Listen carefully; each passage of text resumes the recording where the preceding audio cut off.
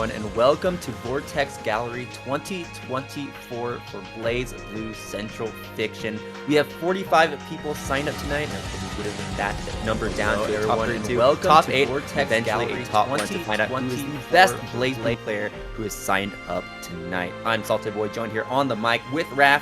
Raph, how are we doing? I'm doing great. It's this wonderful Saturday. We have some awesome BlazBlue Central Fiction action to take care of us.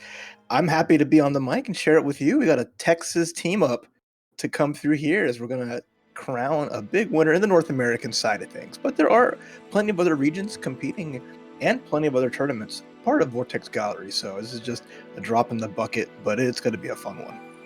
Yeah, for sure. There's basically a bracket for every single region, so we get to see all the talent from each of these respective regions in the best way possible, so we won't have to deal with different connection errors. And like you said, there's so many games for Vortex Gallery. I mean, what do we have today? We had Rivals of Ether, Idol Showdown, Melty Bullet, Type Lumina, Virtual Fighter 5, and I'm sure the list goes on. And this is, I believe, the third week out of 4 for Vortex Gallery, so we still have one more week remaining of all of this action. So stay tuned tonight and also for the upcoming week for more tournaments.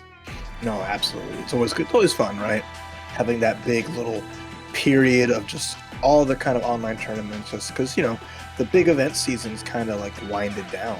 So this is something just to keep people focused in the mood and, slowly ending the year in some style. So everyone who entered, I appreciate all of you coming through, all 45. We have some DQs as always, but still, nice little group here just to celebrate this nice Saturday. And I hope you all are looking forward to seeing, a lot of the North American's finest players. Yeah, absolutely. And of course, if you enjoy the show tonight, we're going to do a little shout outs here for Vortex Gallery, as we have the Vortex Gallery 2024 shop brought to you by 956 Productions with some exclusive merch. So support the event by buying a shirt at 956 or a hoodie or some stickers, so you can go ahead and bling out your favorite controller or bling out yourself as you go to that next major event. Of course, we also have that Matcherino as well. You can follow the link matcherino.com/VG on 24 to go ahead and support not only BlazBlue Central Fiction, but also all the other games that we talked about so far.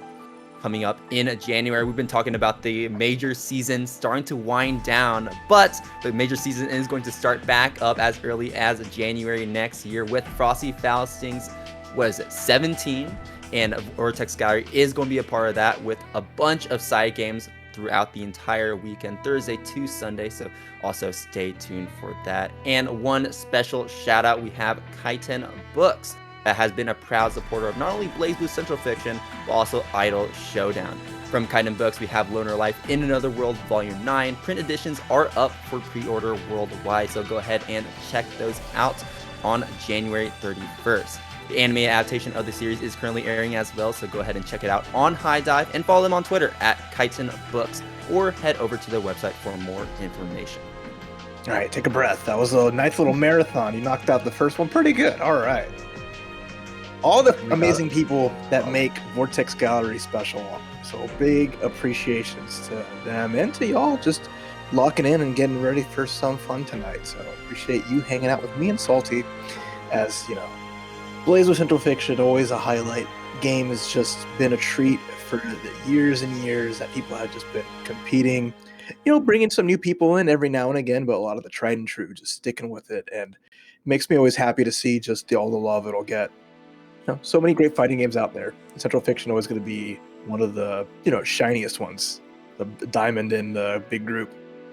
Absolutely. This game is a blast to play and a blast to watch. There's a reason why I love commentating this game. There's a reason why we have so many people signed up for tonight. So speaking of these players that are signed up for tonight, I want to highlight some of these players that you can kind of expect as we go on throughout the night. Of course, we have Hades, Lambda, and Akin coming up very soon, aka however it's pronounced.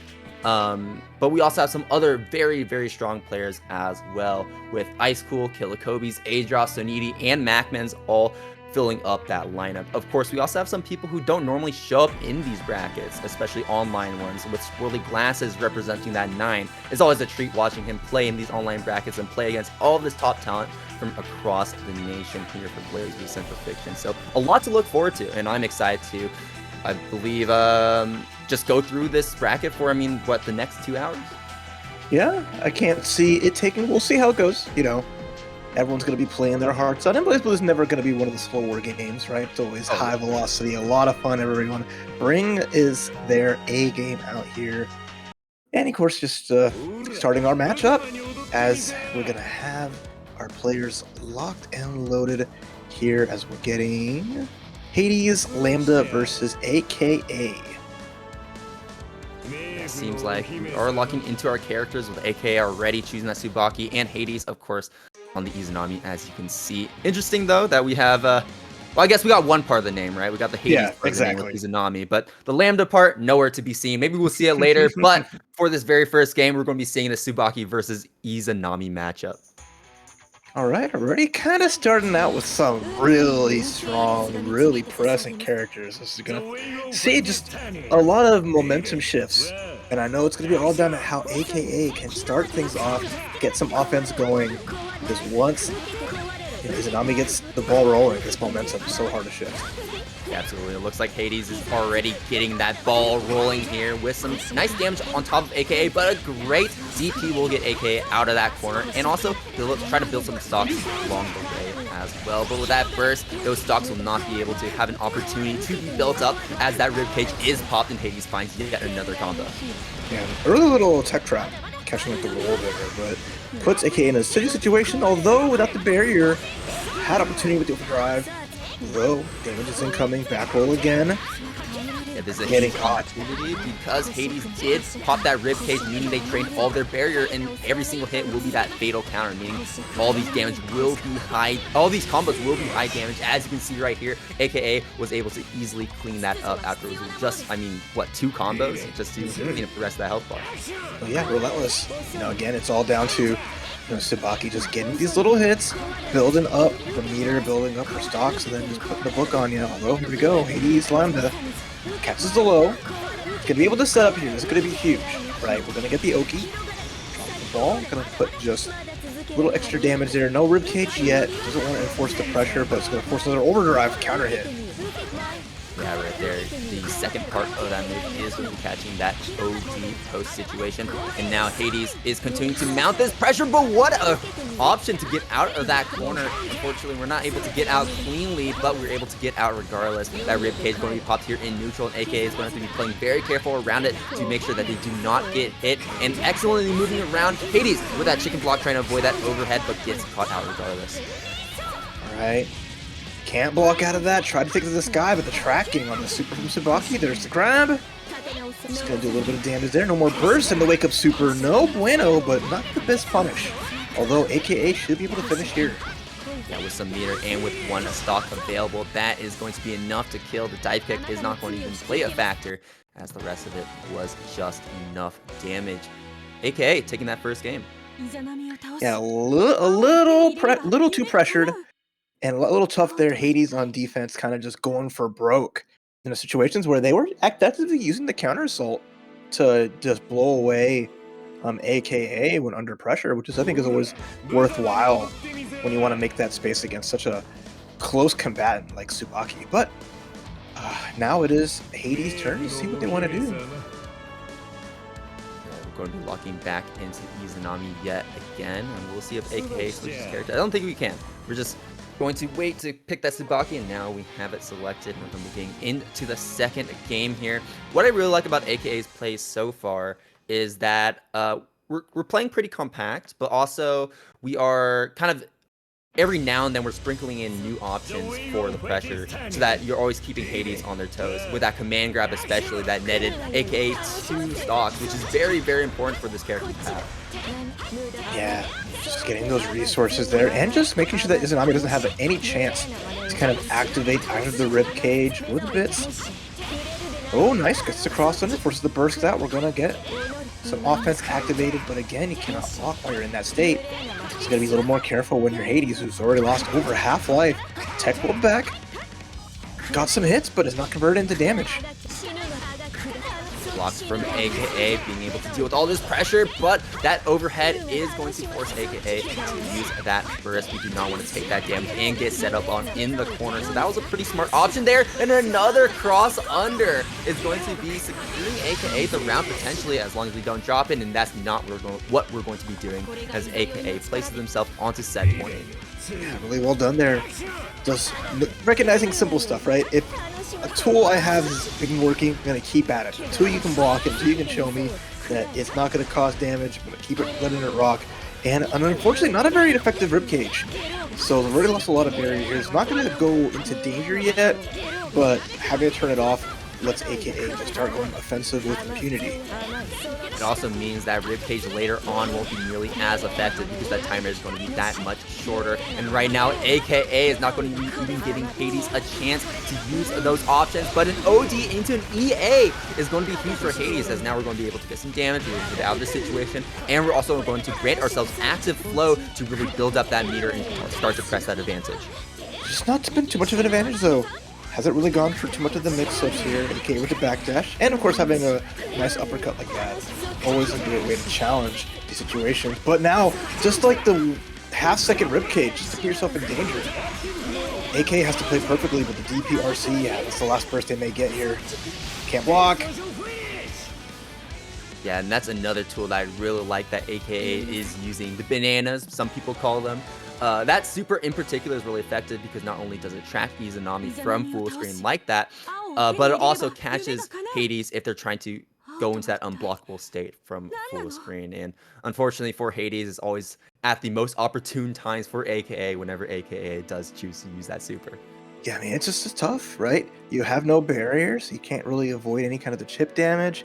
You know, when you're in the stance, right, not being able to block out of that, you know, even in the air, it's a little rough trying to like jump over and escape it. So I appreciate like the effort, but you know, well done there from AKA. Just really good awareness, playing that matchup super well. It's gonna be moving into that bracket here in their pool. We have 4 pools playing it out to this top 32.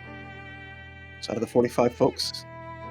That we do, and it looks like we also have our next stream match already lined up as we wait for these players to enter the lobby with Sai and Solari as our next players for round 1. Super. Yeah, just following along on that bracket. Looking like folks already starting to make it to top 32, either through wins or through just the DQs that might happen throughout. So that top 32 will be very, very stacked. We will be getting there pretty soon. But, look forward to seeing a lot of the folks just curious. Like, anytime I watch online for Blazblue Central Fiction, and, there's a few people who I always, like, stand out the most online who aren't here. So it's going to make that a lot of fun to see who out of those who are not, like, the big online, like, consistent winners can make it some damage today. For sure. And there's definitely those players. I have my picks in between, some players. I won't name who, but I will give you the list of the players I'm really looking forward to see how their bracket run is going to do, such as Icecool, who is signed up for the bracket tonight. Icecool has played in Vortex galleries in the past, has played in a lot of online brackets in the past as well. Big majors. I'm sure you know the name by now. Incredible runs with that Susanna offline and online, but he has yet to win a Vortex gallery, so this could potentially be the one that Icecool eventually does win. Maybe we'll see. Crossing your fingers. Never of course, easy. We also have some incredibly strong players in the form of Dawn with the Relius. Been making waves, top 8 at Calmbreaker, which I believe was his best performance so far. So he's really, really been on a grind when it comes to this game. I'm sure he's already streaming the game as well. So, he's really passionate about getting better and better. Oh yeah, it's nice to see players, especially with such a fun-looking character as like Relius, that can be just so insurmountable. Seeing the variety you get a lot through here, where it's, a lot of folks are used to a lot of like the Susanoo craziness or whatever Monarch feels like playing, that day or however you. But like, you have players like Fuzzama, who have really ascended to such like a good spot in their strength and have great results. So that's always one to look forward to as well. So just Again, a plethora of just super awesome folks, but I'm always happy for surprises too. You know, the people in the bracket who we might not be that super familiar with, or may just have a breakout tournament. Makes that even more fun. Yeah, upsets are always super nice to see. I'm always excited when I see a big player get upset, and especially more so, I want to say, when that big player drops into losers super early on and then makes that killer losers run all the way up into winners and potentially win the whole thing.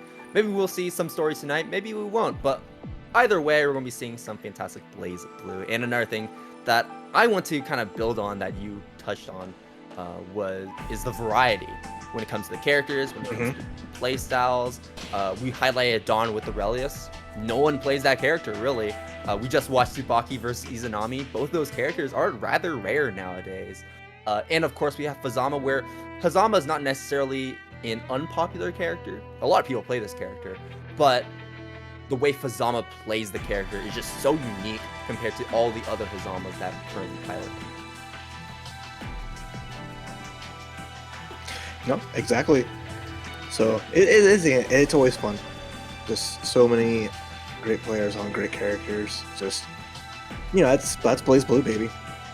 Always comes down to the variety has always just been superb. But okay, our players are all set, so we're about to jump into our match of Solari versus Sai. And speak of variety, we got our first snake of the day, as we're going to see just Mr. Fuzzama coming through, going up against Solari's Kokonoe. I'm always interested to see how a Kokonoe ends up using this character's toolkit, because it's very expansive, it's very trap-based, so...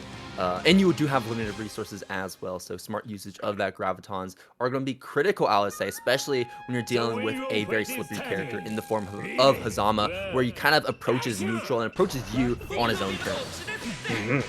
I mean, that ability is always really nice, but having so many little things to put out on the screen that can just make it a little tough for Fuzzama to navigate through, and of course you have the range that Kokonoe can kind of utilize with some of her normals to kind of maybe catch Fuzzama trying to move forward, but so far it's been a little tough for Solari to keep Sai from just getting the oral barrels and gets the counter hit to a blue beat. But hey, you know what? American resets. We got this. And we should be able to get the combo after this super as well. Another blue bean, and we eventually do drop that combo. Solari is out and free. But are we going to be able to do some serious damage to Sai in this round? Solari has to be playing this perfectly in order to make this one out alive. The bomb was set. Trying to set up traps as well. But right now, Sai is just being so belligerent when it comes to using those chains from full screen like that. That prevents Solari from even going for those options. Yeah, Fuzzama's everywhere you don't want him to be. Try to go for that long distance sweep. But he's going to remember, yeah, Florida's lava when it comes to Fuzzama. He's going to be airborne as often as possible, so you really need to start just putting out those like jump Bs from Kokonoe, as well as just, I'd say, putting out just like the ball. Even if it, or maybe just, yeah, just like that, right? Set up the Graviton, control that a little bit, and just force Sai to be more cautious on that approach. Right now, Solari, unfortunately, does not really gain too many things set up, and even when Solari is trying to set things up, Sai is just playing it so patient and waiting for that opportunity to get in to sneak this around a win here. But Solari, with yet another pixel of life remaining, is trying to make something happen in this round to prevent Sai from getting this game win. Getting some small hits here. We have 100 meter, but Sai, throughout this entire round, has been representing these 2As, these 5As, incredibly strong tools for Fuzzama on defense, and we're seeing it in full force here, where it's granting Sai all these game-changing combos and game-winning situations. Yeah, I mean, Solari getting chances has not capitalized too much. I want to see a little more confidence in those confirms. Just be aware of when you're finding those hits, and just even if it's nothing like the craziest combo, right? Just something to get the knockdown, to plant the lightning, and just make a little tech trap and find your footing, right? You know, I think it all, in any fighting game, it always comes down to just securing a small knockdown and just letting the offense roll from there. Well, let's go, game number 2. Yeah, right now Solari has the right idea about the matchup, but like he said, it all comes down to finding that footing and getting comfortable playing against Fuzzama in general. But right now we're going to be seeing how that's going to be shaken up as Solari starts to adjust their game plan, but unfortunately for Solari, Sai is also changing up their game plan by going up high to try and bait out those preemptive air-to-airs. Already, just a 2P, keeping it check. And I mean, you don't want too many reversals outside of Super Ball you're going to be worrying about when you're pushing pressure on Kokonoe. So a quick 2P, not too bad, right? And here you catch a backdash. Okay, here we go. Solari, corner combo. Does it get the knockdown? Truly. Had this set up with the Graviton, but unfortunately, we're able to use it really. Air-to-airs yet again, but Sai once again just playing it so patient, doesn't have to approach if he doesn't want to, but Solari is going to be approaching Sai and instead using those Gravitons to get those easier combo confirms, and that is going to be another corner situation for Sai to get out of. With that burst, we're going to be spending resources to get out of that situation and also spend the Hotenjin for this big damage combo. Oh, small drop though. Still got the super to hit, but back a little bit of the damage. 100% meter here on the side of Solari. It's 2 Super Balls, counter assault, finds a 2A, doesn't get a good combo from there. Already under pressure, 6A, no super afterwards. Sai didn't believe in it, and another chance for Solari. Finds the frame trap here, but are we going to be able to finish the combo here? No, we are not! An unfortunate drop for Solari as a Sai once again mashes out of that situation with a 2A. Yeah, big unfortunate. I know Solari will be kicking themselves a little bit. Down to their last chance. It's a match point for Sai. But again, there's Ouroboros just catching these air dashes, command grab time. And there's the burst out from Solari, potentially the last one of the set. Early burst here, wants to be able to build up that OD or that burst later on in this game. That could be game changing here if he managed to pull one off later on. But that timer is going to be recovering very slowly because that burst being used. And Sai is cleaning up Solari's health bar so quickly here. Solari already in the red and Sai yet to be touched. Yeah. Oh wait, just as you say it, at least there's the non-perfect. We're going to kick her out of here and send Solari to the loser's bracket, as Sai cleans up the set 2-0. Well done there, utilizing Fuzzama in just a fun way. A character like that is always a treat to watch because every player that mains him kind of brings their own thing to the table. A lot of like unique strategies with that mobility you can really utilize, so it's so much fun. Well done. Yeah, very well done to Sai, and honestly well done to Solari as well for I would say like their knowledge of the matchup. I would say unfortunately there were a lot of situations where Sai was just adjusting in response to Solari adjusting, so Solari wasn't able to keep up. But maybe we'll see Solari later on in the bracket. If not, we're going to be seeing Sai later on in that winner's side, where they will be playing against PhoKingAzn later up in round 2. Absolutely, absolutely.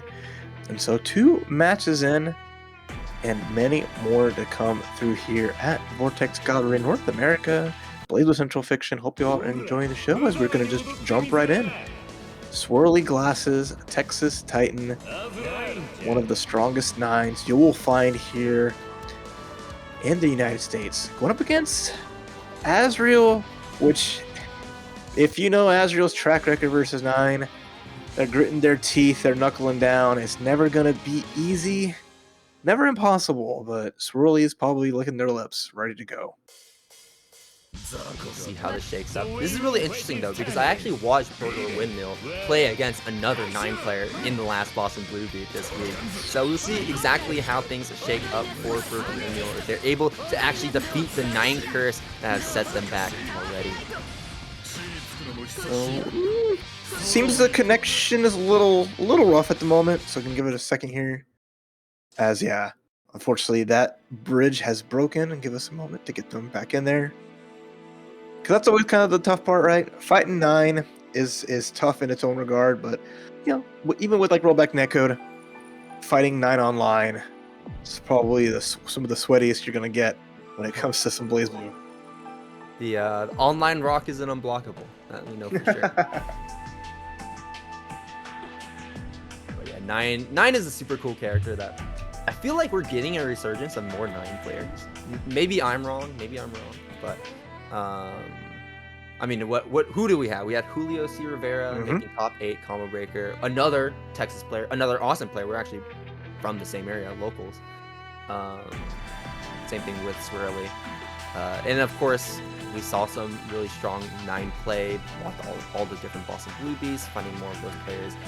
It's really cool to see because 9 is a character that it's kind of like, the way I kind of describe 9 is like whenever you're picking up a new game and you have to learn its new controls. Like if you play your entire time on a keyboard, you have to learn how to play on a pad. It's that kind of experience because 9 operates so differently from your regular fighting game character.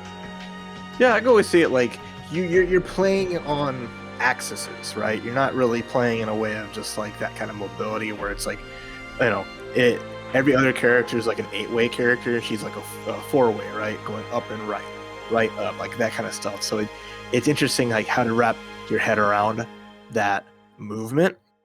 But it also helps that it's all like teleporting, intangible kind of nonsense that you can use effectively to really just route around alongside those really amazing buttons that she has that just compounds into some really, really like heavy pressure. But, you know, a character that can get pressured on her own, even though like, yeah, she's got a solid reversal when she has some like spell stocked. But even then, like, you know, you can't be too predictable with like the routes you take in movement, or else you're gonna find yourself up in the corner and having a hard time just making that escape. Yeah, absolutely. I say this every single time that point is brought up. 9 is a character that you don't react to where they end up, like most other characters. You have to predict where that character is going to end up with their dashes and the fact that they can link those together and just avoid a lot of different moves with that invincibility that is tied to it. Hey, I mean, you know, I grew up going to like the Chuck E. Cheese, playing, you know, whack-a-mole or whack-a-gator, so you get a little used to kind of like reading those kind of things and trying to find that point. So a lot of folks really just gotta play a little more games like that, a little more jump scares, and then you maybe have a little better chance at 9. But I mean, spooky season did end 2 days ago, so let's see if that 9 can keep the seasonal power up. The character just receives a debuff after every Halloween season. That's very funny to think about. If it was Thursday, I'd say it'd be like an all 9 top 8. Maybe.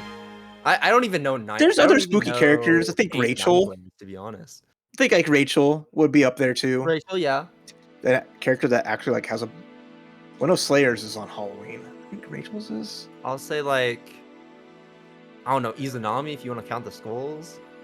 She's spooky in her own way, in more of like a Japanese like scary thing kind of way, right? Oh, whereas we have like Arakune, scary out of game and in game, I would say. Never really know what that character's up to. Well, most people don't try to figure that out. Luckily, you know, that's not the most popular character much at all anymore, at least like North American side.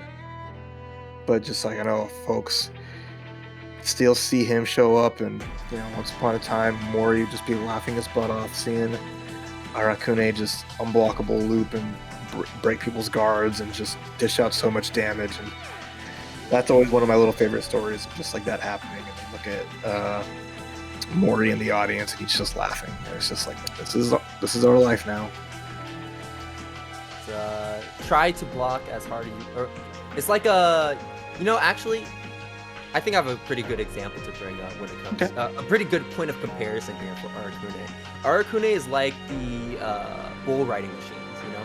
You gotta see how long you stay on there for, but you're not gonna be staying on there forever. You're not gonna be able to block the entire curse block string, but you're gonna try and see how long you can block it. Yeah, I get 100%, yeah. I mean, that's a lot of that's fighting games in general, right? Defense is never easy, especially in anime fighting games. Like you're staring down a Valkenhayn in wolf form, and you're just like praying to the dice gods and hoping for the best. Yeah, you're just hoping that your opponent is on the same wavelength as you. Is that they go for the overhead, then you block overhead. All right. So it looks like we're going to go Stardust versus Akin. Unfortunately, we'll not be getting that SwirlyGlasses match. Apologies for that, but we have another match that'll be exciting coming right up. Unfortunately, Nine and Azra are taking their differences outside, so we'll have to see what happens out of that a little later.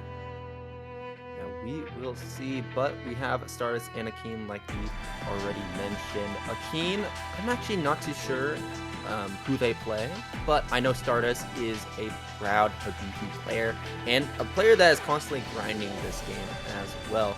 If you are aware of Training Mode Network, well, Stardust is a player that I believe just plays in Training Mode Network every single week. So constantly practicing this character, and if you're not prepared for the Hibiki matchup, it can be really, really hard to adapt to, because Hibiki is a character that takes advantage of your early techs, often in combos. If you try to air tech, then Hibikis can oftentimes go for these reads where they go for those Azuna drops, and then suddenly taking so much more damage than you would have expected otherwise. Yeah, I love him. That's one of my favorite characters in the game. He's got such an interesting tool set where you really have to play him kind of straight, where like a lot of his drives are, it's more like combo filler than really using that kind of in neutral, but can be tricky if given like the opportunity. But Naoto, on the other hand, just dishing big damage. Mr. hits you hard, and we'll see kind of if Akin can basically like pin down Stardust enough to land those big hits and just turn the tide in their favor. And Naoto is a character that also just wants to be up on top of you all the time, be stuck to you like glue. So it's also going to be a test to see how well Stardust can defend against that. But we're going to be seeing right now as we get straight into game number 1 here, and Stardust already pressing the advantage. Already, again, a lot of this, any fighting game, right? Who can push their opponent to the corner first? Who can really control that screen space? Although, you can already just get into DP, find a grab. Nice, coast to coast. Gonna finish this combo? Let's see. Right. Okay. So far, 1 for 1 on combos, and the guard break. It's going to be a good amount of damage here, I believe. We don't have the meter yet, so this combo shouldn't be enough to kill, but the next one surely will. And Stardust yet to get out of this corner. Stardust does have access to a BP, I believe. Yeah, right there. So we can use that on defense if we choose to use it. And there's that Azuna drop I've been talking about. Yeah, just caught her in the air. With the RC, lending itself to a crisp 4K. And then setting up, we got the double up. Stayed on the ground there, not getting too crazy. Respecting that there's an uppercut and a RC available. Akin doesn't have to spend the meter yet. Overhead going to land, and that's going to be an easy cleanup for Akin here. Dangerous overhead game you're playing when your opponent has overdrive. Kind of the classic is scouting up that gap in situations, punishing overdrive with, or punishing overheads with overdrive, getting a full combo. Stardust holding on to it. Neither player really bursting at all. Not really. Oh, and there is an anti-air attempt coming from Akin, but Stardust going on the other side with that JC. Very strong tool because of the fact that it's very big, and also it covers both sides, so you can go for this cross as well. Finds a hit. It's the dash shoulder up, wreck up. It's going to move forward. Nice little knockdown, and again, respect the DP. There's DPRC available here on Stardust. That's where you're thinking just to run up egg. Overhead. Yeah, I mean, so far Stardust has yet to show that they can OD those overheads, so they've really been working for Akin here. In the tank here, we also have burst and OD available if Akin chooses to use this on defense. Great blocks and a great anti-air coming from Akin. No burst on the side of Stardust. Will we finish off this combo here? Wait. That's alright though. Gets the roundhouse kick to the face. Taking game number 1. I love that the 2C, the anti-air just making it smart. It's nothing like ridiculous looking, right? He just lifts his arm up, and he doesn't have like humongous arms. It doesn't extend like blood to make it even higher. No, he's just like casually, just like pump, and it works out. Yeah, and I also love that Akin wasn't phased when Stardust faded out those anti-airs as well. Choosing to use it yet again, knowing that it is reliable, that it will work, And I mean, look at that. Akin won the game off of that single anti-air. So it is important to go for when you expect Hibiki to reset pressure like that. And if it wasn't for the fact that Akin kind of dropped the combo at the end there, I would have said Akin's combo consistency so far has been incredibly impressive. It still really is. I mean, playing Naoto online and landing probably some of the most difficult combos to time online in some spots so well. Oh, counter hit. I'd say the 3 uppercuts, the first one connected, the second one was done immediately didn't work, and that one just kind of was out neutral. And let Akin just nail some big damage on that grab now. Some big damage from this combo as well. I love that we're also choosing to back up and bait out some of those DP attempts with those big jump charge specials as well. Well, speaking of jumps, find the mid-screen confirm. Got a little bit of bar. Tech out though. Last chance in this round for Stardust. Gets the cross up. Stardust. Akin holding on to that person. OD knowing this combo won't be enough to kill. Really good extension. 3.2k. There's the super of the block, but stands up just when the low comes out, unfortunately. And there's also a bit of a slight delay to that as well. Akin kind of just waited a second and then decided to go for that low. Match point. Akin looking really good. Counter though from Stardust. Was maybe anticipating being able to get like a re-jump combo instead of going for like a dive in the air, but hey, finds some damage, gets the drop, and I'll go for a single jump. Okay, hope this turns up. We're seeing a lot of whiffs because of that barrier. You have to be mindful of that push block that Akin is choosing to go for with these barriers. Okay, speaking of barriers, in the corner, finds a 2B, but a small gap. Nice DP here, and a grab again. I don't think Stardust has been teching a lot of those, so a lot of damage. Akin happily going for the grabs. Be a slight trade here, but a little more favorable to Akin here. We also have 100 meter on the table. Astral is available as well, so we can also just get an easy insta kill if we choose to go for it. The Stardust right now is pressing that advantage, but not if Akin goes for the side swap, and that is going to be that Astral coming out, so we don't have to worry about combo drops. Hey, optimal. It is. It's optimal. 30,000 damage, man. You can't ask for better than that. Let's go. Hey, that's why I'm not disrespecting it. I brought it up as a legitimate suggestion. Hey, it works. Knowing they get the resources, and I just need a love tap. What is easy? Like that's like the easiest combo you're gonna find on Naoto for that amount of damage. It's like I don't gotta do links. That's true. I don't gotta do run cancels. Let's just do 1, 2, 3 Astral finish. And 30,000 damage. What more could you ask for? A bit overkill, if you ask me. You probably could have done away with 4,000 instead, but 30,000 works. Yeah, maybe got an extra hit in there, got a little bit more, squeeze out some more damage. But sometimes you don't want to give your opponent a little more burst. Let's not let a chance to pop. Just be smart about it, and that's always nice. So you don't really see like so many Astrals, right? It's nice when they able to come through. Like there was points where, if you were Akin, you could have just went for like a counter assault and just say, what, I have the meter, let's push you back. It's just confidence, recognizing I can block out your offense until I find that hit and then finish the job and send you to the loser's bracket in style. But yeah, I mean, there's also just in general, characters.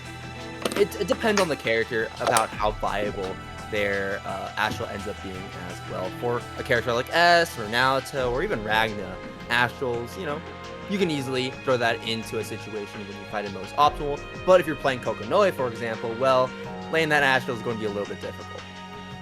Yeah, or people like Bang setting up the unblockable and just finding the Astral finish and just making sure their opponents just really feel bad. It's like, he's trying to put the nail in the coffin. You hope he didn't fall for the trap, and there it goes. So it's interesting because you think about it, right? Like Guilty Gear when they had instant kills. So we're just like, okay, I dizzied my opponent, or I hit like a Roman cancel and activated it to get it like guaranteed. But in here, it's like, hey, you got 100 meter, they're low enough life, you can let it rock as long as your character can feasibly like combo into it, or they have to set up for it, which makes it an interesting challenge.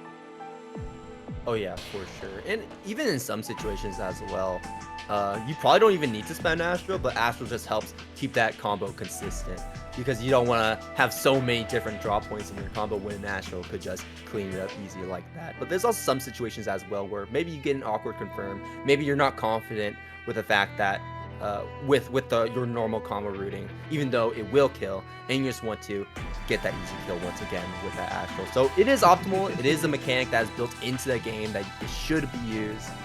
So it's always super cool to see it regardless as well, just because it's a cool cinematic. Who doesn't love a cool cinematic? So listen to Salty. Everyone just go for Astral. Save your meter.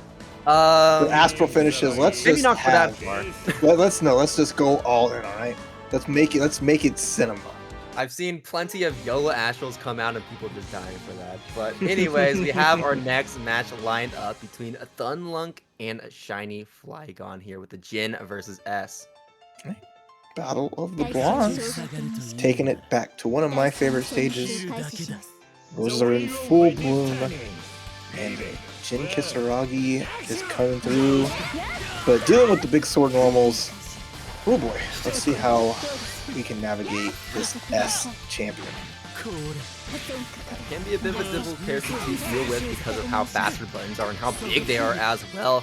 She's just really versatile in a lot of different neutral situations and also a lot of mixing situations as well. But Thun, Lunk already representing that DP to get out of any opportunity for ShinyFlygon to get out of this situation. Delayed air dash is going to find the 3C into the Ice Star. The hero burst this early on. You don't really get a lot of data, and your road up is so long. So yeah, it just gets tagged. ShinyFlygon not going to have that burst in game number 2 if things go sour.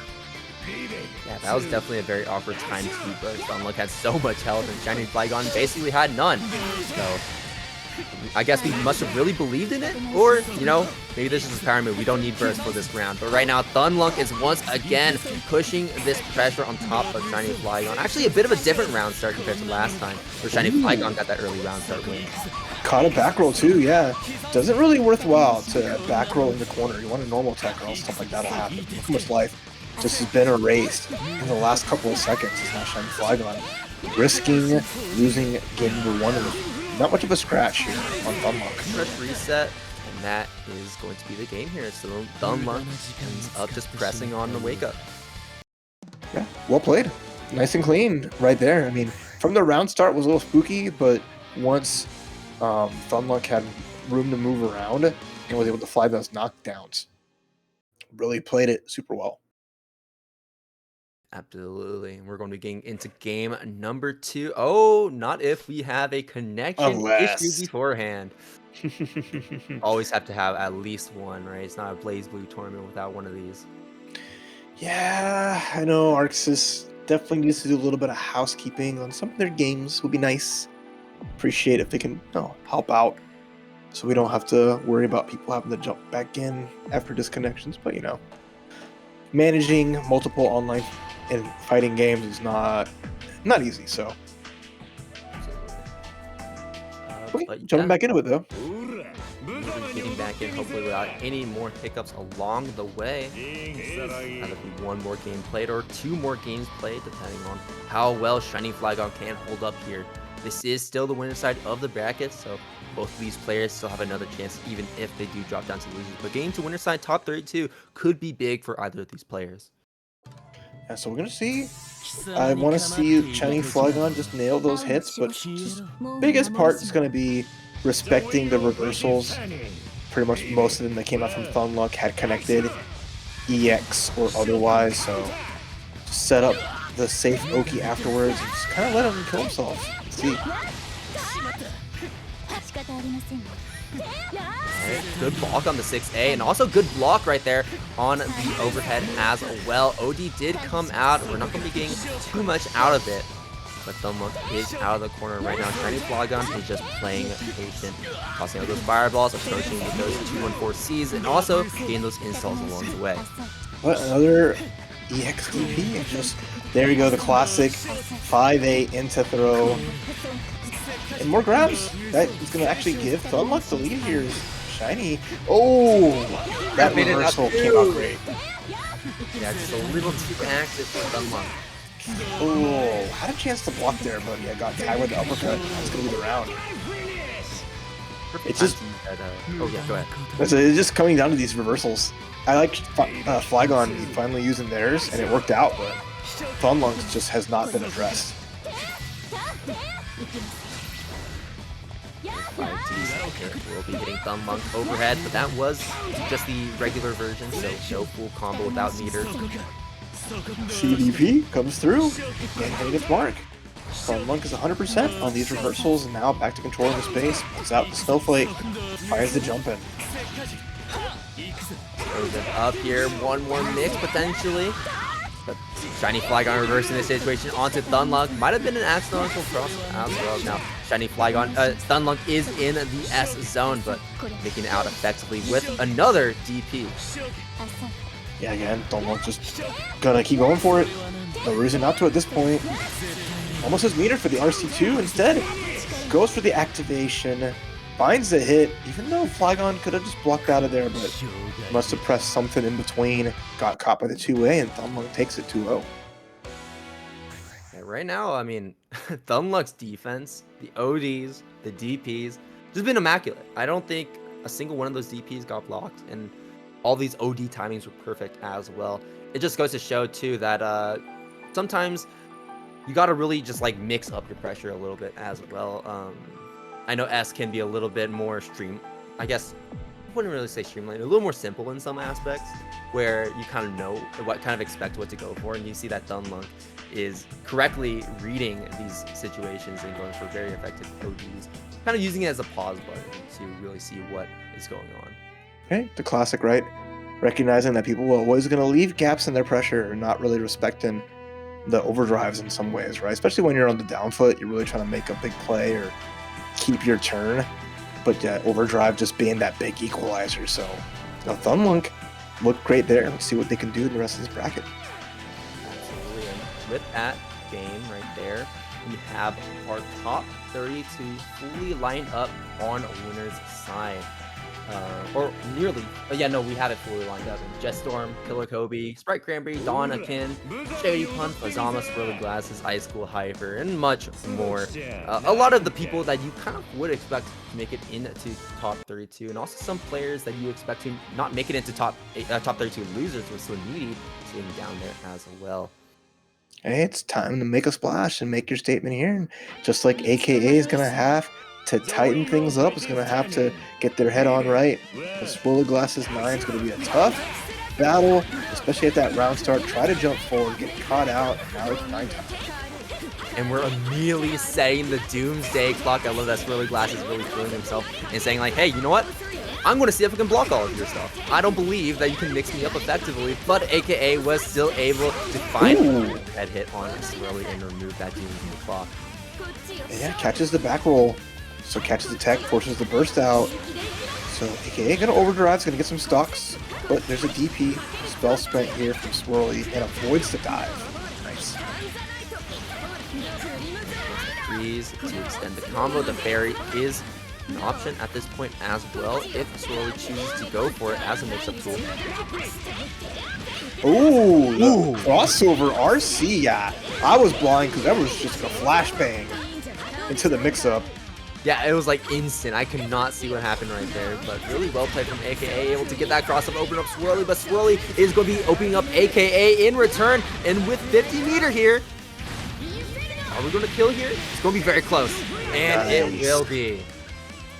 Yeah, I mean, smart from Swirly. Didn't want to get an overdrive popped in their face. Didn't want AKA for a chance to bring that back, despite maintaining a decent lead until that corner situation. There's the anti there, tries to go for the jump cancel. Didn't work, and overdrive, nice. Another DP from Swirly. That DP can be difficult to deal with. We talked about it early on. And the reason why it's so difficult to deal with is because there is a bit of a delay between its startup and when it actually hits. So it can really throw off your timing. And also if you do block it, it is safe. So 9 can get out of those situations a lot of the time.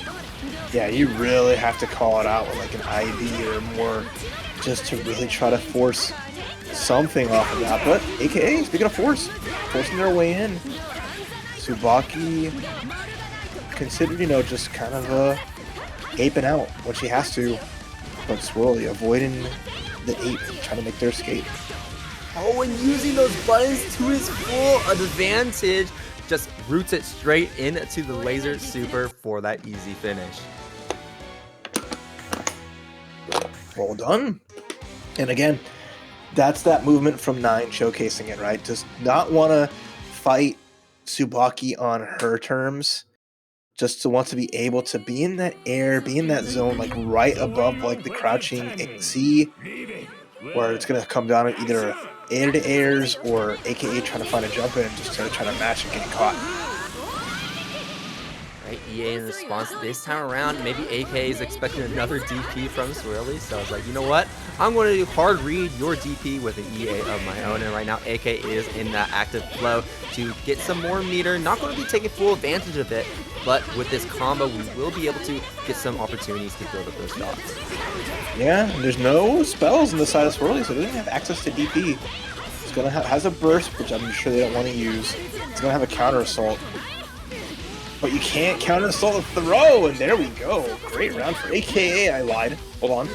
Oh, and the throw counter to the other side. Does AK have what it takes to defend against the 9? We do have that DP, and AK has shown that they are not afraid to use that DP, but when is that correct opportunity to use it? Because 9 can just safely poke at you from so far away, and with that Kunzanite, that's an easy overhead mix to open up AKA. Once again, the Morganite, the double cross of the burst, and we're not able to get the burst punish. Ooh, Live here. reversal. The DP, it's RC, and that's going to be it. Swirly with the comeback in that round. All off a small mistake into a just back throw, and then Swirly just says, I just need one. I just need one hit to get the blender, make some margaritas, and tough right now for AKA is going to shake that off and try to keep it alive. Is available. That DP does come out, and this is what I've been talking about. Her DP just does not reach far enough for a lot of 9's best poking normals like this on meeting. Rage off the rock. That can, what to say, is AKA's turn to bring it back, but just the guard break. No one's ever ready to barrier. And you know what happens? That just finishes it there, and Swirly, a little bit of sweat on them, but no problemo with the 2-0. To continue moving forward here and put themselves in a top 8 qualifying match. Man, you say no problemo. Oh man, that round in game number 2 gave me quite the scare. Hey, that's the thing though. As scared as Swirly might have been, and just maybe never resigned to like, okay, I could bring it back in round 2. No, just said, oh crap, I get one chance, I'm gonna make it count, and did. Yeah, let me tell you, this guy, he doesn't get, he's built different because he doesn't get scared in a lot of those situations. I've seen him come back from a situation like this multiple times in bracket. I called back to this moment because it was probably like one of the most hype moments I felt like watching this game was Swirly playing against Small Fry and CEO Taku last year. And he made like 2 set, like Small Fry was on set point. Swirly was on a pixel life 2 times in a single set, and he won both of them. He was able to take the game. Yeah, no, it was very, very impressive for sure. Hey, that's always the fun part, right? As, rooting for your friends and then seeing stuff like that happen all the time. That's just, that's what fighting games, competing in fighting games. That's like always the best part. If the person who always won kept winning, the best players kept doing it, where that's well and good and all, but a little bit of a shake-up, right? Always good. We're going to shake things up here with Ragna versus Tager. So we're still going to be doing our Ragna fix in the bracket with Showicha. But PhoKingAzn, I've actually heard of this player before, so I'm really excited to see how this Tager fix goes, especially in top 32. All hail the King of Pho. Right now, though, is kind of what you expect. Tager dealing with the Ragna buttons, getting put in a kind of weird situation where I like that Showicha making that space, avoiding the sledgehammer, and just taking it to Tager, who's really just not much you can do in the situation outside of burst. Yeah, right now, what Pho wants to do is get that magnetism applied. That's what you want first and foremost, and you can do that through multiple means, your dry moves, but especially that spark bolt right there. It is a limited resource that charges over time, but if you manage to land it, get a hit, that's a free combo. But even if it gets blocked, that magnetism is still important. And look at Pho just running away with this round because that one big spark bolt. Yeah, I mean, that was uppercut. Doesn't want to burst here. Showicha's believing in themselves and the dive. Wow. The power of magnetism actually working out for Showicha. Really good read on that to just extend their range. I really love the reaction from Showicha right there going for that dive, because if they would have just gone for a regular air normal, then that command grab surely would have hit. Showicha pressuring Pho in the corner yet again. We're able to cleanly squeak out this round, or will Pho make a huge comeback? We will see as that Spark Bolt continues to charge up and will be finished by the time this combo is over. The burst coming out from Pho, the backdash to try and get out of the situation as quickly as possible. But a fantastic mix-up from Showicha will be continuing to lay down the pain on top of Pho. Doesn't matter how many times I might see it, no matter how many... Ooh, wait a minute. Oh, there it driver. I'm about to say, the cross-up before the divider is always hot, but half your life gone is a treat. The run-up throw, I like that effort, but we do it again. Said, Raph, you like this? I'm going to give you another. You know, it takes a very strong-willed and like, cautious player to be able to even, like, block cross-up in front of ID. Like, it is so fast, and, oh, man, it is just a staple of, like, high-level Ragna. I need more of that. Also, the 2A, 5A throw, stagger throw pressure, yeah. That is definitely very Ragna coded as well. But we'll see how things shake up in terms of that mix-up game from Showicha, and if Pho can start to properly block against it once again. Not able to block against that axe kick, though. Taking it to spot, like, best thing you can do for, like, trying to get an anti-air, maybe like the crouch A from Tager, but even that, so, you know, it's not something consistent. So let's Showicha just get their party started, and already that's half-life gone, forces the burst out again. Now it's like, do we run in and get another shot? No, we're just going to block it out.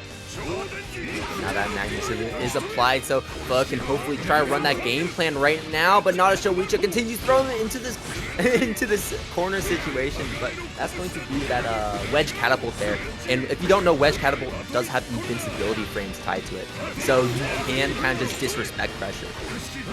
But it looks like try to get cute with it, trying to get the collider, but unfortunately, I like that tech TP, and then Showicha finds the hit. And recognizing that too, so it was nice. Being able to have an option like, okay, you're trying to reset me. I have an airborne uppercut and I have meter RC in. Really smart. Just that 2B at round start. Bluebeat, but we were taking that coast-to-coast damage. Either way, is the PhoKing did not hold button tech. Finger resetting the pressure yet again, tries to go for yet another wedge catapult, but this time Showicha will properly read that with a jump out, and that's going to once again break down Pho's entire game plan, as Showicha is going to take Pho coast to coast to the other side of the screen. Now you're in the west coast, and let's see if you can block these mids here. Gets for game situation, activates, goes for the enhanced command grab, but it's not going to matter as Showicha's just offense calculated and strong, taking that 2-0 in a really convincing fashion. That is some really good Ragna play. I was worried because, like, we did not have Play Guy in the bracket as they DQ'd themselves, so I'm glad, like, Showicha's picking up the slack. Yeah, and that final interaction, another thing I want to point out too, is that, once again, Showicha's reactions have just been fantastic so far. Being able to dive kick the air command grab early on in the game and early on in the set, but also in that final situation, if Showicha didn't react to that properly and didn't press that JC and instead landed on the ground, that command grab would have most likely scooped Showicha up. So being able to instantly recognize the situation, even if there was, you know, a bit of a pause there, being able to instantly recognize it, go for that JC, and able to properly root after that was very impressive to close that out. Oh yeah, that's just a level of awareness that anyone would hope to have in such a high velocity you know, I won't say chaotic, but just a high velocity game like Blazblue Central Fiction. So, you know, well done there. You know, when you know it's Ragna, it's very straightforward. You know, oops, all mids. It's got a smattering of lows, but at the same time, it's just, you know, players who know how to really find success with the character tend to be pretty strong because you're taking, you know, one of the original. I say it all the time. You have, it's one of the original characters that came out of the game. Everybody knows what Ragna does. There's no like jump scares or surprises. He is not, you know, entirely honest, but he is what you can consider like straightforward, but utilizing effectively and just having the overall fundamentals to deal with so many of the crazy characters. You know, that's why I always have a lot of respect for like the high level Ragna players. Absolutely. High level Ragna is so fun to watch. And honestly, it looks very basic at first glance, but when you really start to know more about the character, once you really start to get in the mindset of how Blazblue is played at a high level, man, is it so fun. Watching Beta Dude play the game, watching, I think one of my favorite sets, I think, to watch is, in recent memory, is Beta Dude versus Kairos at Slashback. And more so on the Ragna side of the play, because I think Beta Dude did win 3-0, 3-1. It was a pretty clean victory for Beta Dude, but just his awareness with how to pilot the character and how to pilot his character around certain matchups like Fuzzama, which we all know can be very tricky, was just impressive all around. No, for sure. 100%. Get their flowers. And glad, you know, again, people picking up the mantle and keep it locked in, keep it rocking. So we're going to rock on to our next match soon as SpriteCranberry and Killer Kobe. It's going to be jumping in for another fun match as we get a little bit of a bang to come through here. As Kobe has been doing such a good job offline in so many events and really showcasing the time and effort they put into the game. I'm excited to see what they can do here at Vortex Gallery. It's really crazy. It feels like Kobe just kind of came out of nowhere and then suddenly started just taking names, kicking butt. Like what? I believe his first major that he showed up for was, I believe, like it was Frosty Falcons 2023. And then after Frosty Falcons 2023, he got like top 8 every single major he went to. It's just so impressive. I don't think though Frosty's has always been like a thorn in his side. So 2024 he did make top 8, and we'll see if that changes next year in 2025. Hey, right around the corner. Yeah, just around the corner. See if he can prove himself once again on that big stage. Frosty Falcons every single year is one of the biggest stages for Blazblue Central Fiction. I believe it was even bigger than Comebreaker this year, which is incredibly impressive. I believe it was like, what, 140 players? Hey, that's the thing. You know, Frosty Falcons is the home to anime fighters in the beginning of the year, right? You know, built on the backs of the Guilty Gear franchise and bringing in all every game essentially under the sun. But anime is always like at the forefront.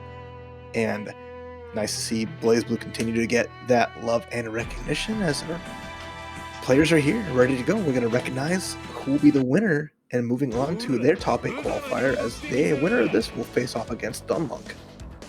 I would like to recognize SpriteCranberry as well. I mainly know SpriteCranberry from Cross Tag Battle.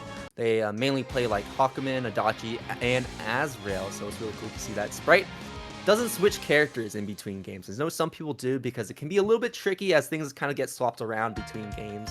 But we are still representing this Azrael here, and we're going to be representing that against the Bang, 2 very, very aggressive characters.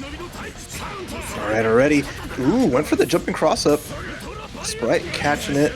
There is already using our drive to armor through again.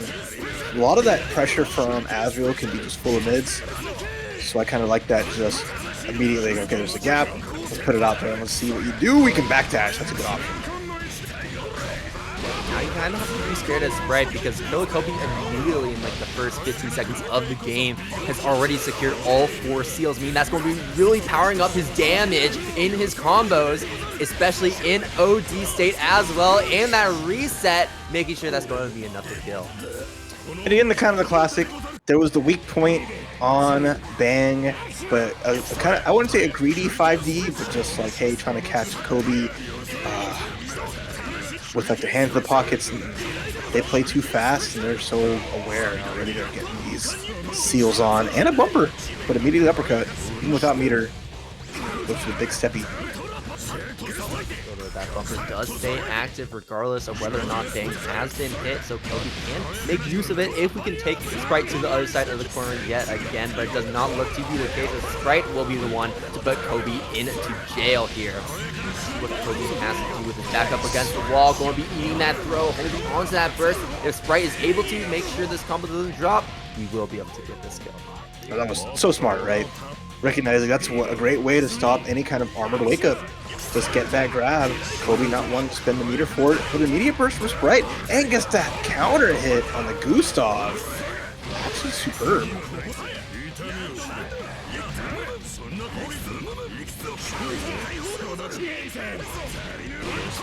Kobe early on in this round. Should be a fatal counter for Kobe. Should be able to unlock all 4 seals yet again. So far, Kobe has been very compact when it comes to using these nails. Very conservative with them. Good read of that back dash to beat the uppercut, but the dash forward from Sprite gets caught by the special super. Now it's a one-touch game. Yeah. And you notice too, I believe that should be a grab, right? So it seems like Sprite tried to block it, but because he saw that barrier flash for a second there. So it might just be a bit of a knowledge check there. Yeah, I could understand like good safe jump, trying to maybe OS a situation, especially if it was going to be the wake up like the other really fast super, Sons and the homies. But you know, having that as like your reversal when you have the 4, the PhoKingAzn ready to go, too bad. But Sprite did a good job in game number 1, but Kobe with the lead now and already looking good here in game number 2. Thanks for not attacking. Immediately looking very good here. Bumper active as well. Going to be using that to extend this combo here. Okay, bumper set yet again. Guard crush coming in, but not able to get a combo afterwards. Counter, okay. The backdash getting caught, and there's a command grab. Yeah, it's just so much activity on the triple nails. And good blocks until we do left, right, overhead. I love that. Gotcha. Bends the super yet again. It's really been interesting watching Kobe play recently because I feel like Kobe has been favoring that super way more often as of late. Hey, it's people have to call it out, right? It makes their flow have to be very specific. Nice low, hold on. Good answer, Kaspekti. I liked from Kobe, right? Oh, went behind me. Are we gonna be a mid? No, it's the 2D. Being popped by Sprite. Trying to push the advantage here. 1 weak point is applied to Kobe. Can we apply yet another one? Seems like we're not even going to be getting that opportunity. Kobe going to be running down the timer on that weak point. Going to be carrying Sprite into the corner. Trying to get another combo here, but that's going to be a great trade for Sprite to get out of that situation. And that was big greedy. Went for the overhead into the drop kick. Got punished for it. Forced the no burst here. Was able to survive, but it's going to have to burst pretty much immediately on the next hit and hope for the best. Or the umbrella of nails coming down as well to block Sprite down. And even with that OD, that umbrella is just so active that you cannot hope to press anything afterwards unless you manage to find an EA to hit there. But in that situation, Kobe knew those options that Sprite had available and was not going to let himself get hit by a straight EA like that. Oh yeah, played around that super well, right? Recognize that you don't got the meter for the DPRC. You have your backdash isn't going to save you here. You got to hold all of these, and it worked out. Just well done. Again, absolute treat to see through there, and a good set of matches to kick off top 32. But we're going to have to thank the people who have brought this top 32 for you here at Vortex Gallery, such as Vortex Gallery themselves. With their online store, you can check out right now at 956pro.com/shop. A lot of unique and fun shirts, hoodies, and more that can help support the Vortex Gallery team and help make them continue bringing you such amazing online events. We also have the Matcherino as well, partnering up with Vortex Gallery. We have prize pools for over 100 tournaments. So go ahead and check out the matcherino.com/VGON24 and support every game you can or you want to. So thanks to Matcherino, and thanks to all of y'all for helping contribute to the prize pools. And speaking of prize pools, there'll be a lot of them at Frosty Faustings, where Vortex Gallery will be there running the community events. January 23rd to the 26th, we have 4 days of community events. Make sure you follow the Frosty Faustings social at Frosty Faustings on X, and you can see what is going on there and register today. Start.gg/Vortex Gallery. And last but not least, Kyton Books bringing some special sauce over here to the Blazblue Central Fiction tournaments, as well as the Idol Showdown events. You can check out Loner Life in Another World, Volume 9. Print editions are up for pre-order worldwide, and they'll be coming out next year, January 31st. The anime adaptation of the series is also currently airing, so you can check that out at High Dive. Follow them on Twitter at Kyton Books, or head up to their website for more information and pick up yourself some nice reading material. And then we'll be right back with more Blazblue Central Fiction North America here at Vortex Gallery. Stay tuned for some more Top 32 in just a moment.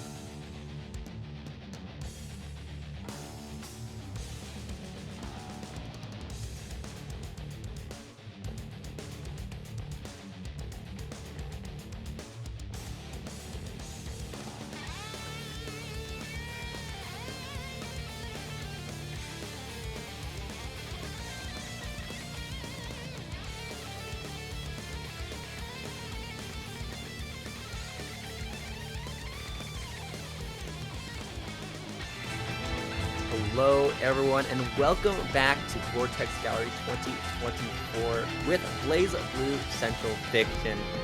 We're going to be getting through the rest of this bracket tonight as we finalize the last 2 matches of top 32 and get into that top 8 bracket. So hopefully with that break, you've had plenty of time to stock up on those snacks, on those drinks, and get a bit of a stretch as we're in here for the long run. Raph, what do we have to expect? A donut and some water, and some great matches to finish things off of that top 32. Like you mentioned, as Thun Lunk versus Killer Kobe, as Kobe took out SpriteCranberry 2-0 just before the break. Dawn versus ShadyPun, as Dawn beat Akin, and ShadyPun taking out Vidia. Fuzzama versus SwirlyGlasses. That's going to be a very exciting one. I'm excited to see. And then Icecool versus Showicha to round out that top 32 winner side. And then losers are playing it through. We still got a couple of DQs kind of navigating through that, but we'll worry about that when we get to it. Okay, now we have to worry about the fact that ShadyPun has to deal with Dawn right now. Most people would see ShadyPun as the underdog in this situation, as Dawn has just been proving to be such a dominant threat in all of the online brackets and offline brackets he has been intending. But ShadyPun has also been improving at a rapid rate and continues to prove why they are one of the best Fuzamas to be looking out for in these online brackets. So we'll see how things shake up now as we get right into game number 1 here. Yeah, jumping right into it. I don't really think I've ever really seen this color for Fuzzama with like the crimson pants and I think it's the black color. That's pretty sick. Dawn looking monochromatic and keeping that offense automatic. We're dropping some big pressure here, draining that overdrive and putting on Ignis first pressure. And now we have 50 meter as well, so that does mean we have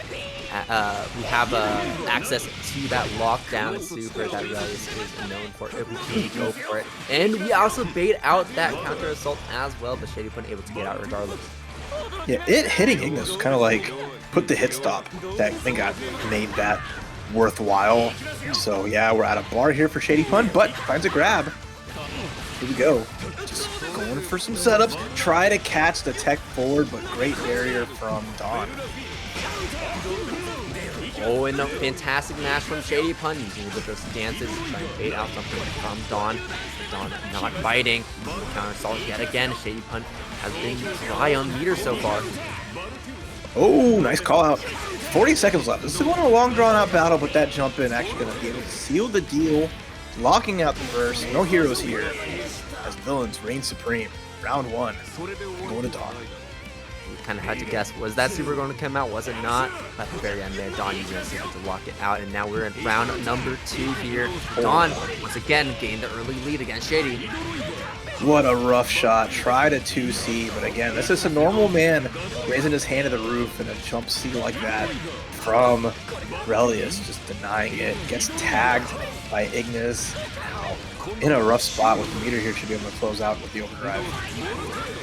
Straight into the EA for the final ender for this combo. That's going to be enough to take out Shady with a much more dominant round for Dawn. Hey, momentum is the name of the game in most anime fighters, and Relius just thrives off of it. This man knocks you down, sets up the wifey, and then next thing you know, you are just getting clowned on. So Shady, though, with good movement and awareness in the first game, but now has to rethink their strategy.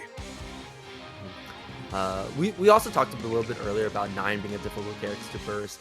Relius is also a difficult character to burst because that puppet can kind of do that work for him. We saw that point where that burst was automatically baited, so you also have to be pretty mindful about when you choose to go for those bursts, because a lot of times Dawn can just automatically avoid it and just punish you for that. Going into game number 2. Last game, Dawn keeps up the momentum he's been leading off with so far. And the outfit swap, bringing out their Sunday best here, but Dawn catching that clean hit and already kicking those off into the corner. Fuzzama with noble reversal, that overdrive for that burst is going to be kind of the saving grace, but the wrong timing as that triple attack. So strong. Corner combo from Dawn coming out here. Then must have near to use all this, but he's now at 50% life. Good tech on the throw and a throw counter in the air as well. This is going to provide Shady a perfect opportunity to side swap and put Dawn into the corner instead. Ooh, what a bear grab! That was so good using Ouroboros just to get that catch. And, you know, damage adds up. Really is kind of the same route. Has a reversal super. Has counter assault besides that. It's gonna have to hold that pressure. Although, pretty even here. Oh, the snatch! Magnet hands! Let's go. And I love this overdrive. Let's finish the job. Super here. Alright, let's not drop this combo into another super, but it drops just barely. You told them. You said let's not, alright? You commanded Shady, but unfortunately, you know, it happens. Despite so what we clean. like, it would have been clean. It would have been the Mr. Clean of combos. But that's the third air throw. These scoops coming in hot and Dawn just getting caught being in the sky. And it's also a bit of an adaptation for Shady as well, because Dawn has shown that a lot of times they like to be in the air to call down the puppet or go for those preemptive air normals to try and catch Fuzzama on his approach. So the fact that we're going for a lot more throws is going to be forcing Dawn to play a lot more patient, right? Yeah, tech that one in the air though, and that I thought it was going to be another one right there in the corner, but just the jump A, navigate around, counter hit, chance here as Dawn goes to overhead into super, blocked out, but makes it safe. With the 2D, actually 4D. No more puppet Shady out of the corner and flying back in. Like you said, yeah, no, Doll is not active at this point right now, so Dawn does not have that tool available, as Shady is going to be cleaning this up here with the Hotenjin, has the OD, she'll be able to get an easy finish. No, that was super. Again, super, right? We saw like the tech with the Doll getting brought back and immediately just beating the buzzsaw with the jump Ouroboros. Shady finds a super good hit to punish and finish it there and take it to a 1-1. Let's see if Shady can take it home now, as we just need one more game for either of these players to move on into winner's side top 8. What's the round start going to be this time around? So far, Dawn has been a little more dominant when it comes to these round start interactions. So it looks like things will be shaking up, as Shady is really playing a bit more of a patient game, retreating back and playing and just trying to see where their opportunity is to go. Oh, nice. That's one counter hit off of just the jumping and kick. Bringing him down, getting a little extra damage. Oh, I like that. Just 2A, jump back, not get hit by the EA. But we're looking at a half full doll gauge here as Dawn finds some damage and gets one corner. First bait, okay. Not able to block out the Relius overhead there. Dawn result in a knockdown in order to get the doll set up once again, and I think this combo no, we don't have enough meter, we can't finish off yet. Oh, purple throw, nice tech. Chance here for Shady. Get around. Oh, the fade away into double overhead, but what a block from Dawn. Just standing up there menacingly. No fear of any lows. The resets, just nah, that's crazy. And you can tell that Shady really believed in the overhead. The thing about that overhead though is that it's kind of hard to cancel into that super. So sometimes you'll be a little preemptive when you do it, and in those situations you can't get exploded. You can't get exploded for doing that. Speaking of exploded, big counter hit off of the charge into the little leap. Another good chunk of damage, 3K. The up back, no air throw for you that time as Dawn, who has been just jumping out of this corner pretty consistently. Shady had been like stopping that with those early jump reads on it, but has to spend the meter for the counter assault this time. Ooh, the spin! Avoids the low. Okay, that's good.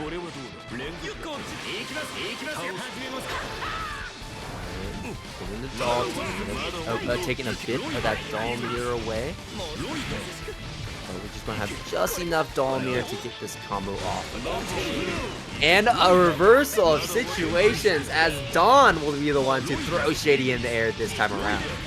Uh-oh. Dawn at this point. All the meter in the world. There's a lockdown. The last chance burst, but Ignis, yeah, denying any hope of escape. And Dawn takes the set 2-1, setting up what was not quite checkmate, but was such an advantageous situation that Shady just unfortunately couldn't find an escape, but played valiantly. Really great set. I'm actually surprised that we didn't see that option too many times from Dawn coming out, but that was a perfect opportunity to use it. And also kind of just automatically just destroying the burst if you try to use it. And I think that combo would have killed as well even after that super ended. So it was a very, very tough situation for Shade to get out of. But I believe you do have some options available. Some options are to basically jump and block or get hit in the air, because that kind of messes up the Relius' routing. But either way, it's not a good situation for you. No, absolutely. Now it's just like a fighting games, right? It's just this avalanche of bad situations happening one after the other, right?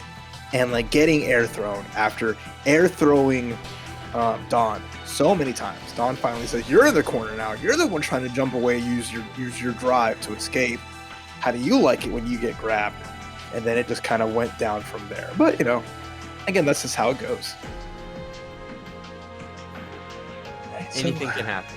And Shady almost able to take out Dawn there as well. Extremely impressive stuff, though. Shady will be dropping down to the loser side of the bracket to fight against that shark cut that we have down there. I know Hyper made it down there a little bit earlier than I think they would have liked. Had to play against Icecool and lost 2-0. Stardust is down there, but actually lost to AKA. Saw AKA earlier on with that Tsubaki, and AKA is just on a roll so far. Akin moving up as well. SpriteCranberry and Real Life Mick Boy are also playing as well. So I'll look forward to see who ends up making it into top 8 through that loser side of the bracket. But right now, we're going to be watching some more of these winner side matches, because we have Showicha coming up with the Vagna, as well as Icecool, who I just mentioned with that Susanna. Yeah, I haven't seen Icecool yet on the bracket, but we know they're a heavy hitter and they're always going to make something special come through here. As soon as the ready up gets passed over to Showicha, we'll get this match underway, but it should be a fun one, as we saw Showicha do such a good job in their matchup against PhoKingAzn, and it was just really well played all throughout. Just solid Ragna play, perfect mix-ups using meter well efficiently, and just playing the matchup super well. But let's see what you can do against Susan, who's going to match you in those big buttons. Can have some almost insurmountable pressure and be just a frightening character to deal with on the matchup. Also excel in damage as well. That's another key point when it comes to this character. Susanna, who's that one-touch, two-touch character. You don't want to get hit by him. And you also do not want to let him have an opportunity to build those seals and build up those special moves, because once he does, that's where he can truly start to snowball. So you have to kind of play very aggressive to make sure he does not have that opportunity. Absolutely. I think, especially against Susan, who comes down to round start, I think Ragna has such great round start options. Let's see what they chose here. Let's start game number 1. Showicha versus Icecool. It's going to start with a connection check. Oh, yeah, already.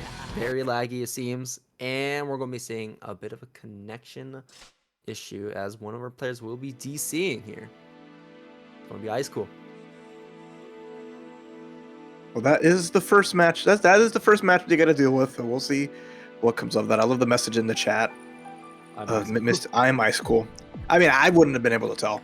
I assume because that was looking like the matchup, but at the same time, it's like I can't read that. I'm sorry. First game goes to Showicha. Okay. No, I don't know.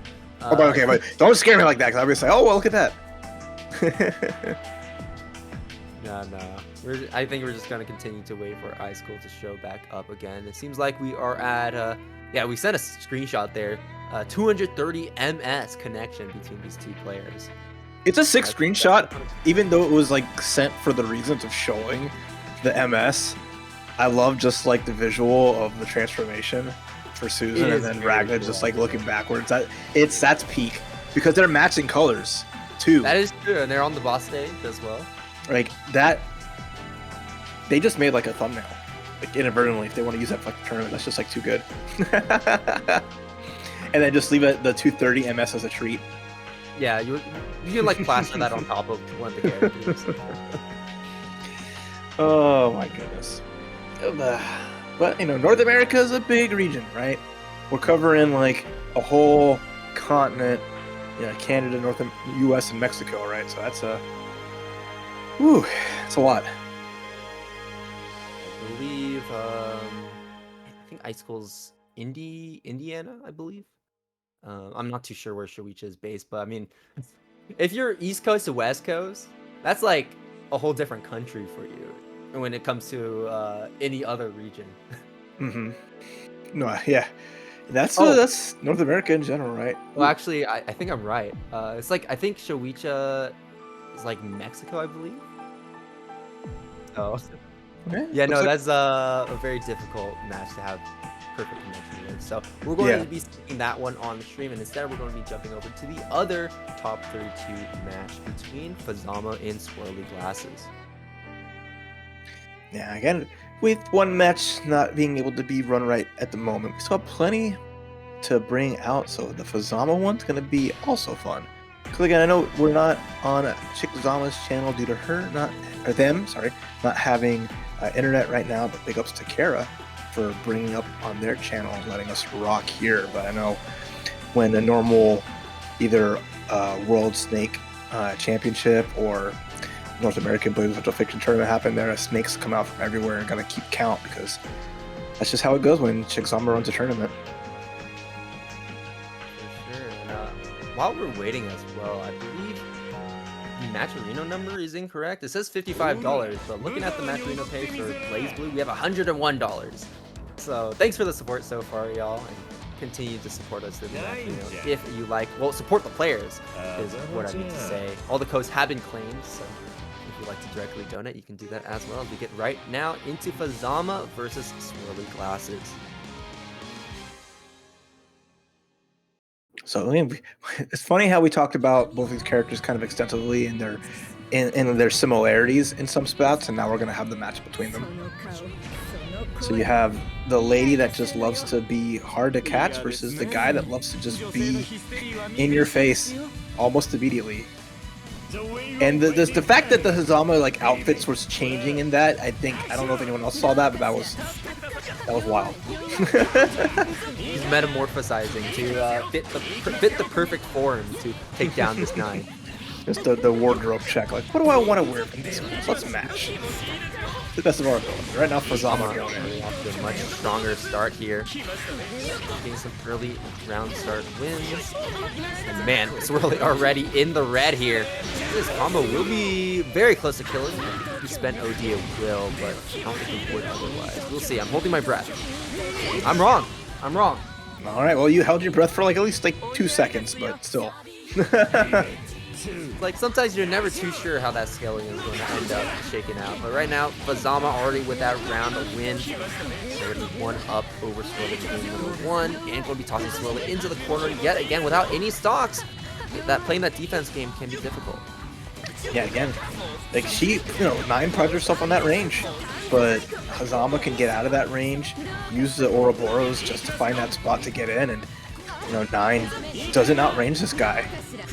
So I gotta find a way to get that offense going, because that's where you can just take Fuzzama to task.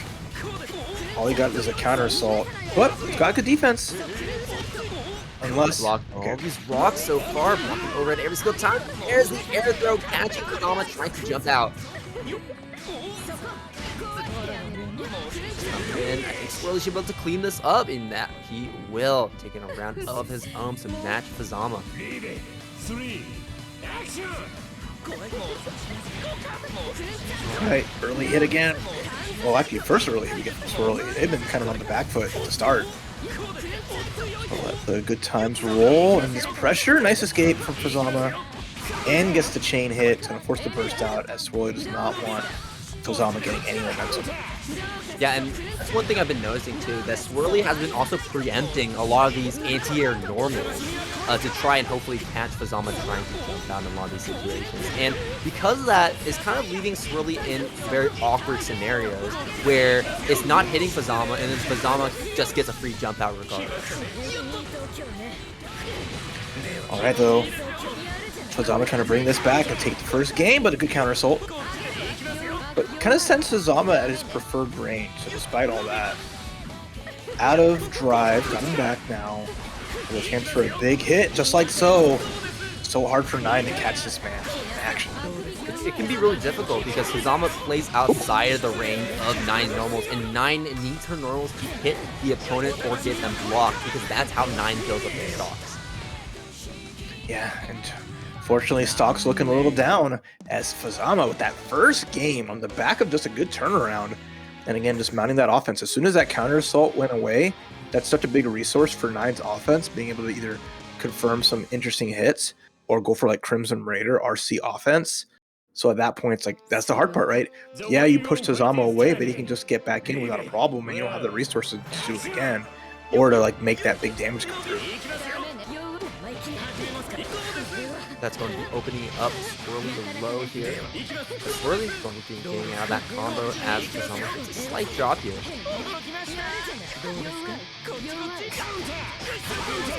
Alright, there's the burst. Fuzzama's like, cool, guess what? We see it again. I think that's just the hard part, right? In general, I think just any player having to deal with this character is just like you don't win for pushing them away. And we will be activating that to make sure that Fuzzama plays aggressive rather than lane.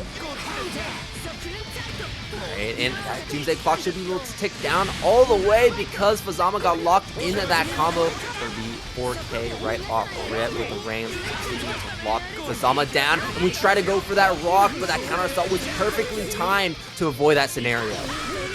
Then you have just the overdrive getting all that life back.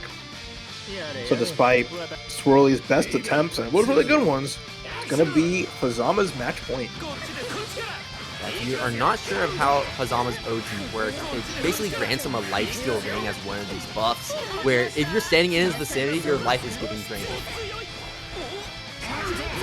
Block on the God Hand, but not able to block this incoming sequence, but a drop from Swirly. That's some unfortunate drops coming from Swirly here. And Fuzzama has been continuously taking advantage of all these situations that's been being brought to him.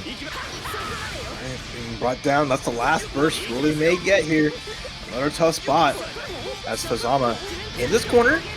Doesn't have the meter for counter assault, so it's going to have to take a lot of this damage as Swirly just, dropping lows. Nice instant overhead. It's piling on. It's almost about even. Super's going to get spent here. I like it. So is the burst.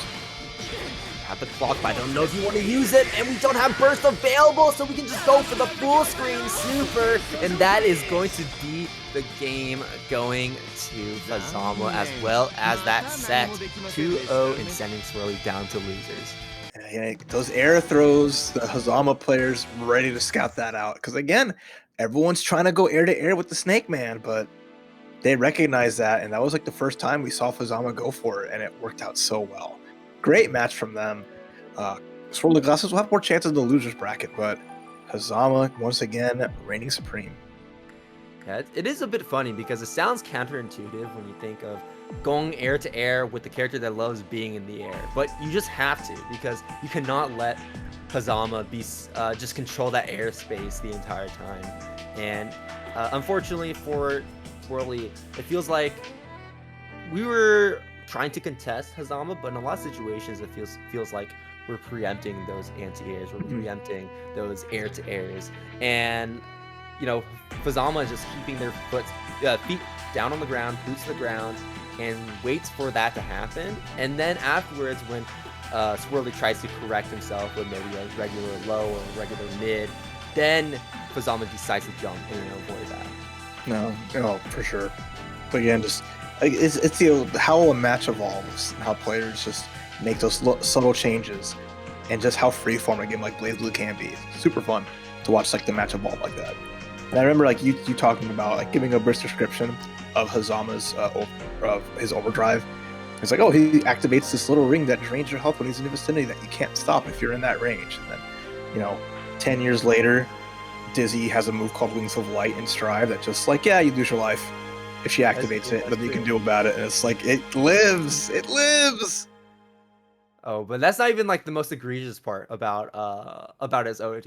You think okay, that seems kind of criminal when it comes to his OD, but in reality, the worst part about dealing with Fuzzama OD is the fact that it rapidly recharges his chains, because I didn't point this out before because it seems like Fuzzama always has chains available, but he only has 2 chain stocks at any given moment, or maybe 1. And every time he uses them, they have a bit of a cooldown, and the only way that cooldown regenerates is if he's on the ground. So if he's trying to be in the air all the time, he's not going to be recharging those chains. I can't use them. But in OD, while it's not infinite, it recharges much faster. So it feels like he always has chains available, and he's constantly flying around the screen doing so. No, yeah, like, there's a lot when you look at it, and some characters' overdrives are just like straight, like, hey, cool, I get my resource that I spend goes up a lot, right? Or my favorites like Hibiki, or like the clones just allow for the craziest combos before they go back on the bench and maybe come back later on counter hits. So this is a lot of, like, you know, creativity that they put into each different characters sometimes. Or you have a character like Susanoo, who's like, yeah, you want all your specials for a little period? Why not, right? They're still locked, whatever. Go to town. You need a go overdrive for invulnerability, and you want your uppercut. Enjoy the party. It also makes and one thing really special about Susanoo's OD, and what's really cool about ODs in general, is also just how it affects your rooting as well. And I think one of the coolest parts about Susanoo in particular is the fact, like you said, it unlocks all the specials. But the thing is, he has a super that increases damage depending on how many specials he has unlocked. So you can pop the OD and instantly get the maximum damage out of that super if you like. And OD already kind of increases the damage of your supers as well. But that's just one of the really cool things I find about Susanoo's in particular. And you can call Susanoo Icecool. They're like 1-1. That's fine. That's true. I mean, well, let's not count on Aedroth, right? Well, they're not in the bracket, so today we can count them out. Okay. Yeah, we can count on Aedroth because he DQ. No, but yeah, it's just, again, seeing how things like interweave and work together, and you're like, why would they unlock all the specials? It's like, chef's kiss. But looks like, to give you all a little update of how things are moving and grooving, looks like they're playing Showicha and Icecool are trying to play it off stream. So we'll see how that ends up. So it looks like we're going to have to see a loser's bracket match to jump in, if possible. I'm not too sure, but give us a moment here as we sort that out before we bring you some more Blazblue action. It might be playing all that. Yeah, just to update y'all on some of the players moving on to the bracket as well. If you're just not paying attention to the bracket, I know that the bracket has been posted several times in the chat, but if you just want to see how some of the players are doing, we do have ShadyPun and Hyper playing in losers round 4 to qualify into loser side top 8. Hyper did beat Pho beat Burger Windmill, Hyper beat ShinyFlygon, so a pretty nice run so far, and Hyper definitely has what it takes to make it into the top 8, but so does Shady. Other side, we have AKA also making it into loser side top 8 here, beating Thun Lunk 2-0, so AKA has been on a killer run so far. Akin waiting for their match to play in their loser side top 8 qualifier, and SpriteCranberry actually losing to real life Nick Boy, who's actually going to be playing against Swirly right now to try and qualify into losers side top 8. But on winner's side, we do have 3 players already confirmed with Killakobe, Dawn, and Fuzzama already waiting and ready to get into the swing of things. Oh yeah, already a very stacked top 8 looking at that way. And looking at real life Mick Boy and Mike Boy, whichever, seeing them, like, their whole run in top 32 was from loser side. Like, they lost kind of early on, but through like a wave of DQs and wins in matches, because they lost to ShadyPun. So that happened like right after their round 2. Sorry if you hear a rumbling. There's a thunderstorm brewing outside, so I think my house shook a little bit. I thought that was me for a second. I was like, that was my house. Someone's stopping too loud. Rattling. Anyway, so I mean, they actually I think then most of the losers run was DQs, because Tao DQ'd, Jetstorm DQ'd, they beat SpriteCranberry. So it's not like real life Mike Boy is getting like a free ride to this point. Definitely a hard fought match in SpriteCranberry. So, you're gonna need all that energy to take it to SwirlyGlasses. But looks like Hyper beat ShadyPun 2-1, and Hyper now in top 8 losers. Yeah, Hyper always feels like the black sheep when it comes to these brackets. We all know Hyper is really good, but it seems like always seems to be like a little overshadowed compared to a lot of the other stronger players in these brackets. So it's always cool to see Hyper always proving his worth in these stacked tournaments. Hyper, I know, has consistently made top 8 whenever TNS decides to run Blazblue Central Fiction, and we know that those tournaments are also quite difficult to place high in because you have players like Excalibur Blaze or Monarch decide to show their face and throw some hands. I miss Bananakin. My man I came back to BlazBlue, became a tyrant, and then just like, I'm gonna go play Street Fighter, then just back to being busy. But yeah, that's what it is. That's just how it goes. I mean, people have been playing these games for such a long time, so it's understandable. It's like fighting games are a rotating door. You're always welcome back in when you're ready and raring to go again. But, which always makes it interesting because I mean, it's been since 2009. There's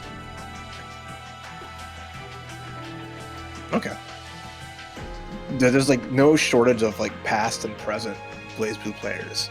Because like I remember started back in the day when it was like Kid Viper was like, holy smokes, he was so good. You had like that was like Dacid Bro was playing really well, back then and there, and we had a lot of like other really strong players in like the early era of North American BlazBlue, back when there was like SBO, people were playing for like the SBO qualifiers there, and the scene is very different from what it was then to what it is now, since a lot of those players were like, oh, we're playing other fighting games, so we're playing either like Street Fighter 4 or Guilty Gear, and they made the transition to BlazBlue, whereas BlazBlue has a lot of players who started with the game either when it hit console or later down the line, right? So it's been able to witness like the history of BlazBlue throughout the years and be a part of it is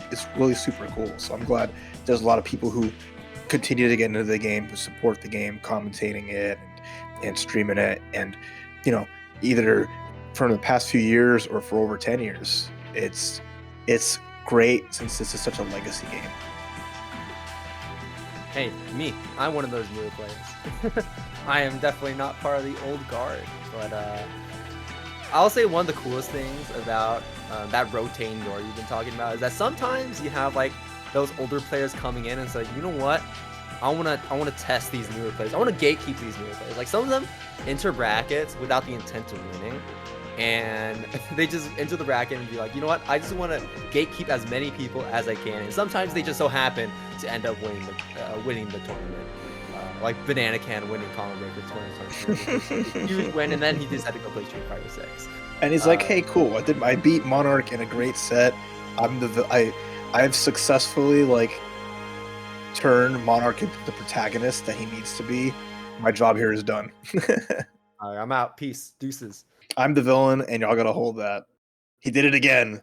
So I'll say, I feel like I really, really wish we got to see Fame play over in Common Breaker 2020, Common Breaker this year, because Fame 96 actually decided to enter for Common Breaker, but decided to DQ because he didn't feel like playing. And I was like, dang, we almost had a killer run for Fame show up, because I believe that pool was absolutely criminal, because some people felt like the seating was a little bit wonky, but I believe that pool was like pool 4 is like Play Guy, Adroth, Killakobe, and Fame all in a single pool. Actually, I don't think Adroth was in there. Icecool, I think it was Icecool. All in like a single pool. And I was like, dude, this is insane. It was not streamed. It was the only one not streamed. That is absolutely nuts. Like, just thinking about it, man. The years, so many great tournaments over the years, and all the stories and all that, and there's gonna be more popping up next year, starting at Frosty Fausts. It's like, and of course, like you hear today at Vortex Gallery. But speaking of Vortex Gallery, you got anything to talk to us about, Mr. Salty?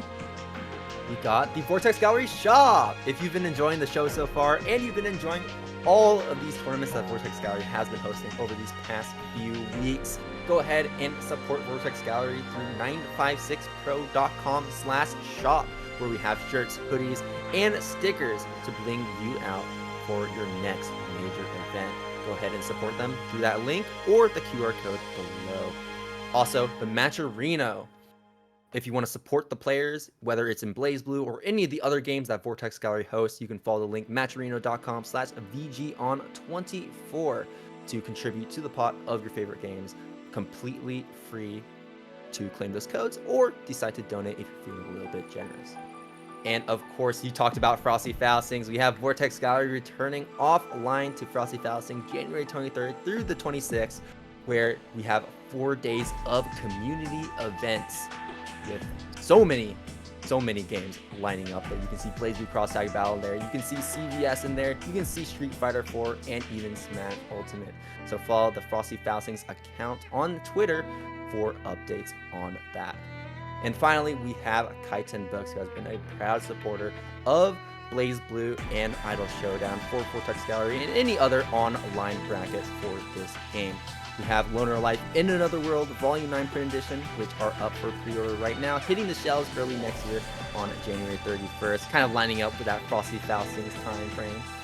Go ahead and support them, as well as the anime adaptation of the series that is currently airing, so go check that one out on High Dive if you are interested. Follow them on Twitter at Kaizen Books, or head over to their website for more information. All right. With that, that's going to be all of the shoutouts for the people that have been supporting this stream so far. But while we're waiting for this bracket, we're going to be going on a quick break, and by the time we're back, we're going to be getting straight into top 8.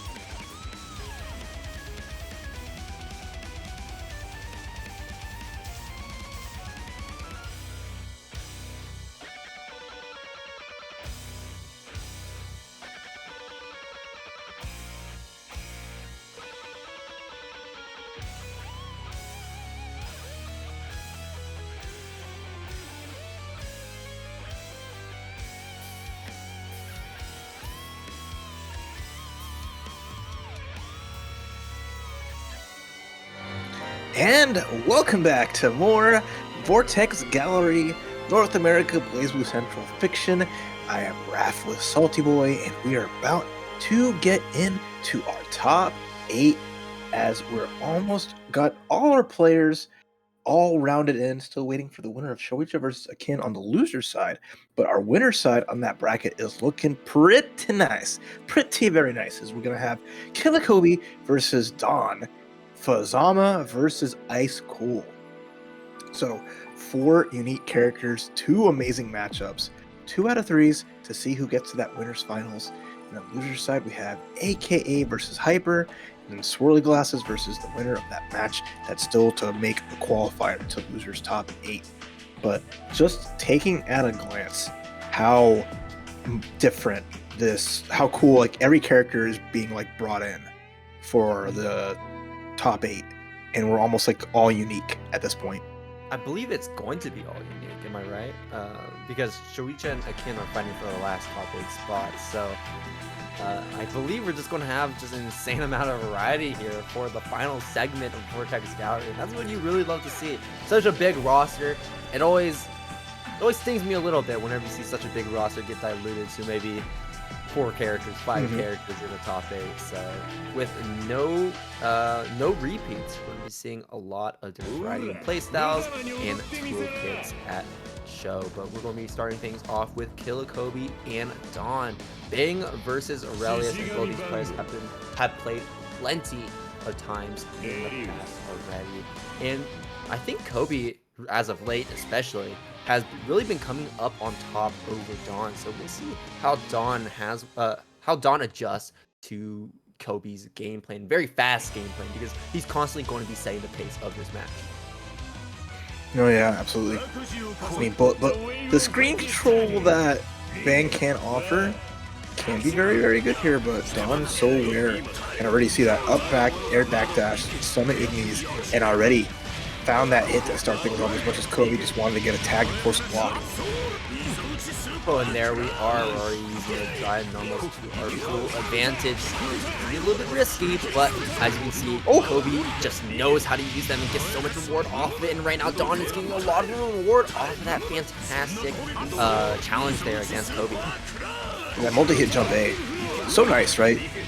Just being able to just react after the hitting of it. And we just got our counter hit jump C beating out a throw. And that round's going to be all Dawn.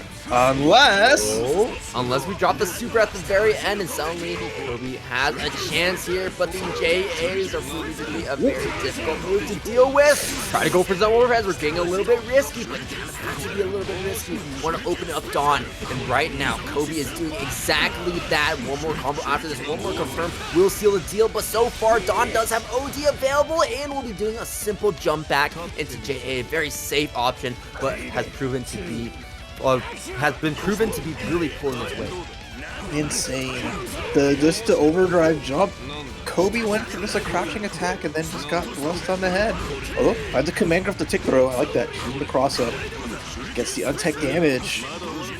Doesn't quite get the web into some more sequence, but it's fine. Find another grab. Dawn here checks correctly, but gets tagged at time. Just guessing the strike throw. Didn't work out. Much stronger round going to Kobe this time around. Kobe letting Dawn take that game 1 that easily, and right now Dawn will be getting that burst and OD back very soon, but doesn't tech the purple throw. Going to be a decent amount of damage, though we're not able to really get any combos afterwards. Instead, we're going to continue building this pressure with those double float cancels. Oh, and the burst bait. Dawn just getting destroyed there in unfortunate circumstances, but Kobe just needs a little bit to go a long way. And right now, one more hit, anything will finish it. The overhead activation.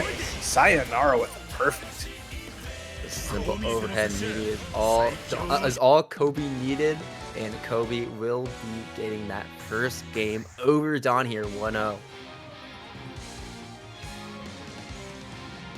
Alright, we're going to be rematching yet again, getting back into the swing of things. Dawn down a game, but that first round was really looking Dawn in favor, so we'll see if things end up playing differently here as we get into game number 2.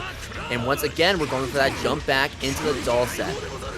That's an option that Dawn will always tend to go for because of how safe it is. I like the early burst from Kobe there again. You know, Relius is a creature of momentum. Nice overhead block, but you can't block them all, and that was a nice sequence here as Dawn's trying to find a way to finish this off without letting Kobe have another huge comeback, potentially. Air challenge from Kobe, very clean, and the pickup as well, looking real good here. All 4 seals have been unlocked, bumper activated as well. Not blocking too far away, so wasn't able to efficiently use it just yet. Alright, and there we go. Dawn on the board with a round, but 1 round isn't enough to put things into a tie situation as Kobe just runs up, swings on a hit, but up back from Dawn. Because again, that has been kind of their just go-to in the corner. Just jump their troubles away. It's mostly words. Dawn out of the corner, I'm not going to let him escape here. Kobe should be taking Dawn to the other side of the screen. Umbrella is active, and is that looming threat that Dawn was trying to get out of by touching back. But Kobe just chased him down like a storm incoming, and that's going to be the round going to Kobe here, as now Kobe is on set point. Just, I love the call out. Like, oh cool, you blocked this move. I'm going to go for the armor. I'm going to tag you, just crouching A, and again, a lot of good answers to get around the doll. The activation's going to not punish the throw. Wait a minute.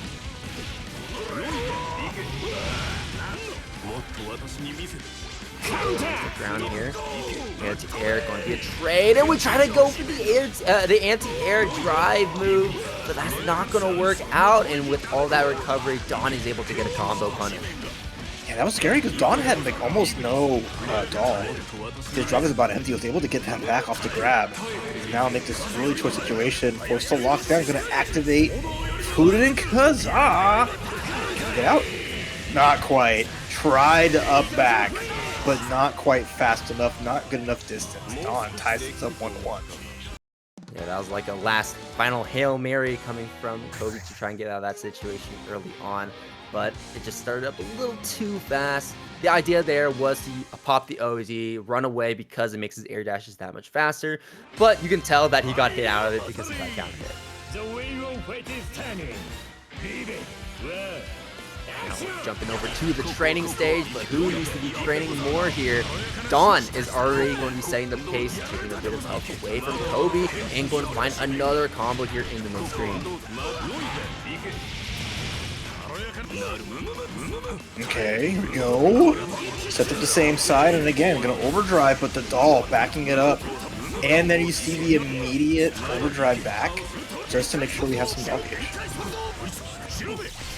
And there's that OD movement coming in so fast, just zipping around the screen, being unpredictable. But in that moment, Kobe just used it to escape, and now has that screen advantage to push Dawn into the corner here. Dawn does have some meter to use on defense if he so wishes, but it's going to be a little bit difficult to work around with that bumper, but not if we go for that very good jump out from Dawn. Dawn again is just the corner means Dawn jumps. That's what we saw. Oh, wait a minute. Speaking of jumps, again, you're not going to catch Dawn slacking. I like the attempt from Kobe, but tech the hit. That's the one thing about the super is that it's reactable. So unless you're in the air and you have OD like that, you can easily avoid it. But so far, Dawn has not been able to punish it. Good reactions there. Great reactions from Dawn. At least to get around it and just a mash throw. Okay. Works out. After all that, it's just like, oops, counter throw. You can't break this, and then, yeah. Oopsie. That was definitely not a reaction. Both players want to throw in that moment for sure.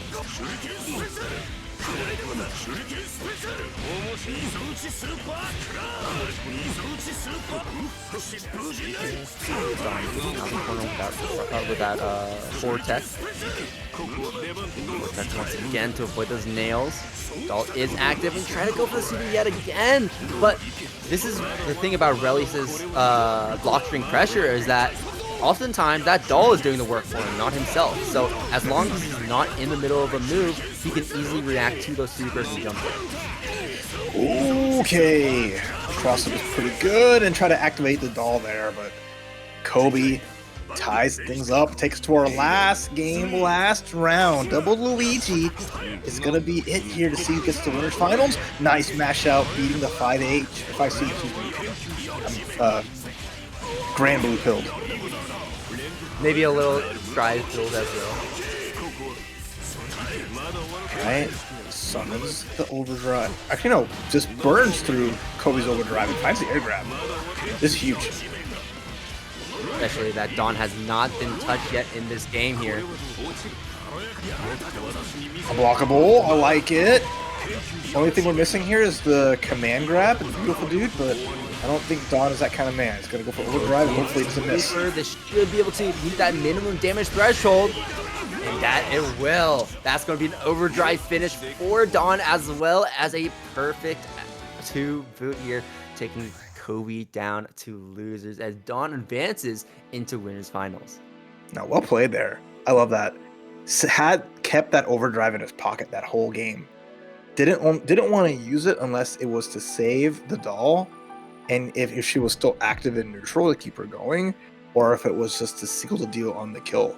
Didn't even burst that much, so Dawn just playing with confidence. And yeah, I love that. Great stuff. And also, might have just been holding on to it because Kobe has been representing that command grab so much. And the thing is, while you can react to it on the ground with a jump, in the air, you have very limited options. You can either OD it, or you can DP it, and those are your only options to avoid it. In this case, Relius doesn't have a DP, so we have to go for that OD. So perhaps saving it as a bit of defensive maneuver as well was really important too. Yeah, no, that was again just great, playing the matchup really superbly. And not to say that Kobe wasn't either. You know, they were just doing their best to get around Ignis and apply their pressure. It's just the hard part was stopping Dawn's defense. And not only was he content on blocking in a lot of situations, but his jumps awareness to get out of either the corner, out of pressure, or out of grabs was just second to none. Despite like that one round where he got like snatched up how many times, right? But then kind of learned his lesson. And Dawn played it, good adaptations. That was Kobe versus Dawn. Dawn advancing to 2-0, right? No, 2-1. 2-1, that's right. 2-1, right. And that sets up our next winner's match. Yeah. So we have Fuzzama versus Icecool, a snake team kill here. Fuzzama rocking the Hazama, and Icecool going to be on that Susano. And I love how we've been talking about Susano this entire bracket, but we're only seeing Icecool now because Icecool has been running into connection issues along the way. But hopefully we don't run into any more connection issues as we get this game started. Absolutely, it's gonna be a huge one. I mean, both of these players have such good like online presence. When they play, they put their hearts on the line, and you know it's not a North American tournament without a snake team kill. Tragic as it is, but the show must go on. Winner of this will face off against that almost immaculate Relius. Wonder who it'll be. We will see as we get straight into the swing of things. Intros playing out. This is going to be Icecool versus Fuzzama. And you gotta hold your breath, or we're gonna get connection issues. If I talk, then I'm losing my breath, so I gotta do my best to hold it in right now. Lots of tension building up here. Intros are playing out. You don't know yet, though. Maybe we're gonna introduce some lag along the way. The stage is a little extra spooky, so we gotta be careful here. No, I like both matching the background and matching each other. Can we get an actual match, though, is gonna be the big thing, and looks like we're fine. Looks like we are, and right now, Icecool just runs himself into the corner. It's like, you know what, this is my home. This is where I belong. It was made for me. But already, Fuzzama, this is like the dream against Susan. You already have some damage. He's in the corner. Susan in the corner. Has nothing unlocked. Has an overdrive to unlock everything. But okay, cool. Now just blocking again. Didn't even really amount to much. A mess. 2A will be amounting to a good amount. Gets the spin. Not really wants what he wants at the moment, I don't think. But still a very important special for him to unlock. There's a few key specials that Susanna wants to unlock as early as possible. The spin, the Ground Viper, and the DP. Ground Viper and the spin to increase damage, and the DP as a defensive tool. So far, he's only been able to unlock one and not even be able to utilize it that much. And then just a level 2 on the projectile. Like, okay. Alrighty. Fuzzama doing has all this meter. There's this is gonna be a counter assault to worry about. Instead, it gets snatched up. Oh my goodness. You're worrying about so much. Next thing you know, Fuzzama just gets you all gripped up. It's not every day you see that command grab come out. Fuzzama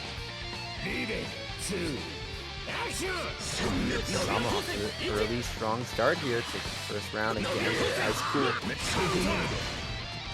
First and Icecool as well does not want to let Fuzzama get too much momentum starting off in down 2 here.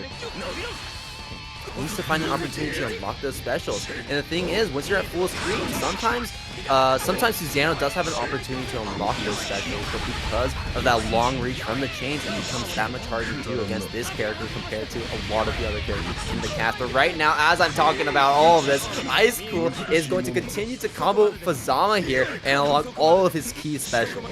Yeah, in a perfect spot here. Good barrier, and then you went for the Hail Mary. Like, okay, you barrier blocked, and you didn't get guard broke. I'm gonna uppercut, and then just look at that. Fuzzama gets a whole chance, and over 5k damage. Oh my god. That's for Fuzzama standards. That's absolutely insane. Overdrive gets out of the air grab. I like messing up the timing, but gets grabbed anyway. Can't burst because you're an OG. Good attempt from Fuzzama. They almost had like a second chance there, but Icecool again, keeping it cool. Uh-oh.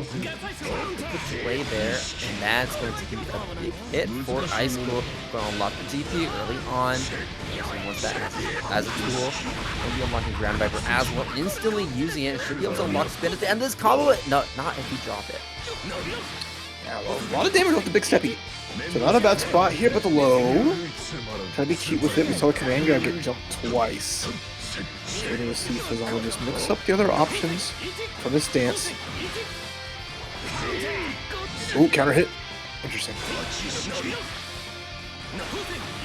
Okay, Michael Sword's available, but the air throw from Fuzzama. Okay. Throw this one, throw Icecool into the corner here. Back against the wall. What's his next option? Gets counter hit along the way. Oh, baiting the DP.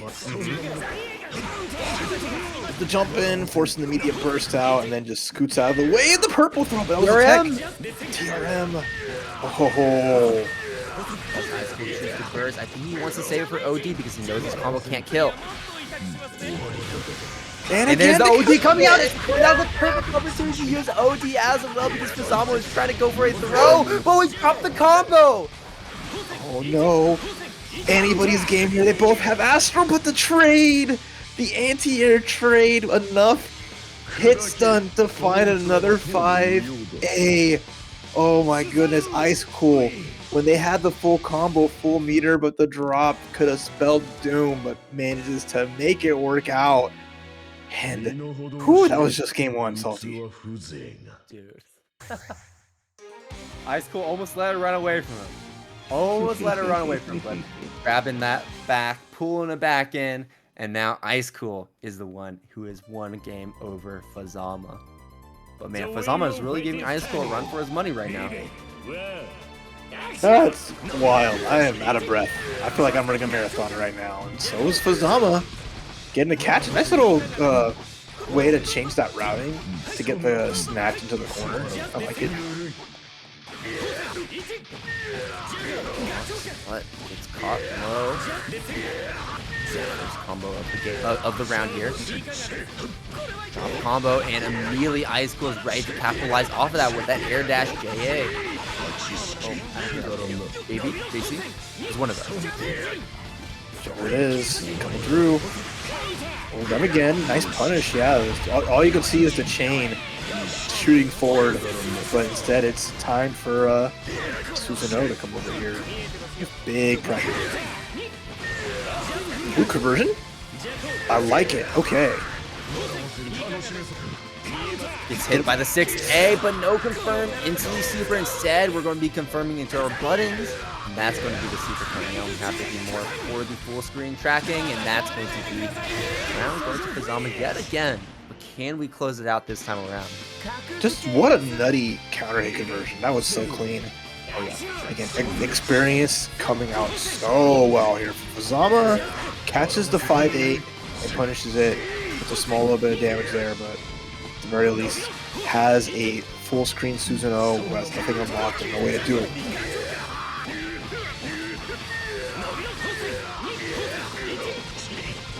Chasing down in the floorboards. What's it going to be now? Okay, that was going to be, I think that was a 5B there on the OD. You can't really OD 5B like that.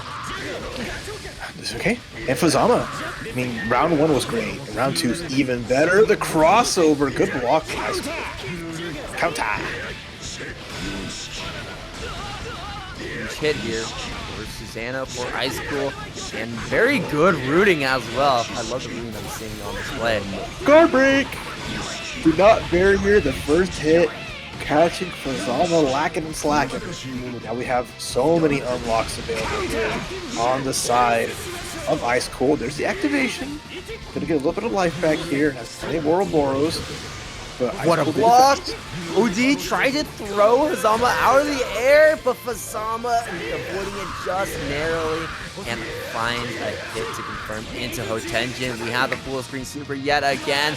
This should be enough with a minimum threshold, and that is going to take out Icecool with a quick 2 rounds in a row. Fuzzama takes the game and evens up the set now. We are now sitting at a 1-1 score. Anytime I see that super, just the memories of English Fuzzama just ring through, and all I hear is Serpent's Infernal Rapture. Honestly, I'm surprised there's no... Oh, sorry, go ahead. Oh, so I'm surprised there's no English version in this game. I know they added one in Blazblue Cross like that. Yeah, like the one in BB Tag kept them alive, but I remember there was just like the early English voices, and they're like, you know what? It's a damn shame. Which is also what I'd be thinking about as Icecool, as right now Fuzzama's put on a clinic, and I'm glad that Fuzzama is not doing command grabs anymore. Icecool made him pay so many times for that. And so we're just going for the much safer option, I'll say, especially with 5B pressure. That 5B in particular is a button I really want to highlight on Fuzzama because it is +2. So it does make that throw game scarier, but also makes it really hard to try and deal with those frame traps that Fuzzama sets up. Okay, try to go for this guy. And nice mash out, beating the 6A. Icecool's had enough. Oh, the second hit goes through, run up block, try to throw, no go. Counter assault, gets hit by the chains, no confirm though. Bit of an awkward hit, and tries the 6A, but a perfect OD timing from Icecool is going to get them the combo. We're going to be able to unlock some specials along the way, or we're going to unlock all of them at once, spending a bit of meter to do so. Basically it's going for broke at this point. Not going to be an easy comeback here, especially with not enough meter yet. Nice blocks over here from Fuzzama. Oh, the counter hit! Huge! Let's go. Just barely. One of the only specials is level 2. Oh, next it wins. OD. OD? The DP, counter assault! Gets over the hurdle and takes the round. Match point, Fuzzama. Next one, get the round start this time around the shoulder charge, and the stance cancel as well, but all of them being narrowly avoided. Kind of scrambling around the screen right now. Both of them are trying to fish for any hit they can find, and it looks like Icecool is going to be the one to capitalize on it first. Crazy from here. That 2C, just the awareness, the patience from Icecool, but gets tagged by the chain, but the catches the untech. Catches the tech, the combo drop. Fuzzama paying the price. You see Fuzzama get those combo drops. When it does, it really hurts for Fuzzama because Icecool is always so ready to take advantage of when Fuzzama does drop his combos. And look at the lead that Icecool has built up so far. There's the purple throw. It's going to be a TRM. Icecool tried to tech it, but messed up the timing. But still, look at that. Drops the combo, and Icecool immediately ready to fight back, pressing those buttons. Big challenge though, believed in the 6A. We still have a little bit of this overdrive, so it's some life back. And actually it's gonna be in a spot if we double super. No, we're gonna wait for next hit to cross up into immediate Hotenjin. Stop burst available, and we're gonna use it, but just out of range, and Fuzzama's not able to properly punish it. Pressuring the block here. There's the instant overhead, but we're not able to get a full combo off that either. And on an attempt to jump out with those chains, Icecool lands a final blow to bring us to that final game, final round. Oh my goodness, everything was coming up for Zama at the last second there, but Icecool keeps the dream alive for the winner side. Both players, the burst advantage here for Fuzzama. Backdashes in the corner, doesn't get punished. Icecool finds some space. Still no unlocks. Runs forward and just 5B hits him with the tail, and that's going to be pushing Fuzzama into the corner yet again. A lock seal on block. That does leave him a little negative, so he couldn't really fully keep that turn. Still though, Fuzzama tried to jump out, and Icecool read that properly. That's going to be dangerous state for Fuzzama using all of that burst, popping OD. Good on Icecool to not go for that 5BB follow-up because that would have felt much worse for him. 6-8, 9-11, the overhead. Over 10 years of Fuzzama 6A into Hotenjin, just players. I'll never get tired of it either. Dropping that elbow. DP, nice. Didn't have to RC either. I smell a counter assault soon, probably on the side here for Fuzzama, but they're holding onto their meter as much as they can. Oh, and a fantastic RC as well. Fuzzama's ready to take back the turn after he blocked, after that block overhead, but doesn't block it, doesn't block that overhead either, and a very good OD from Icecool will be blocking that burst away from Fuzzama and give Icecool a path to victory. That's going to be a 2-1, and Icecool moves on to face against Dawn in winners finals. I'm sick and tired of getting hit by Fuzzama's 6A into super, gave him a taste of his own medicine with overhead into OD, and just said, enough. How do you like it, asshole? No, that's not, but you get it. Perfectly done. What an insane match. Like, that's one of those sets I'd love to see like a 1st to 5, because both players are just insane, especially when they're playing with stakes. Honestly, that right there, that was the craziest set of the night so far. Let's top that. Can we top that, y'all?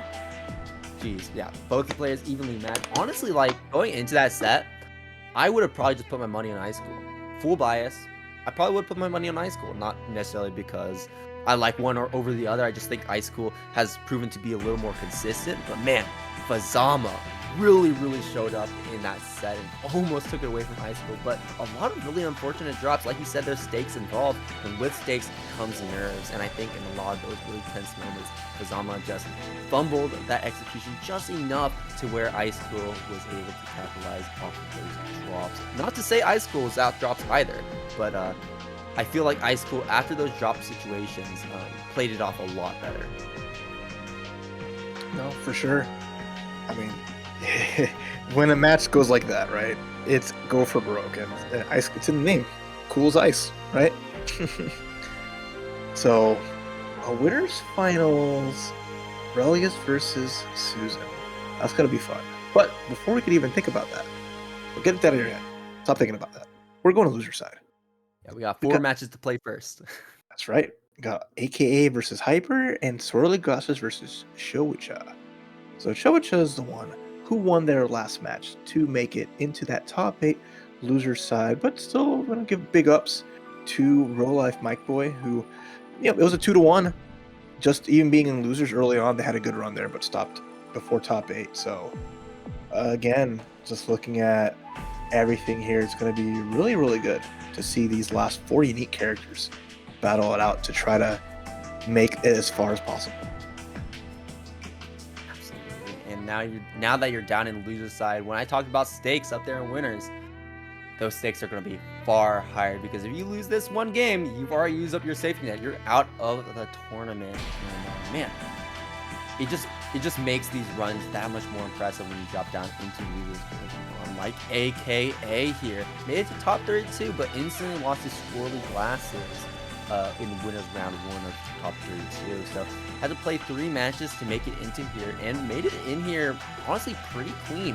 The only set that really seemed to give AKA trouble was Stardust with a 2-1, but every single other one was a 2-0. And man, that Tsubaki really is broken, let me say that much. But we'll see what Hyper has to show. Hyper, like I said before, very strong player, regular top 8 whenever TNS plays Blue Central Fiction, and rocks Izagoy, a character that not many players play nowadays.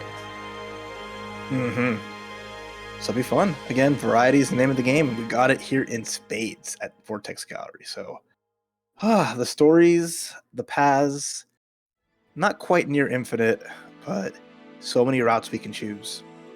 And I like choice, you know? That's the most fun part about fighting, is I get to choose how I go in, how I go out, and all these players are going to choose their own destinies. You're going to have to prove to be the stronger player first if you want to make it further into the bracket, especially now that it's so cutthroat.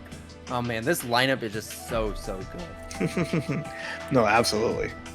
It has just been, I mean, after those crazy winners matches, I know these will be just as great, but I would not want to have to follow Fuzzama and Icecool.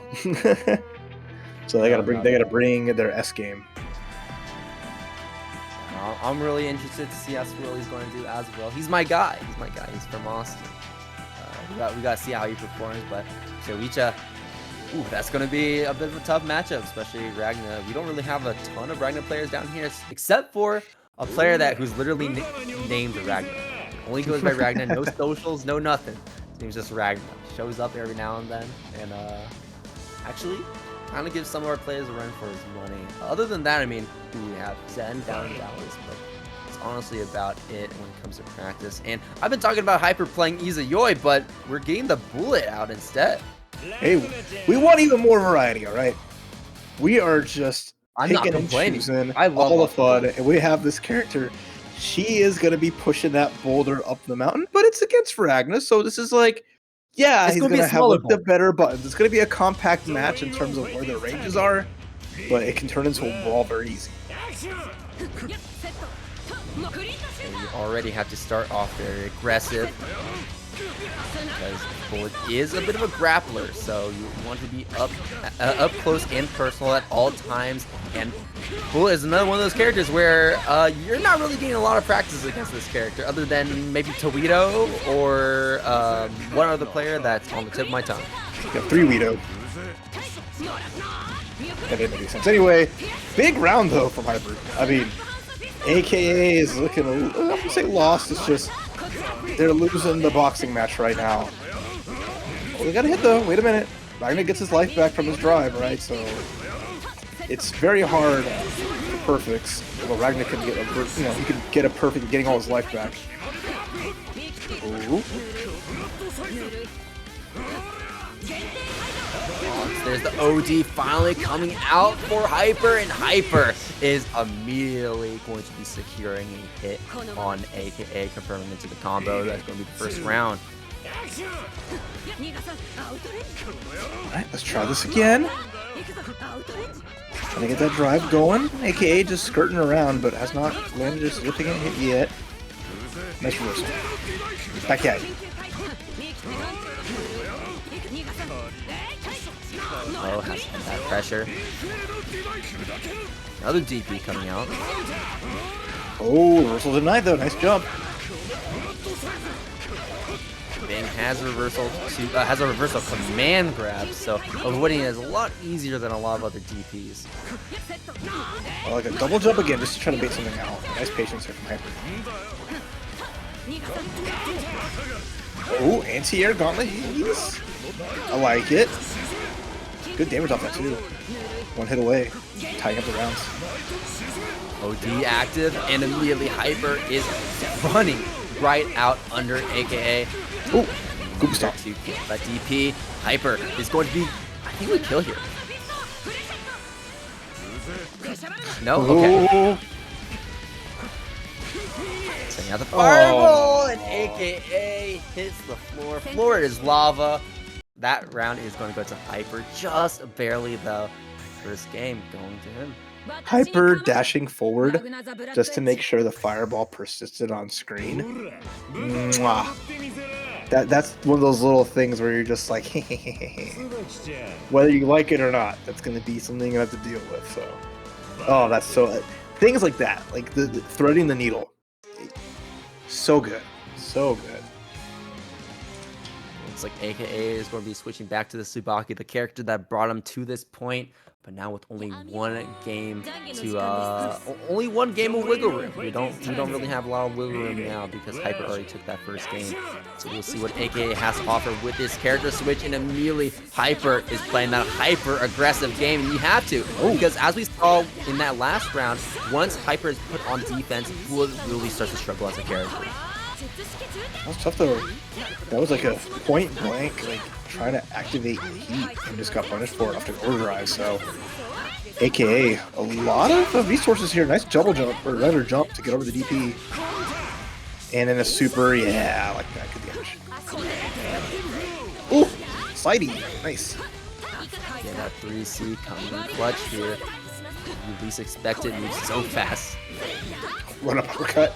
That was so good. But the full combo, still, I love the awareness from AKA. And it's also not too bad of an option either, because that DP rises up so fast, and the fact that you can combo off that DP without meter. Good ideas, continue on, but AKA is going to need a lot more of those. Want to tie up the rounds in the games, 1-to-1s. Again, throw him in the corner here. They're going to have a burst back and overdrive available, so we'll be able to get some stocks very soon. And nice hit. Okay, for knockdown, hits the OTG 2A, but that might have just given Hyper a way out because Hyper was able to attack after that. Oh, got some solid damage, almost 4K. This is just bullet elevating, escalating. Character. Oh, the fade away, and gets a combo. Man, people's jump outs on the corner today have just been really good, huh? AKA now at 5 stocks built up. This could be really oppressive if AKA is going to continue to use it on block, or we can just dump it all in the combo, and that's going to be doing a lot of damage as well. 3.7k, only needs 1 stock, but we need some more stocks to try and get this mix going, and unfortunately it was not able to open up Hyper, but this air throw will open up Hyper, and as long as we don't drop this combo, we're going to be able to get the kill. And AKA switching to that Tsubaki is already performing way better here. And just when I think of like combos hard to, I wouldn't say hard to drop, but like I took the Tsubaki and like it's the same kind of combos since like she's been out, where it's just like, okay, launch into, you know, A, B, C into the dive, bring you back down. You know, despite like how a lot of characters change like so much, at least like Tsubaki kind of kept like consistent in a lot of ways. I know there's been big changes throughout the years and throughout the versions of the game. But like just seeing that like staircase combo still being what it is, it just makes me happy. Yeah, it's very simple, very straightforward, but still a very strong character. And now we have Hyper switching to that Izuyoi. The better version of the character, people will say. They don't play similarly at all, just more. Here you go, Hyper. Open up AKA, and this is where Izuyoi gets really tricky, because how this character works is you build up those stocks by making you block those projectiles or get hit by those projectiles, and after that, Hyper can go into an install state where we go for those cross-ups and become really tricky. Fortunately, not a lot of stocks. I mean, there is overdrive available to get some there, but right now AKA is doing with 3 stocks. A lot of meter on the side, tries to go away the bucket. Instead spends his stock to make it safer. Activation, interesting. Not gonna get a lot of that. Infinite install, the infinite stocks there for Tsubaki, not gonna end up working it out. But this throw will be able to work out. Still yet though, so Hyper will have another chance at life. Those bananas are going to keep Hyper locked down. OD into the DP, reaching up to the heavens, not able to fully close it out, and that EA from AKA will take it over Hyper. I love that. Oh my gosh, like, you think I won't pull the trigger? You don't think I'm just gonna throw EA out? The little foot's coming out, and then just kablam, and now already AKA first hit.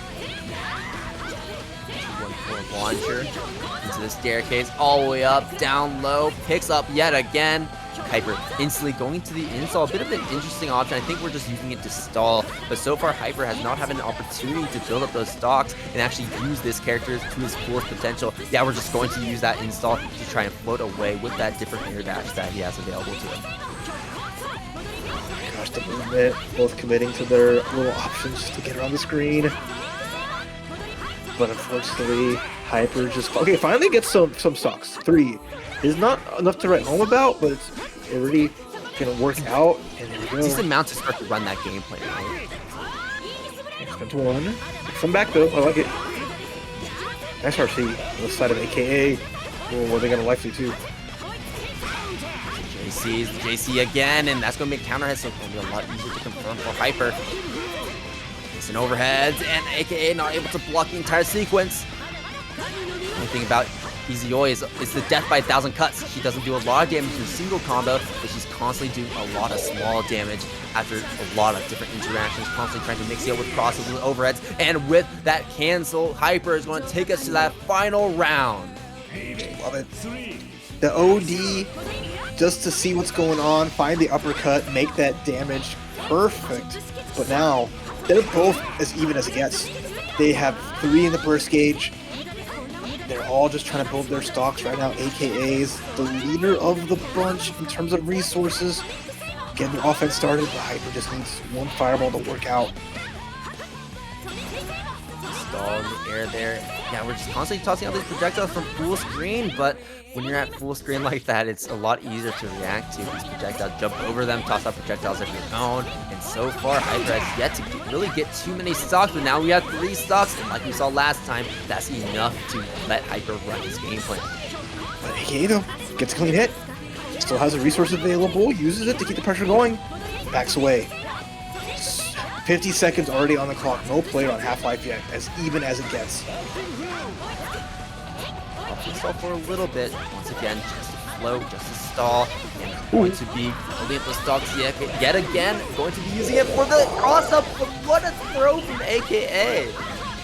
Okay, I think we're gonna see an overdrive here from AKA on the wake up. DP, the throw in the air. There's a burst. May have to use that. Yeah, recognizing that I cannot fall on the ground. Banana time.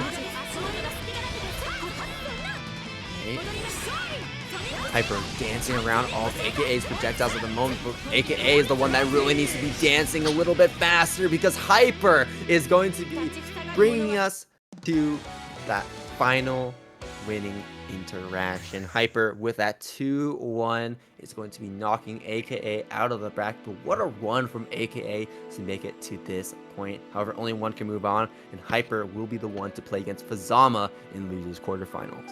After all that, everything was going nuts, and then it was just the lead, and then just catching your toes, as where you thought you were safe after blocking everything out. Man, what a match! The routes that took, and again, I talked about it earlier. It's like a choose your own adventure novel. As we're sick, that match started out as Bullet versus Ragna, and then it turned into like the most high flying, zany ballet of elegance and gorilla-ness that I've seen. That's just, again, it's so good. Everyone is making this so much fun. Absolute chaos. But I really would have loved to see how things would have turned out differently if AKA decided to go for Tsubaki in game number 1, though. It's a little too late to be thinking about that. Instead, we gotta be focusing our eyes, focusing our sights on this next set that we have ready. Between SwirlyGlasses and Showicha, the 9 versus the Ragna. Oh, this I don't know what to think anymore when we get in these matchups. At least we're starting out the gate with our tried and trues. There's no funny business. There's just, honest McGee on one side, and then the booby queen 9 on the left. I thought for a second you thought you were going to say 9 was the honest character. And I'm like, yeah, I don't think she has an honest. She does not have an honest fighter anymore in her body. But hey, let's just say you can see what she's about to do before she does it. That's all I'm saying. Just react to the PNG is what they say. SwirlyGlasses getting a great anti-air there and already off to a strong start. Showicha spent that burst early, so not going to have burst for this round later on. Spending that fairy on the side of Swirly to mix up Showicha, and that's going to be a rock coming down on his head as Swirly starts us off with a perfect. Yep. Saturday night, taking Showicha to a rock concert. I don't know if they're really big fan here. SwirlyGlasses just comfortable, right? Again, there's a matchup you would technically should know if you've been playing Blazblue a long time. It's gonna be Ragnar. As much as that matters, though, you're still not blocking Gauntlet Hades online. No one does. It's the net play unblockable is what they say. God hand, maybe pressure. Cracking Showicha's dome yet again. Never feel too safe from max range with 9 because of the fact that she has access to so many of those far-reaching overheads. And also, you gotta be keeping in mind that that Morganite is going to be lasting for a while as multi-hitting lows. First coming up from Showicha as a final effort to stay alive, but SwirlyGlasses with another huge lead is going to make this very hard for Showicha. And we're kind of just playing very patient. We're not committing to all too much and kind of letting Showicha hang himself so SwirlyGlasses can swoop in for the kill. No, I was just... I mean, again, you box the guy in, and it's going to be tough. Showicha needs to find a hit to get going there. But the offense, I mean, like, right? You take a risk with certain things if you try to, like, push yourself to really find an opening. But just, like, Nine is just so good at putting Ragnar in just this position where it just feels like there's always a wall in your way. Oh, unfortunate burst. Burst, unfortunate. Showicha thought that was just in range, but just barely out. And Swirly is going to be stealing that way like a bandit. Continue to pressure Showicha from max range like this. As Morganite stalked, we're going to try to get a blockable later on. That's the plan. Oh, full screen DP fighting ghosts. But unfortunately, it's not a ghost, it's a witch, and she is getting extra spooky here with the guard break. Mid-screen though, so nothing really off of that. And at least right now, Showicha finds a hit.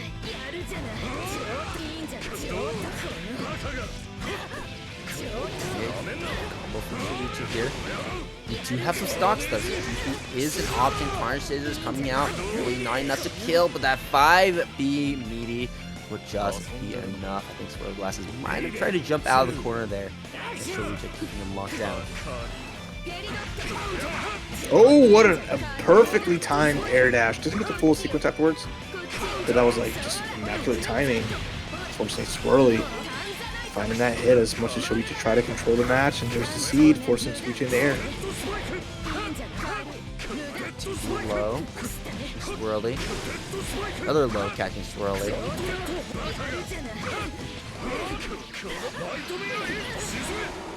Down here, 3k damage.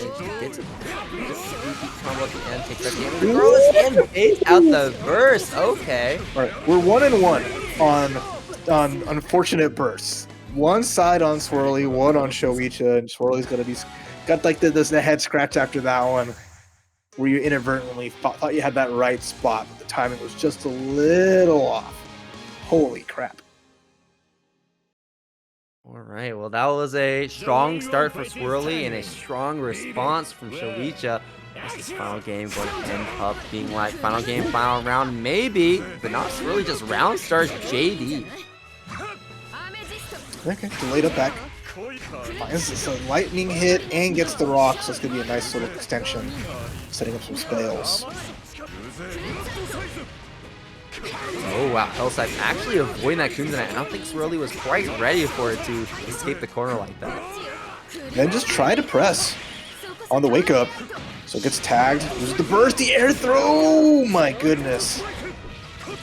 Careful to counter that fairy set from Swirly. The North American air throws have really gotten better. A lot of people are just knowing the timings to go for it and using that option.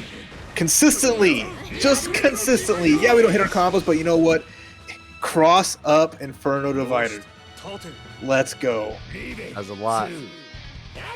It costs 50 meter, but like you are 90% gonna hit that, especially on live. Pressure going to get knocked down against Showicha from full screen there.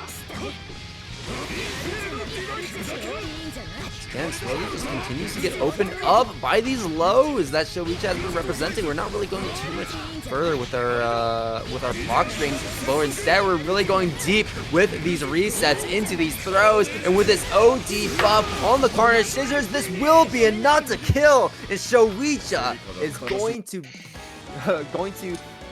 end us off with another strong game as he closes that one out 2-1 and sends Swirly home. Man, the ramp up from game 1 to game 3, Showicha just turning it on all the way through. Excellent match again. You know, just fun. That's again the building up that confidence of like, okay, I can fight this. I'm not getting boxed out. I found these gaps and making it count. That was just another superb adaptation and really just taking that match back. So good stuff there, Showicha, for sure.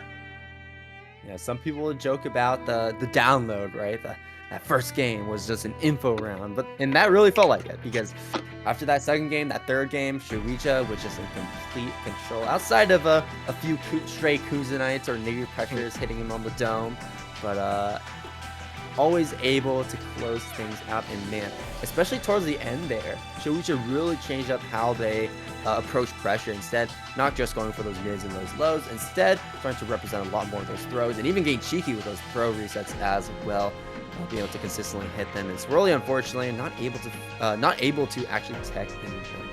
So Showicha, well played, going playing against Killer Kobe. That's your reward. You gotta play against Kobe. Hey, Very difficult. From 9, yeah, I mean, like, oh, you look at it, it's like, oh, it's bang, and then you look at Killer Kobe, you're like, man. But hey, I mean, you took it over SwirlyGlasses. Always that potential to make a big splash, but we'll see that a little later as we're gonna go into the matchup as Fuzzama versus Hyper. It's gonna be our next one in just a moment. Again, we saw Fuzzama lose in a nail biter to Icecool. So it's going to want to get their retribution and a chance to climb back up in the ranks and make that top 4, potential top 3, or take it all the way. But I know Hyper is going to make it competitive. It's going to be really fun. Yeah, this is definitely going to be another fast-paced match like we saw with the AKA versus Hyper set. Even if Hyper chooses to choose Bullet, Hyper is not choosing Bullet. I'm going to say this right now. Hyper is not going to choose Bullet unless they, I don't know, they feel a little masochistic. Bullet cannot work against Fuzzama very well, but Easy Oi is definitely going to be a bit of a pain for Fuzzama for sure. But it all just comes down to whether or not, like we saw last time, whether or not Hyper is able to properly get those stocks built up. And the thing about Fuzzama is that he's a lot more agile, he's a lot more evasive than a character like Tsubaki. So a lot more of those projectiles have potential to be blocked, to miss basically, and not let those stocks build up. And we'll see what adventure we're going to choose here. Is Hyper, yep, not going to play around and take any chances. But it's going to be a tall mountain facing against Fuzzama. So I'm curious to see how this one will play out, because it's going to be really fun. And Hyper, you know, didn't play their main throughout that last match like you mentioned, but still, I think they came off of that pretty hot. They can make something happen here, so we'll see. Waiting for the players to select everything, get ready, warm up those hands, get a drink of water, because we're getting right into things. Man, can you believe it? 32,000 matches. Almost 33,000. I could not imagine. Yeah, no, I couldn't. That's a real Blazblue right there, right? No one's been bluer than them. Yeah, especially with that health bar too. That health bar looking mighty blue as Fuzzama has yet to get hit and continues to lay on the pain and the mix on top of Hyper. Tracking Hyper overhead once again. That OD timer is going to be running out, so that EA will not be an option. But right now Hyper, because we popped OD, has access to all of our install tips. So we can go for those cross-ups in install mode and get a little tricky here. Not if Ooh, nice back dash. Down. Great back dash there. pretty good escape. The angle she leaves at, not too bad. It's gonna be like a hard call out there from Fuzzama to catch that. Okay, finally get a first combo here of the side of Hyper. Spend a couple of stocks, instead goes with the feint and the low. And then getting extra tricky, but even better blocks here from Fuzzama unless. OD as well. You want to really maximize the damage of this combo, but I don't think it's enough. I think we really just want those 5 projectiles to come out and jump it over to the other side. Gets that cross up over Fuzzama. And the high lows coming out really strong. What a good just drain of the burst from Fuzzama. Both players pretty even here, except for Hyper winning the round, but Fuzzama getting another start. Yeah, that was a bit of a committal round start there. I like the idea because Fuzzama, and Fuzzama in particular, has been representing that jump back game quite often. Ooh, that's a huge hit. Got so many stocks up. Stonks moving through, and it's a tough spot for Fuzzama. If they can block correctly, they might be able to counter assault, but they have to block correctly. That ain't Hope and easy. pray. Pray that there's a god that's going to help you from above, because right now Hyper is continuing to keep up this pace here. Gets the super off as well to get the turrets active. The sentries are going to be increasing the damage of this combo and should be enough to kill as Hyper brings Fuzzama down to earth here. Hyper with 1 game over Fuzzama. Honestly, not what I expected for this game to start out with. Hey, you mentioned it. Izuyoi has the potential to just break ankles and just really do some damage when she gets going. Because like Fuzzama, he is when he has his freedom, when he has his ability to move around, it feels like you're in heaven. But once you're either in like blocks to like a character like Izuyoi does, or in that corner, you just feel like you're in hell. So I ain't saying guilty gear, but you got to take your pick. Yeah, and also like when you, I like how you talk about the freedom of movement, because Izuyoi kind of blocks that freedom of movement because we're constantly tossing out the projectiles to control the screen. We're constantly going through this process to control the screen, and because of that, Fuzzama just cannot move around like he would once he normally. Yeah, and already like you mentioned, just chained and caged, trying to just figure a way out, because not even jumping, like just jumping doesn't even work, and now we're gonna just pop it, lock it, and finds the low. Here we go. It's gonna be plenty here. Hyper, another explosive round, far more explosive than the last two. Hyper is on a roll. This momentum is carrying Hyper so far in Fuzzama right now. On the back foot. I did not expect to say this so early on in this set. Oh, what an overdrive though, but recovery low enough that Fuzzama could be like, okay, and then punishes the EA. So we've got 4 stocks on the side of Hyper, but stuck in the corner here is gonna have to guess. Do I TP here? Oh no, just get out! Uh-oh. Vortex, a perfect Vortex on the side of Hyper. Not going to install yet, so we're just going to run down that OD timer first. Use one of those stocks to increase the damage here. Great coverage. Caught the roll forward. Plenty of stocks here too. Hyper just needing like 2 more good hits. Anti-airs. Fuzzama in the air, and a perfect OD timing from Hyper is going to net Hyper a huge punish.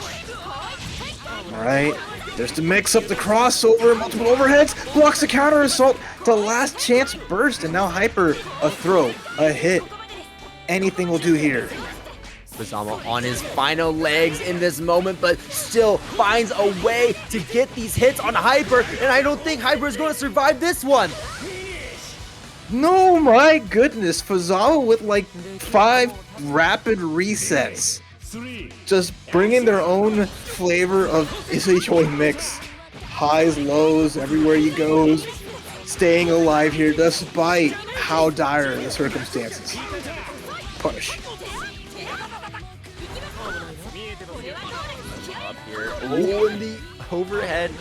That's the first time we've seen that come out from Hyper so far in previous sets.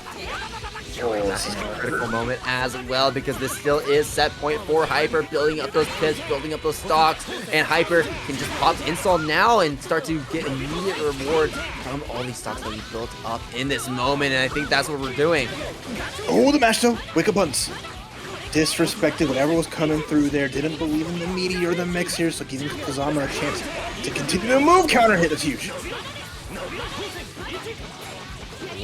100 meter on the side of Hyper. See if we make something work. OD being popped. The lifesteal ring is active. The projectiles out on the screen hitting Fuzzama, but Fuzzama once again with these air throws coming out in the most clutch moments, and Fuzzama clutching that game out, seeing death eye to eye 2 times in a row, but not being phased. We are now sitting at 1-1 Snake Eyes, and this may just give Fuzzama the buff he needs. No, I mean, just couldn't close out. Such a tough spot there from Hyper, who was just on the precipice of a huge win, but just the scrambles. And now, we'll see. Are they shaken, if not stirred? What can Hyper do here to get that balance back as Fuzzama finds an early hit and might be the beginning of the end?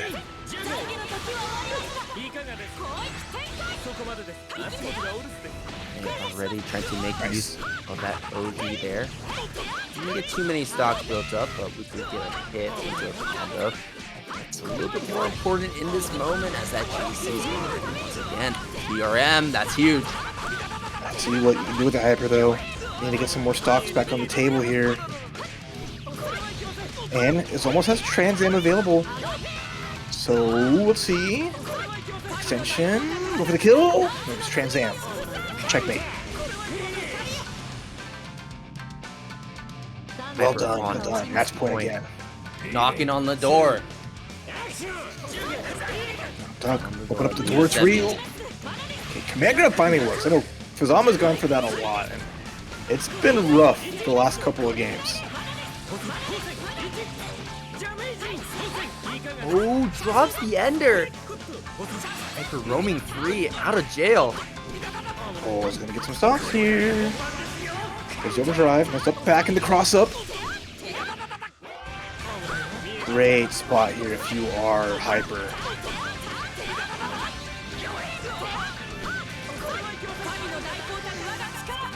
Alright, setting up the Transam yet again. The sentries are active and finds a hit with those projectiles. This is going to be a huge confirm for Hyper as Fuzzama is going to be approaching that red critical health. A nice air throw. I don't know if this is going to kill though.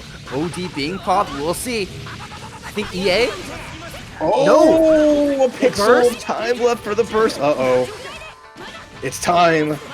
Fuzzama is alive, not going down just yet. 100 meter to their name. So many resources in the stance. Low is going to pop Hyper up. The attention is also going to increase this damage. You also have access to the full screen super. Will this be enough to kill? I think it just might.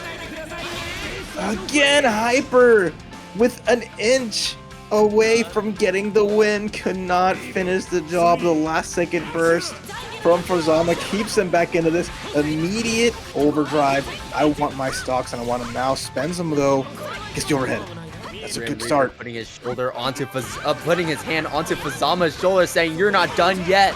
Your job isn't over." But Hyper once again is giving Fuzzama that scare, and with no burst, no OD, no meter, has no access to any reversal option right now as Hyper continues to mount this offense and keep Fuzzama guessing. Great blocks in that moment. Great tech to get out in the chains. Fuzzama is out. He's roaming free. There's so little health. Can he make this work? He goes low. Finally, Hyper blocks the powered up low, but then the ankle drop. Forced to block. Good IBs. And that's a big overdrive, but gets tagged. Counter assault punish. GG's. That's it. 2-1. Hyper eliminates Fuzzama. Able to finally finish the combo they needed to get the kill. And not let Fuzzama continue their tirade, their storm over this bracket. Well done, Hyper. Any breather there. 2-1 Hyper. Wow. What a run it has been. What a set. Okay. Actually, okay, Raph. Okay, what's up? Was that better than the Fuzzama versus Icecool match? No. No? Okay. I'm sorry. No shade to Hyper, because like the story that was written with like the Hyper match was just like Fuzzama committing crimes and being able to like not sneak the wins, but take the wins out of Hyper's hands. Whereas like the Icecool versus Fuzzama was just like that's like the tension was like palatable, right? In my opinion. No, I see, I get you. Maybe, yeah, maybe I might be affected by recency bias, so I'll let it simmer for a little bit. But Fuzzama and Icecool still might be a little bit better. But man, that was close. That was close. I was asking for sets that would beat that set. That certainly gave it a run for its money. No, yeah, absolutely. It was just, you know, Fuzzama was really turning it on the chances they could, and that showcased how well their offense was. But like playing neutral against Izuyoi and then defending against her, it's hard, right?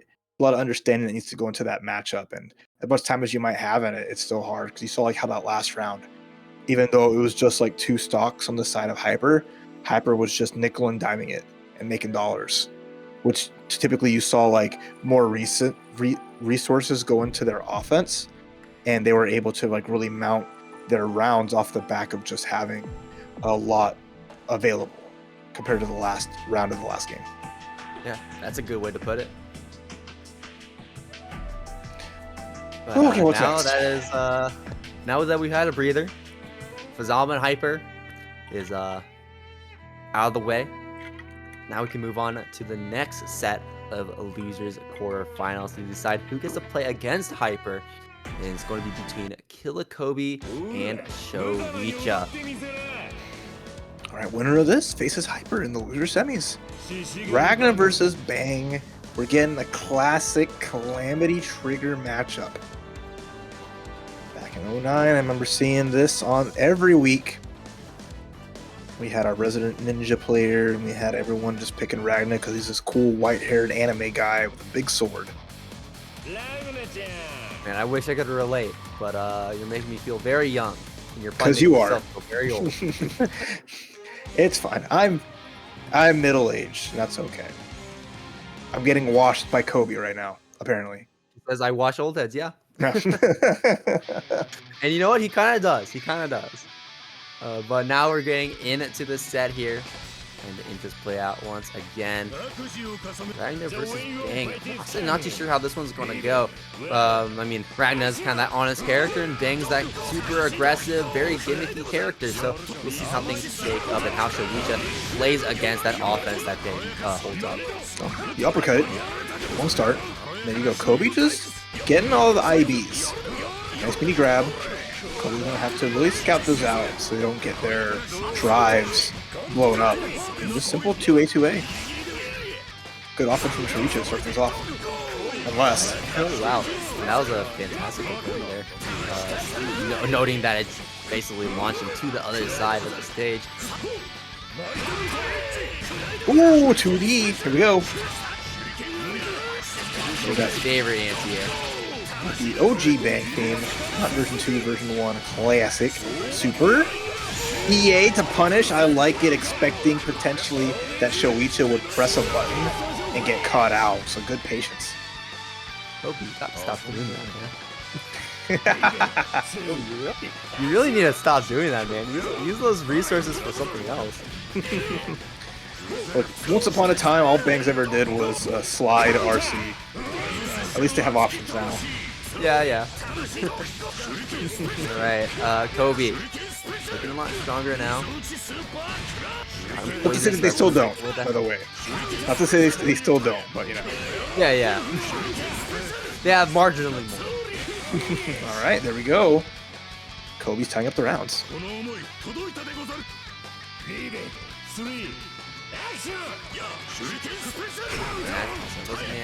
Classic Bang play there.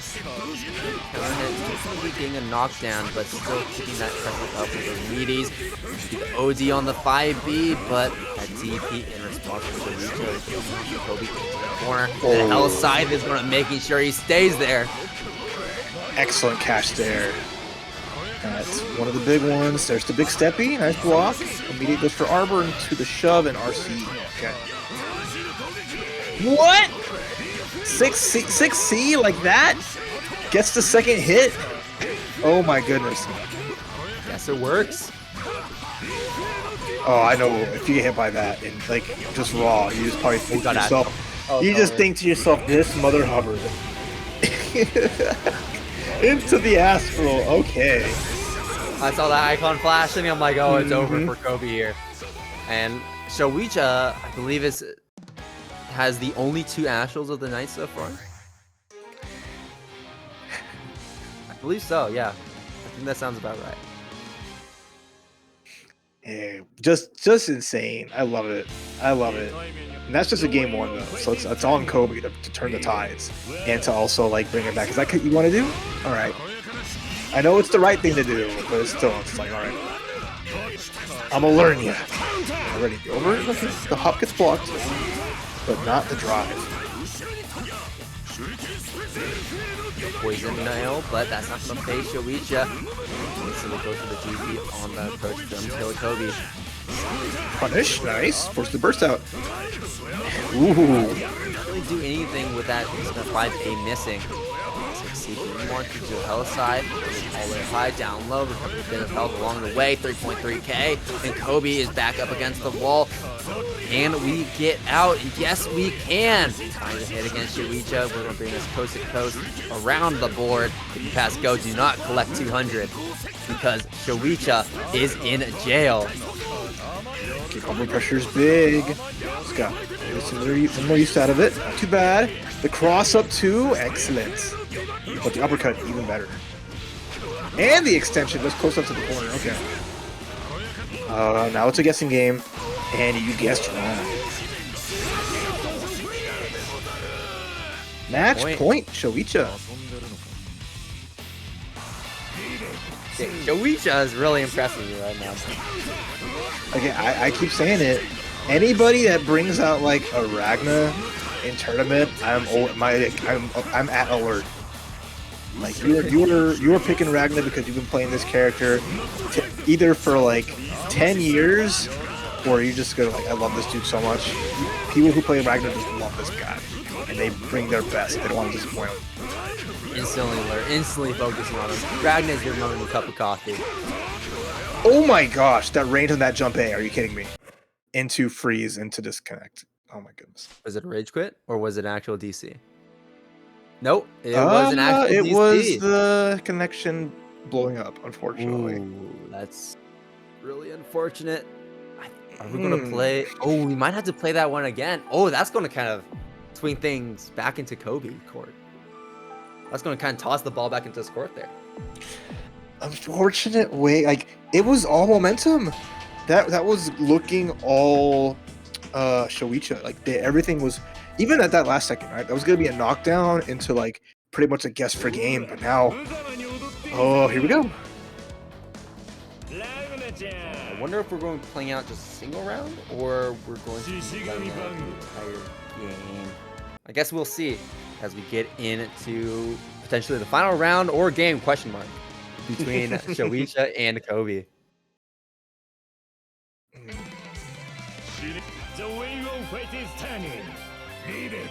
Well, action. I'm holding my breath. Okay, looks like it's just right back at it again. And already Showicha right back at it with a clean hit. To the corner we go. And next hit will probably earn him a burst. Instead it was a tech, nice, or throw, a nice tech there from Kobe. Hey, I was right.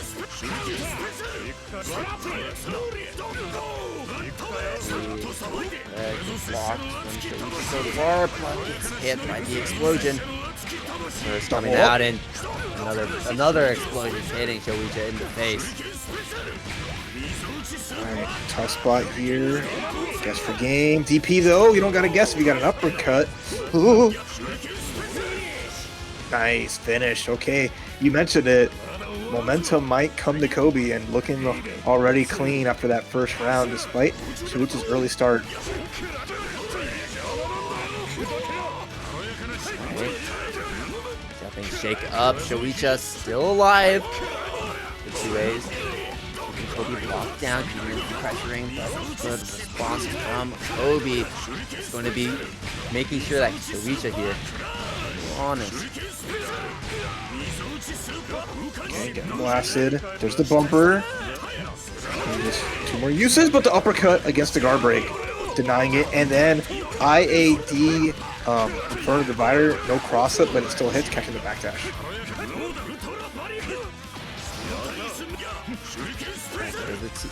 There is the tech coming out from Kobe. Don't let it get thrown that easily. Oh, and that's an unfortunate whip. Showicha not able to punish with that 5e. Too far away. There we go. 2B. Forces a potential last burst out of Showicha. Looks like our last bit of nails. And then classic. You block the gauntlet Hades, you get hit by the RC, but it should be enough here. But Kobe, even without having to use super, ties up things 1-2-1. Yeah, looks like it. And like I said before, really just threw the ball back into Kobe's court. Kobe! Okay, we did it. Okay, we said it once. There you go. Okay, I think Kobe got the game one because Showicha got that DC. That might be it. We're waiting to hear back from our head TO. Yeah. Let's give it a moment on there. Hold. We'll see how this ends up turning out. They just jumped back into it, and we didn't get any confirmation yet. So we'll see how it plays out as we begin to manufacture some drama, make it interesting. Okay, yeah. Looks like our stream runner is shouting out to Chick to see if we can get a ruling on this. So what do you think the ruling should be?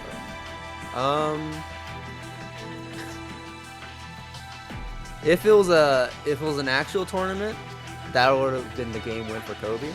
But I know that's not the ending that people in the chat, or I don't even know if the players want to see that ending either.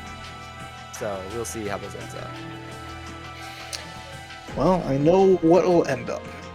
We'll end up with 0 codes in the match arena. If all of y'all in chat right now while we're waiting, !match arena, use up whatever codes we have left to put anything that we have available into the prize pool, and you can also directly donate if you like, because this drama, this fun, this story, it wouldn't be anything without a little bit of a reward for everyone's hard work. So make sure you check that out and help out however you can. Absolutely. !match in the chat. Thank you, Serpent, for doing that. And yeah, go ahead and claim this because we have 21 remaining, 20 now, 19 now. Serpent, Fuzzama for doing all of that. We now have $58.35 in the prize pool, but of course you can always bump that number up if you're feeling a little bit generous. Got another code claim. Thank you to Raph for doing so. I also just did so. I saw it down there. But also big ups to Kiten Books for putting $50 into the prize pool. So that's again one of our favorite sponsors we have out here for Blazblue, Idol Showdown, and many other things. Definitely showing love here and making sure our players get a little something to fight for. Starting to near 60. We're on the precipice of it. Lots of people claiming those codes. I believe there's like 7 people after that call to action. They're very effective. It's very easy when there's like a forced break and everyone's like, they're locked to their screen, like, what's going to happen? It's like, I know what's going to happen. You're all going to click at least 4 times and put a quarter in the machine. My favorite is TNS. Whenever TNS does a call to action, immediately you get like 10 people just at once. Like, wow, that's like the most satisfying thing. Like, my words have power. Like, I can just command you to say something, to do something, and you'll just do it. Yeah, you totally. I mean, that's fighting game chat. Yipes has been telling people to press some buttons for a long time now, and when he says that, that chat is unintelligible for at least a good 5 minutes. Okay, but looks like Chick is finally back. Chick is typing. That is dun dun dun. Yeah. Get that dramatic music. What's the response going to be?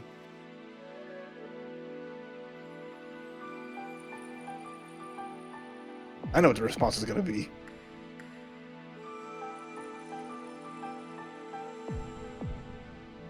That is certainly a response. I don't even know what that means. It just means one thing. Spin! Wait, hold on. We gotta show it to the audience, right? So they can see what it is. Yeah, hold on. Spinning gator.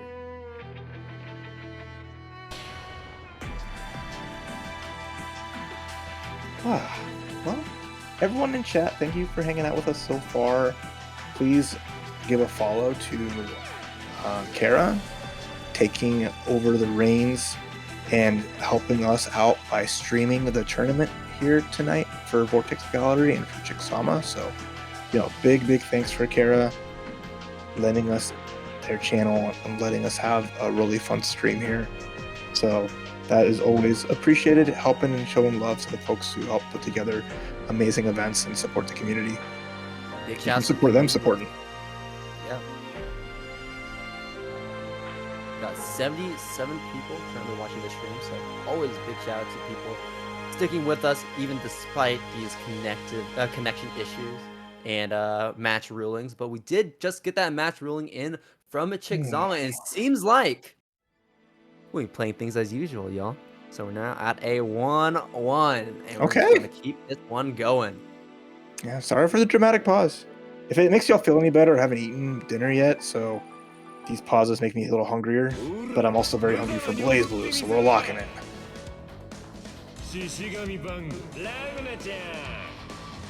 Dragon-chan. Thank you, Fuzzama. Yeah, thanks, Fuzzama. Is that the only person he says that for? Probably is. I'm sure he's got nicknames for a lot of people. That's one thing Arxis always does right, is the swappable announcers for the games and all of them. Like, I'll never get over, like, Exerd, May, and just, like, he's like Elfelt, and she's just like, Elfelt. Ah! Just gives up. Anyway, we're not giving up here. 1-1. Final game of this set. We're sitting at that 1-1 after the DCs, after the connection issues. We're finally back in the swing of things, and that's gonna be a saucy throw counter coming in from Showicha. Kind of forcing a burst from Kobe. Did not want to take that damage, did not want to take that situation in the corner. We block it on the 2D. That cancel, we can't really get too much off it, but we will get something off of this DP, as we will be able to crash offense with this 2P and the Cyber Pressure. Oh, the explosion. Nice cancel to get the hit. Even with the 2As, Showicha would have just had to block it there just to avoid getting blasted. Look how much life they lost because of it. Okay. Showicha. Question whether or not Kobe going to use it. He will not. Very interestingly enough. Alright, well, big uppercut action here. Gets the combo off of the triple nails. It hit in such a way that the last one kept him airborne. Jumps out of the nails. Kills the umbrella. What a violent man. Just because with the JA. And what a hit from Showicha. I'm telling you, no one can. It's unblockable. It's just the world's fastest cross-up. Ooh, baby. The answer. Hold up. I gotta stop talking. That was so smart. That was so smart. Activate OD, be invulnerable, use EA, be even more invulnerable. That way we couldn't get super RC and let Kobe get a chance to keep playing. So good. Also no burst if he decides to try to do that as well. Yeah, great rooting from Showicha in that instance. And right now Showicha is continuing to make these great decisions with that 2P into the DP. And we will be able to react to that with a single DP. Like I said, you can jump it or you can DP it because you have that invincibility. And that is going to force Kobe into the corner and also waste that 50 meters, so you won't have that available for later mix. Oh, up back. Big punish in the 2D. We are gaming out here. Ragna is going full force, and 2A gets a small hit. Tough spot here is Kobe has one last chance burst. Overdrive. Oh, command grab. RC forced to burst out. He's going to use the bumper all the way up high. We try to go for a throw, but a whiff. I don't think we need a punish on this one though. DP, no. Jump. Neutral jump. Interesting. Patient, waiting for Showicha to hang himself. What's he going to do right now? 2D. Blocking it. Cross up, I like it. Counter hit too. Easy bake confirm. And now double Luigi one more time. Final game, final round, all the way down to the wire, and Kobe getting an air-to-air, crossing up Showicha, getting a combo. That's going to be a great deal of damage to Showicha, taking down that life, but Showicha does have an opportunity to recover that health because Ragna's innate quirk here. It's going to be recovering a little bit. It's not going to be game-changing amount, but it could be just enough to where he stays alive. And caught the forward. Near that end of his lifespan here. Okay, no defensive drives. There's the slide RC, my beloved. We see you when we need you most. As Kobe activates her overdrive and is ready to go to town. Collect the check, big damage here. All of our seals. This is going to be 4K easy, but will it be enough to kill? Not if we use the burst at the very last moment here. Maybe.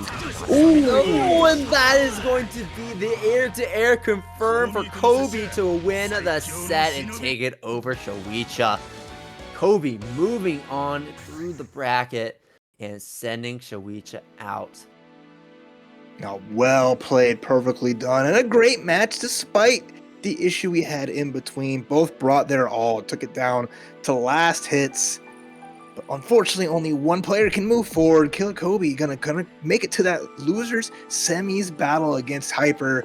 But give it up for Showicha, just putting it all out there and showcasing some world-class Ragna. Yeah, Showicha really impressed me. And man, I just want to see more Ragna. That character is so fun to watch. They call him honest, they call him basic, but man, is he always a blast to watch and probably to play as well, considering that Showicha has played like what, 17K matches? I forget exactly what that number was on there. A lot of matches. Well, this is the fun part, right?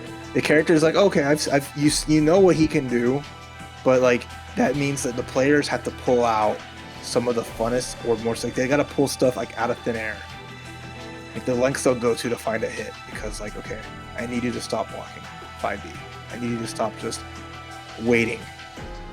It's fun.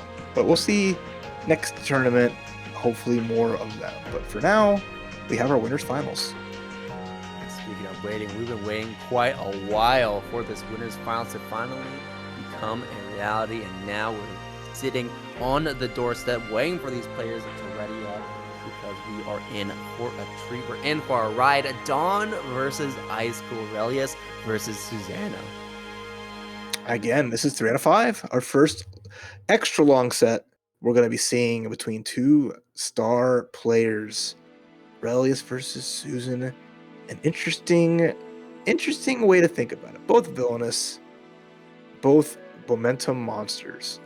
But we can see how this will move forward as both players are going to bring their all here tonight at Vortex Gallery.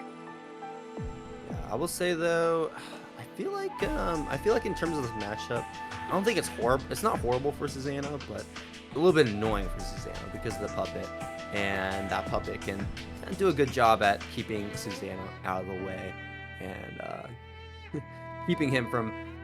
keeping him a little bit honest on those block chains, right? Keeping him from mashing as effectively as he would against other characters in the cast. But it seems like Icecool is not present at the moment. One of these players are not present at the moment because they're both in the lobby. They're both being passed the torch, but none of them are accepting it just yet. I'm doing the Sonic the Hedgehog toe tap right now, looking at the screen. I'm waiting. Okay, that's actually me aging myself. All right, I don't think you won't know it. See, that's the thing, because you're just a bab. It's fine. I might know. I might recognize it if I watched it again, but I was never really a big Sonic fan. So to each their own, right? Yeah. I played Sonic Advance 3 as my first Sonic game. Okay. My first was Sonic 1, so obviously, again, I'm old, but that's fine. They're all great games, and I recommend some of them to everybody. But that's not here nor there. Although, granted, both these characters have spin dashes, so this is as Sonic the Hedgehog as we're gonna get. That's true. Actually, yeah, you're right. Actually, the doll does have a spin dash, doesn't it? Mm-hmm. And also, Susanna has a spin. This is the perfect Sonic coded battle. I just need one of them in blue, and then I'm ready to go. Imagine if Susanoo's spin could track. Let's not think about He does that. let's not give Susan a homing attack, okay? Alright, the Wheel of Fate is turning. This is Winners Finals game number 1, and immediately Icecool is being aggressive. That instant air dash into button gets counter hit the ShinyFlygon. Alright, activate the OD, just wants to get all the Ignis gauge back just to keep this pressure going. Again, characters like him, Uzuyoi, they love just spending that overdrive and combos and neutral just to keep their monstrosity moving. Gets a small blockable, nothing huge off there. Oh, we're going to be getting a huge reward after this confirmed. I think we're building up enough here for the kill though. So one more interaction afterwards is going to be doing Icecool in, and like you said, this unblockable is proving to be this constant looming threat here in the corner, and is going to actually be gaining that round win as a result of that perfect setup. Ooh, avoids the 2C. What a hang time. NBA just denying an anti-air. That was so cool. But whiffs the throw, the handshake denied. Right now, Icecool going crazy. Solid overhead. Ooh, it's on the escape. Yeah, gets the reset, but the jump A up to the air, IB in the air, kind of nice. So this is with a turnaround point potentially. Oh, what a DP, nice. Oh, that could have been an unfortunate whiff there, but Thun wasn't quite ready to fully capitalize off of it, though. That does lead to a scramble situation, and now we're fighting for the advantage in neutral. Oh, I love that momentum shift. Unsummoning and then summoning the super. That's all of the Ignis gauge gone, but this damage can be huge. No, instead, so smart. Recalls her, gets all that meter back, and is still in it. Jump out. Yet again, it tries to air. Icecool on the escape, but just a little too spaced out. And that costs a lot. That's the burst gone. Yeah. No overdrive either, so Don has to play this perfect. That would have caught Tsubaki, not Susanoo, though.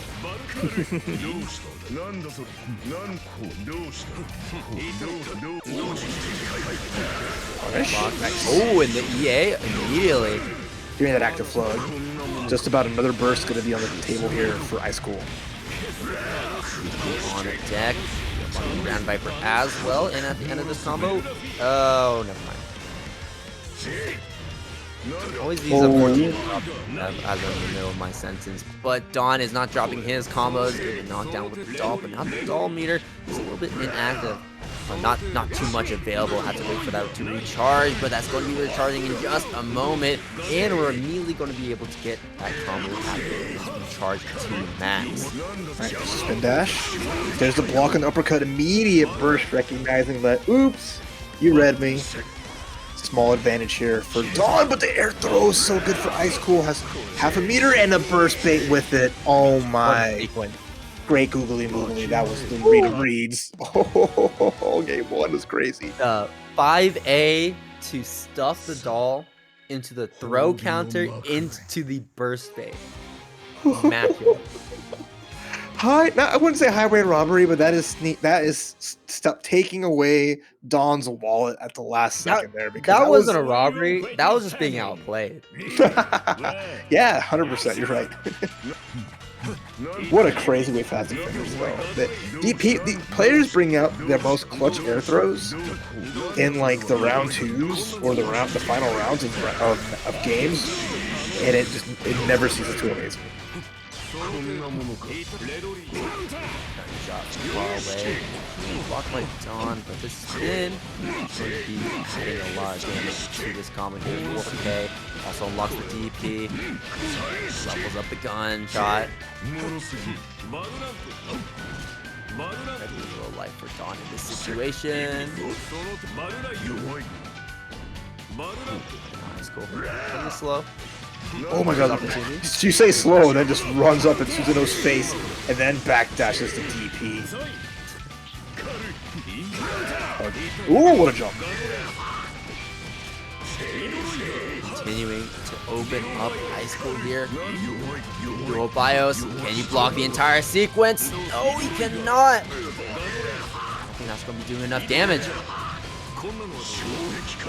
Oh, and there's a burst out here. Interesting.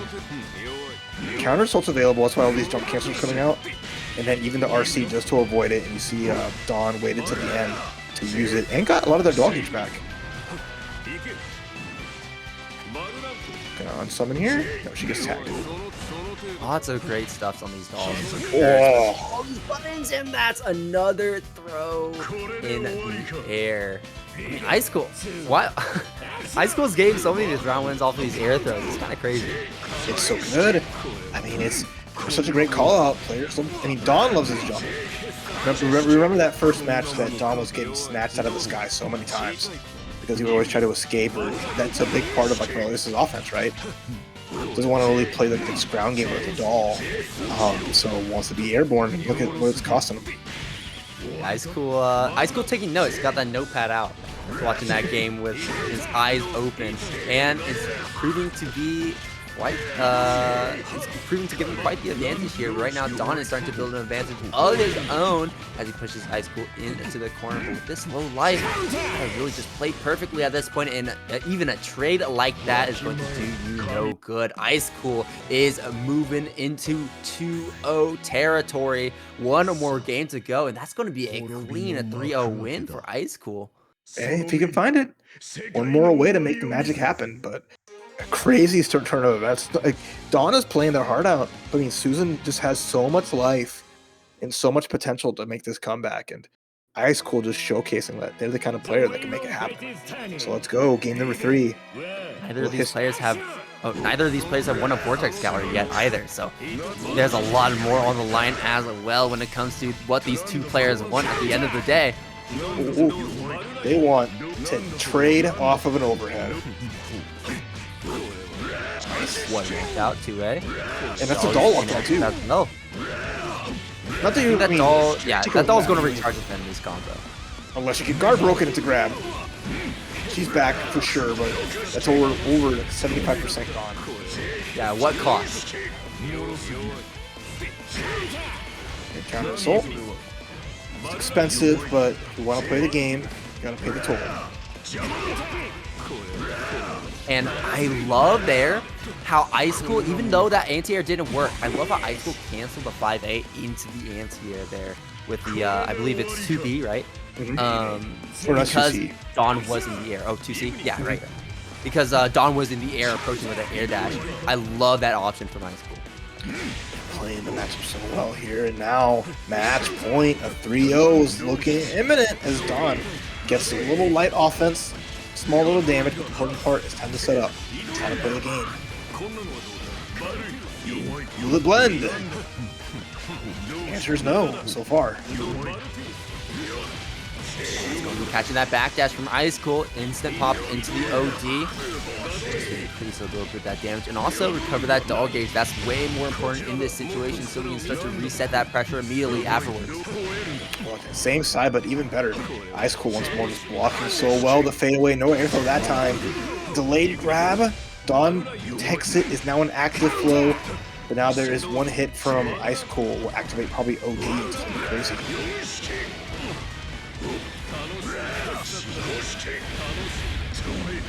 Look at that damage mounted up here. A nice block on the 60 overhead.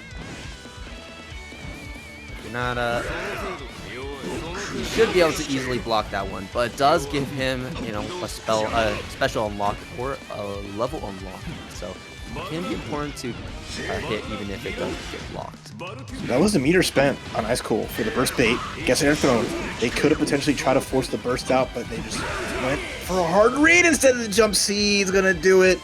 The flying kick sends the one and only Icecool to grand finals winner's side off a 3-0, taking it over Dawn, who will get sent to loser's bracket and awaits in loser's finals. Man, he's cool. Man, he is cool. Cool as ice and sitting up there comfortably chilling in his seat, waiting for the commoners down below in the blue side of the bracket to fight their way up to him and challenge him. And hopefully, maybe we'll see a reset later down the line. Or, you know, this bracket has been going on for a while. We'll see another quick sweep from Icecool. You never really know. Never really know. We've seen lots of upsets, lots of almost upsets. Like Showicha almost upset Kobe in that situation. And Hyper upset Fuzzama already. So we're going to be seeing Hyper versus Killer Kobe. Can Hyper keep that hype train going and defeat the Bang, the person that washes old heads, the self-proclaimed the best Bang in the world? Or will Kobe take this Izayoi down? We'll see. I know that we're down to our final 3 matches of the night, and we're down to our last first to 2. So we're going to see one more short one potentially, and then we're going to lead into our final series of games here, as Hyper is going to have to dig deep and bring out their best here. As Kobe versus Hyper is going to be a barn stormer. And by best, we mean Bullet, right? Absolutely. I mean, the bull was cooking. The Bull was kind of cooking. He cooked a little bit, yeah. That's true. That's true. You know, maybe Kobe doesn't have the experience against Bullet. You never know. Alright, here we go. Yeah, no, we lock into the Izayoi. Want to bring our best against one of North America's best. As Kobe's just trying to get back up into the pedestal, wants to get that top 3, wants to get that first place.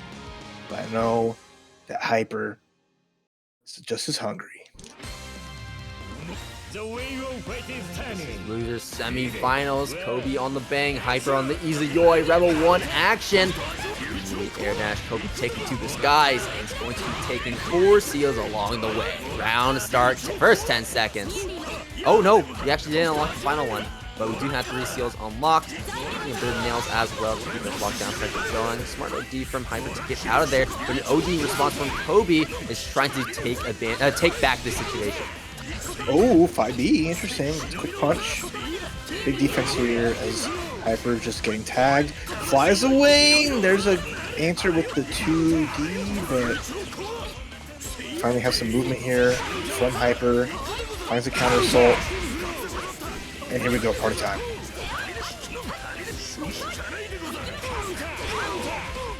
Ooh, try to press. No good. There is startup on some of these drive moves from Bangs. If I'm not mistaken. Trans Am. Activate back here. What are you gonna do? We're gonna do super, or we're gonna see. Oh no, just getting caught. Ugh. I kind of like that cross up too, because that will kind of like flip those controls from Kobe as well if he tries to dash out of that situation. But right now, Hyper can't get out of this situation as Kobe pops the super. I think this will Don't be put your enough. controller down, Kobe. Okay. Yep, there we go. Don't put that controller down. Don't throw it down. Don't let those triggers get hit. Okay, I was waiting to see if you were paying attention. So you passed. I know that Kobe's heard that too many times. I'm sorry. He's never going to live that down. At least once on commentary it has to happen. I'm sorry.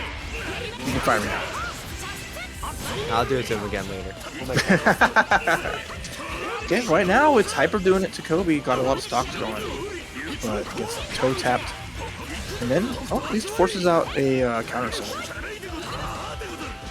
And nice punish. Big good from Kobe coming in. Oh, lots of great awareness. Punishes and like this. With the burst. Has back to the space, gonna Trans Am at full screen just to get that activation going. Wants to have some force power and horsepower to try to move in, but nice anticipation is the air-to-air from Kobe. Gone. Oh, we don't have a DP in the air, and this is what Kobe has been looking for this entire time. No DP, no OD, nothing you can do. Yeah, tough spot. I love the backdash too, just saying, I know you want to jump. This character wants to be in the air. Make her pay. 1 game away for Kobe to make top 3. Yeah, you really gotta wonder how that's really just going to shake up this matchup, the existence of that super alone. Ooh, the feint! Okay. Why did she get a feint? I don't know, but hey. More power Why to not? her. And because we don't have all the seals, we don't get the longer activation of the burst or overdrive. It's a very easy way of just escaping from that situation, get a bunch of seals. Oh, nice combo. Okay.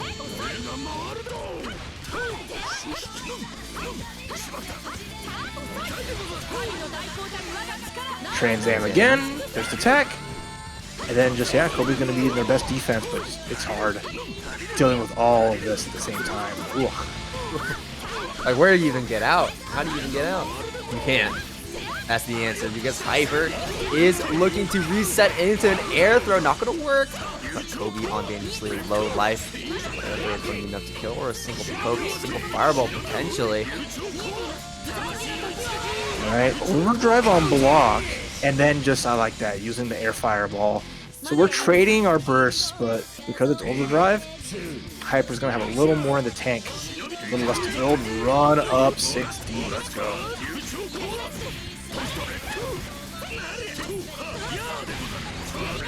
Block the overhead. It's going to be a great confirm for Kobe.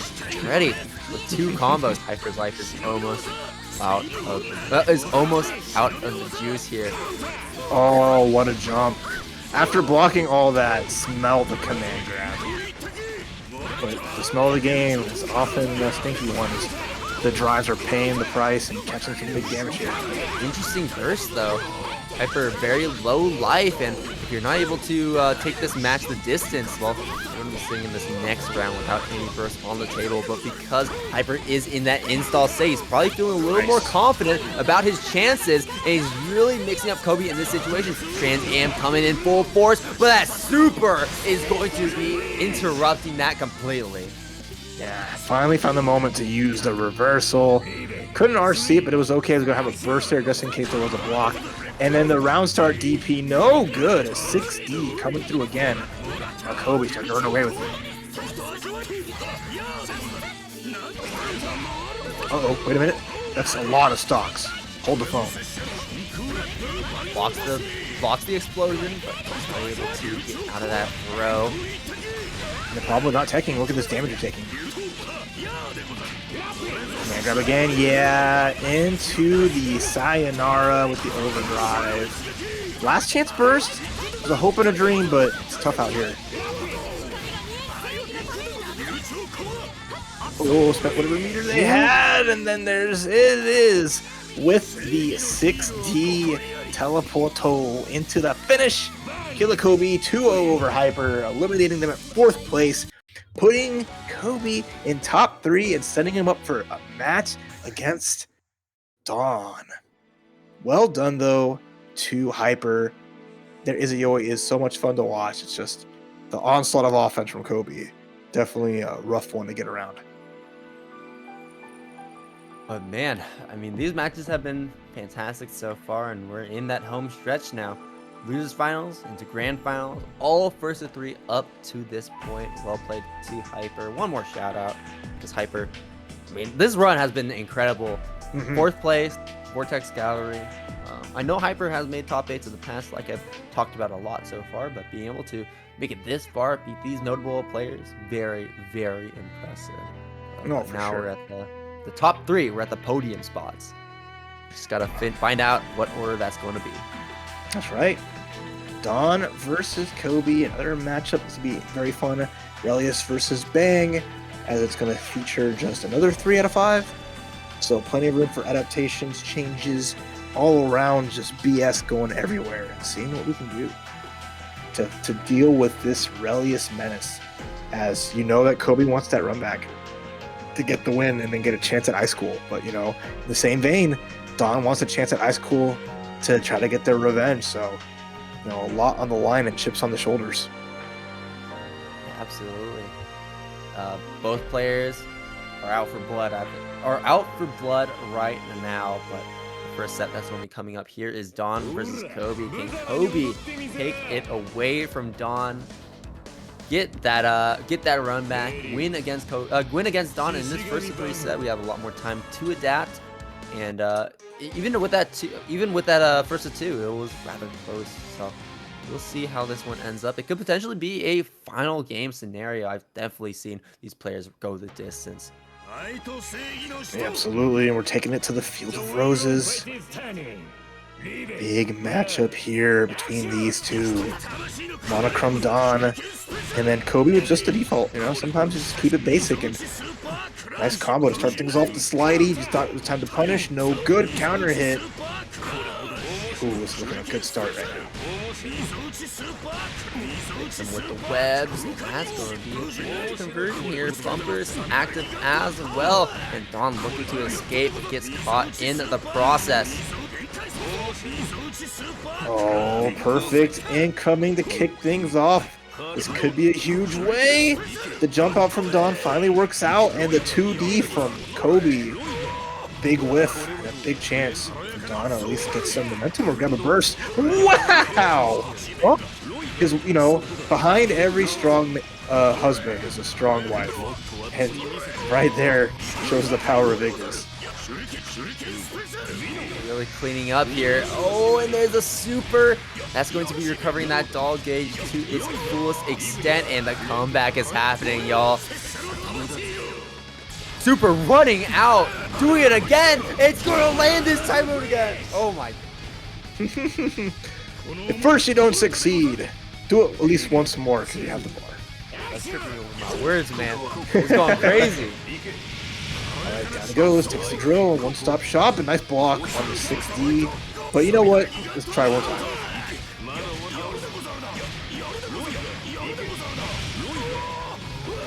On.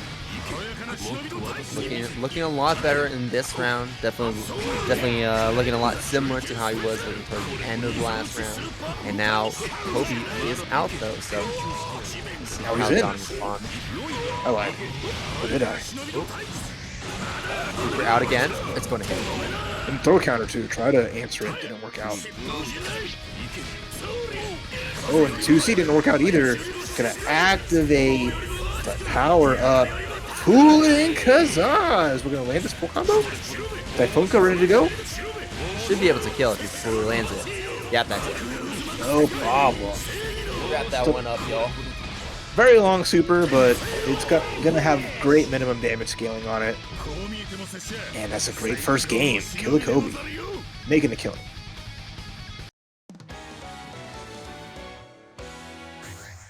Okay, that's first game of the set. Potentially of many more. Both of those rounds, Kobe was very, very close to losing. So. Oh, for sure. And that's what, I mean, that's the start of the warm up there. As you know, Kobe came back from his win and is warmed up pretty well, but now Dawn back at full force. Nice, avoids the command grab, gets a full counter hit. Kobe just always gonna go for that command grab. Gets some good points, really confident in it. Kobe gets tagged.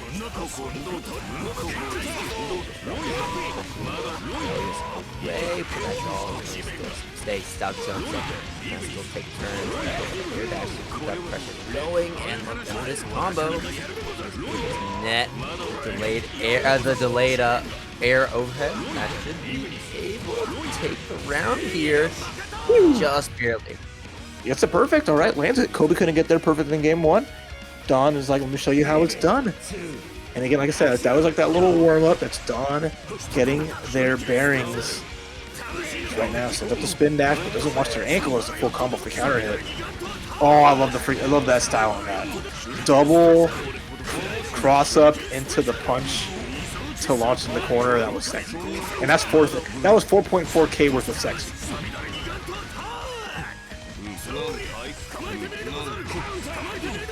Guard break. And using the bumper to extend the combo off that, I love that. That bumper is to MVP. Yeah, you know what the bang rule is, right? If there's a bumper next to him, he will use it. The 3 jump T's. He said hold these jump T's. He just like, okay, you blocked it. Okay, you blocked it. And then he tried to challenge. Oh my gosh. Kobe is a menace. But Dawn's offense right here, though, looking pretty good. Well, I guess it would have if it actually hit anything. That doll has to recover. Alright, bumper active yet again. Use that. Oh, I love this. OD as well to keep the damage. Let's go for a super, but instead we're going to set up the umbrella, and we're trying to jump out. No! Kobe tried! A for effort. I absolutely respect it. You saw Kobe pumping. Tried to get it in time, but just could not get the Astro to activate sooner, and that's why it whiffed. Really, really, like, I mean, A for effort. That's again, it's optimal. It would have worked. It's just unfortunate circumstances. Oh man, that's funny. Still, Showicha has that has the monopoly on all the Astros so far.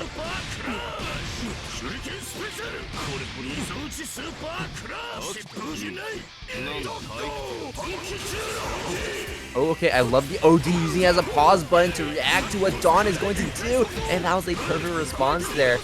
Dashing out, using the drive using the drive for the guard point, and then punishing Dawn here. Perfect to place Kobe onto set point. This might be a speed run. I'm not gonna lie. I was talking about this one going the distance. This might just be a 3-0 for Kobe. I mean, Kobe's activated their almonds, and they're just, well, they're getting beat up a little bit here, but it's okay because they got a lot of gas in the tank thanks to how the character, and even on the corner has options right now. Nice combo from Dawn. Great damage here into the setup. Done a good job of punishing the drives, especially by using the doll.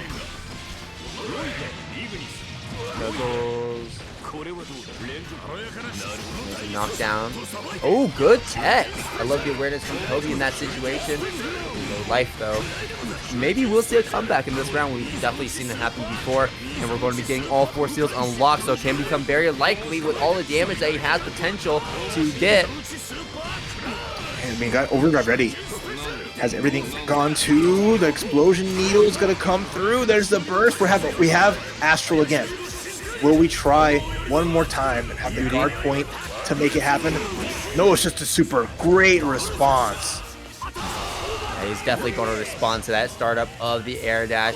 Dawn have basically locked into that option, and that gives Kobe the win here as he moves on into grand finals 3-0, denying Dawn most of those rounds in that set as Kobe moves on. I mean, what a statement there. I mean, that was losing clean. to Dawn 2-1, winner semis, and then immediately clapping back, loses finals, locked in 3-0. No, that was just super clean, like all the ways around. Yeah, Dawn was getting their hits in, getting their licks, starting their corner pressure and looking good in some spots, but the pressure and the offense from Kobe just coming out so well. I mean, like that last situation looks so good. Like, let me overdrive at this point. Oh, you're air dashing at me. Sick. And that the damage from the overdrive version of the reversal super just was so much. And I've always like in the past that was like a no damage super because it was like a reversal. It was fast, but it didn't do much. But like that situation, managing to make it like no, that okay, we got it. It's too good. Third place for Dawn. Valiant effort, but bronze is going to be their reward tonight. And they'll also get a reward in the prize pool for the Matcherino, which we still have 14 codes. Yeah, 13% So, going to third place here. so if y'all want to show them more love, there's still 14 codes to use. Exclamation point Matcherino. If we hit 0 codes, I'll give y'all a hug through the internet, and it'll make the players a little happy. So appreciate y'all just checking that out before we get into our grand finals. Yeah, we can definitely hit 60. So go ahead, exclamation point Matcherino, and get that going. But speaking of getting things going, let's get this grand finals going. Waiting for Icecool to enter the room. This is going to be a classic set here. Both these players are actually locals with each other, so they play with each other all the time. And of course, that means that we're not starting from our layer 1s. We're starting from our layer 3s and beyond. And I'm excited to see how this one plays out. Honestly, I forget the track record between these two players, but either way, I'm excited for how this turns out. Of course, Icecool on winner side of grand finals, meaning that Kobe has to win 2 sets in a row, 2 first to 3 sets in a row, if he wants to take this whole thing. See what they can do here is we're going to start that match. But thank you again to Vortex Gallery featuring North American BlazBlue Central Fiction. But there's still plenty of awesome tournaments to go, but we're going to start wrapping up tonight's BlazBlue event. Icecool Susan, Killakobe Bang Shishigami Grand Finals. Let's turn that wheel of fate.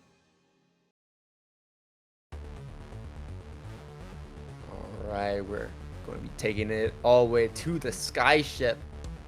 Travel broadens the mind, he says.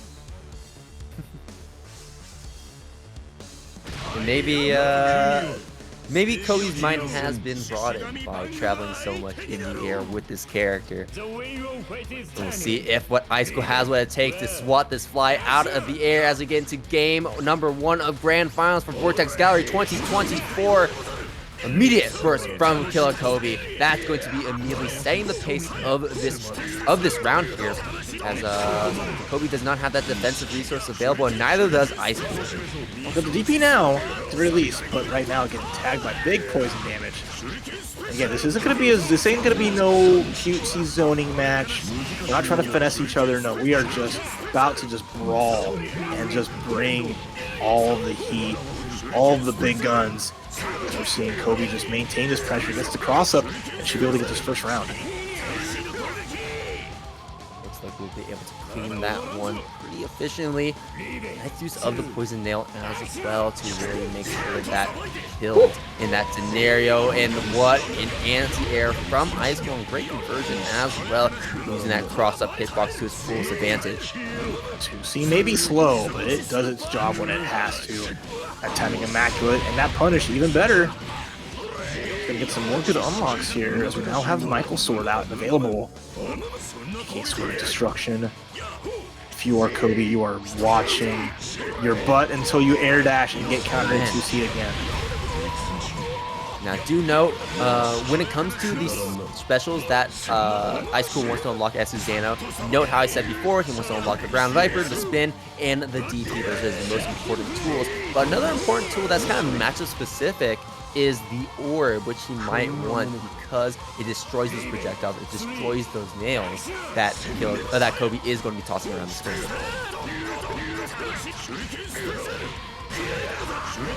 Right, here we go. Gets Explosion, has the poison on, not a bad spot. But yeah, didn't commit to any attack. Overdrive doesn't amount to much. And a great start for Kobe here. No DP, no burst. Icecool has to make a crazy read to get out of this.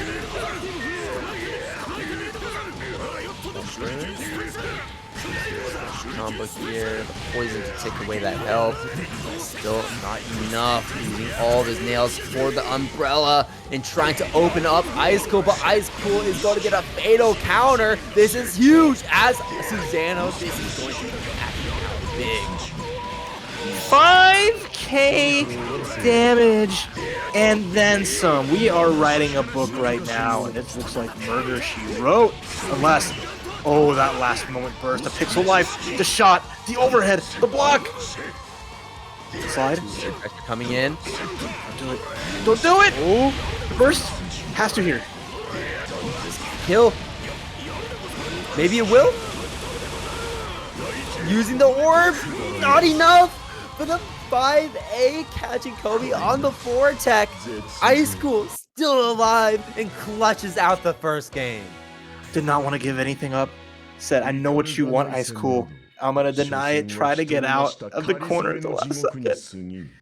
Oh my god, what a comeback. What a comeback, Salty. Expecting Kobe to go for like a dry move or something to like guard point through all of those 2As, but never came. And Icecool able to close that one out. Oh my god, that was just game number 1, Icecool. Ooh, again, the Master keeping their cool.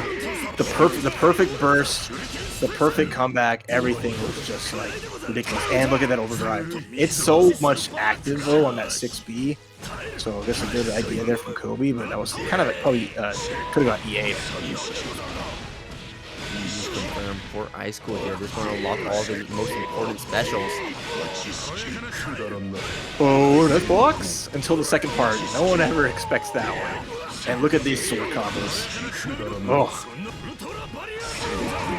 incredibly flashy, and the Michael sword at the end to frame trap Kobe with that counter hit. Icecool is going to be taking another round here. Oh, it's all fun and games until Michael's sword. Oh my goodness. I love that Icecool can work with all the tools he has at his disposal and use them so effectively. There's a guard point though, same goes for Kobe, with the jump out from the command grab. Just out of range, 5D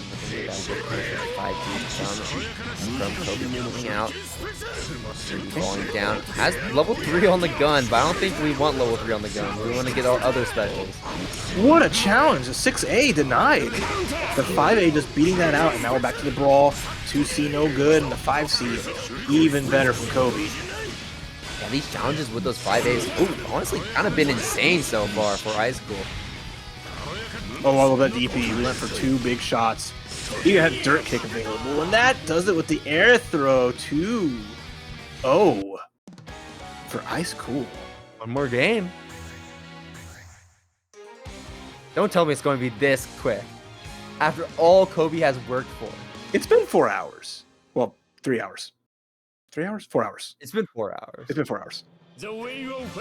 We've been strapped to our chairs for a while, and so has everyone in the audience, but still, shout out to all the people still in the chat watching this fantastic grand finals that we have so far.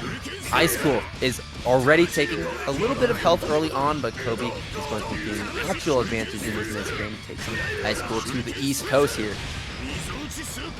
Roger coming through with the bumper 2, but oh my god, wake up 2A.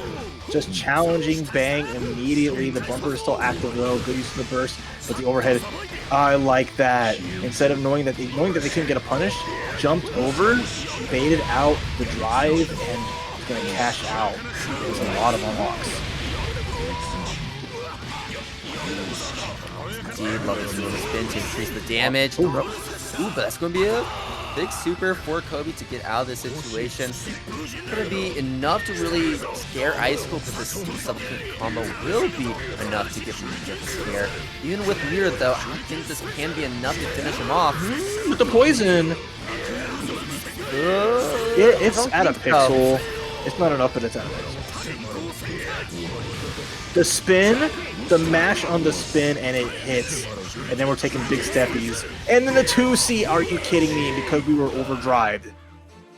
Oh my god. He is getting this bug out of the air. Icecool. Tournament point. Kobe trying to mix the inputs instead just gets blocked. Has to block the spinneroonie. And Icecool making mountains out of molehills. Insane. Good pickup. Another great pickup. We're not finishing our food here. Knock, knock. The DP, the one spell we have unlocked, and it works out. Throwing a low, a mid, a high end, the whole kitchen sink on the side of Kobe. But every single time Kobe leaves a single gap here, Icecool is immediately punishing him for doing so, whether it's with the 5As, whether it's with the DPs. And Kobe can't seem to get any real offense against Icecool in a lot of these situations. Blocks the super and uses the RT to cancel. Icecool trying to get a punish, is going to get punished by himself. Is going to get punished in return. Now this is pod racing. Oh, 5A stuffs out the overdrive. Kobe with a chance, with a dream, with some hope. Can the manly man, Mr. Bang, get a game on the board and turn the tides? There's the overdrive. Try to 2C as preemptive measures and gets a hit anyway. It's going to be really good for getting our unlocks. But you're adding up and Kobe losing all this life. I realize that Icecool is not afraid to press buttons when he's in that OD state, because that movement in OD state is counter hit state. So Icecool is trying to take advantage of getting as much damage as possible against Bang. And right now Kobe is at that 50% life threshold, but Icecool needs to get out of this corner first. And Kobe is not giving him an easy time here. All 4 seals unlocked, but 6 nails remaining. So we are a bit limited in what options we have available. Nice use of the bumper to get the crossover. There's a burst here available for Icecool. Gonna have to use it, recognizing that Phone could be dangerous. There's a super. If Kobe scouting it out, could be huge. One touch is all it's gonna need, and there it is, 6B. Kobe on the board. Tournament point in Icecool's grasp. But Bang Shigami, the Master Thief, Master Ninja, holds on a little longer. Icecool really had to rely on his interactions in that final moment. No meter for a counter assault, no meter for DPRC. Just had to believe in blocking it all, was not able to do so. Kobe has a game on the board, but still Icecool just needs to win one more game. That was a smart OD on that explosion, but another smart OD from Kobe in response to that attempted punish. Kobe is looking really sharp here. Mr. Meaty, and then try to go for the 2D, but at least have to throw. And found a hit after the nail. Here we go.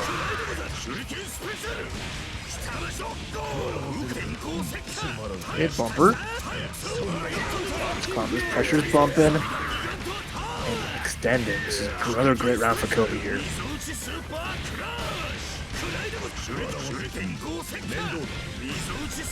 Oh, yeah, no, you're completely right here. Kobe, another round on the board.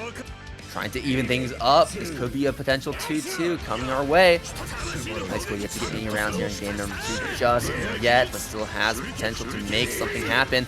Tossing out those nails, controlling this airspace, but Icecool going right over them. Tossing out that orb, but a fantastic explosion from Bang will be taking that over.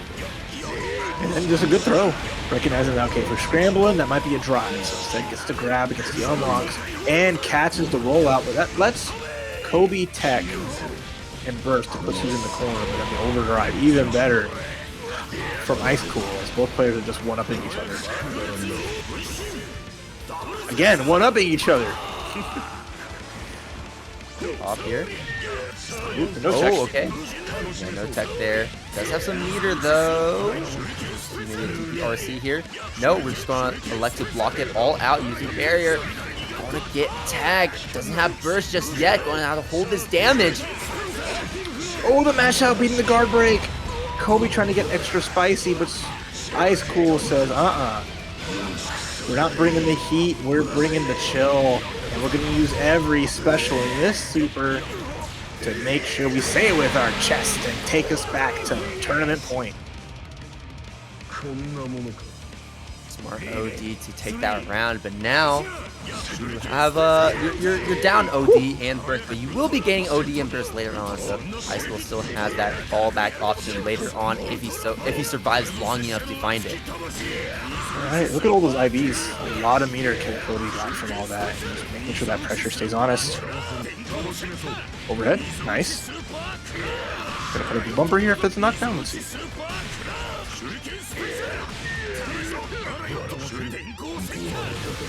Doesn't look like it. Oh! Trade to a mash out. I want my spells, I want my unlocks, and I want them now. And got the gunshot. Knock, knock.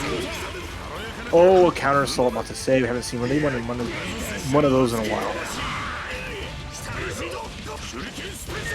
Air. Looks like we're going to be getting that burst back very soon here. Just need to hold on a little bit longer. Umbrella is active but gets thrown, and that's going to be unburstable damage that Icecool has to hold. As now Icecool has to hold the fact that Kobe is making a comeback here. We are now sitting at a 2-2 score here in Grand Finals. We are just looking extra good, and we're never saying never, right? 3-0 on Kobe? No. Put some respect in the killer's name. We're seeing an early overdrive into the cross-up counter hit. And Kobe now off to the races. Ain't got nothing to worry about. There's no ways to unlock unless you get hit. There's who knows in the corner, but Icecool again finds a way. Oh, that's an unfortunate whiff. Really, really big whiff. Ooh. He's got the triple nails, and whiff punishes the 2D.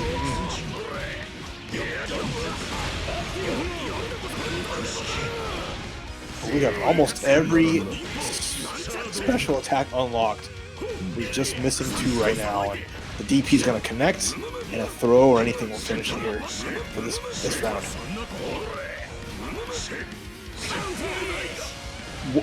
Sure, jump A, you can cross up. Why not? Go for it. You earned it. very, very niche situation there, but it ended up working out in Icecool's favor as we're now sitting at the tournament point in the first time in forever. But once again, Kobe has shown he's not going down without a fight, and this is going to be quite the fight here as he throws Icecool into the corner, forces the OD out of him, he finds a counter hit in response. Tough little situation, but we don't have a good spell to unlock on. Now it's going to be another electric ball, so Kobe's just going to be able to get some big hits. Try to set up one touch to make this count, and finds the 6B.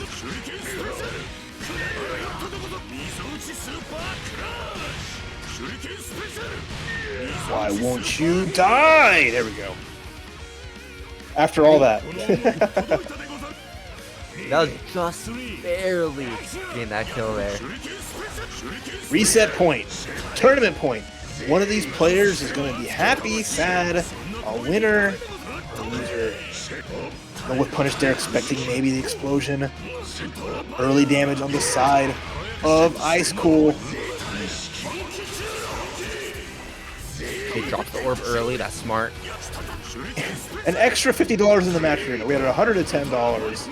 Nisamono, the clutch, the drop, making the stakes even higher.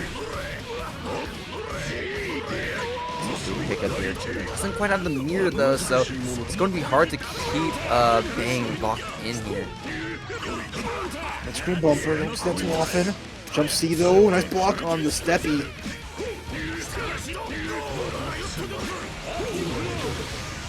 Another OD raid once again.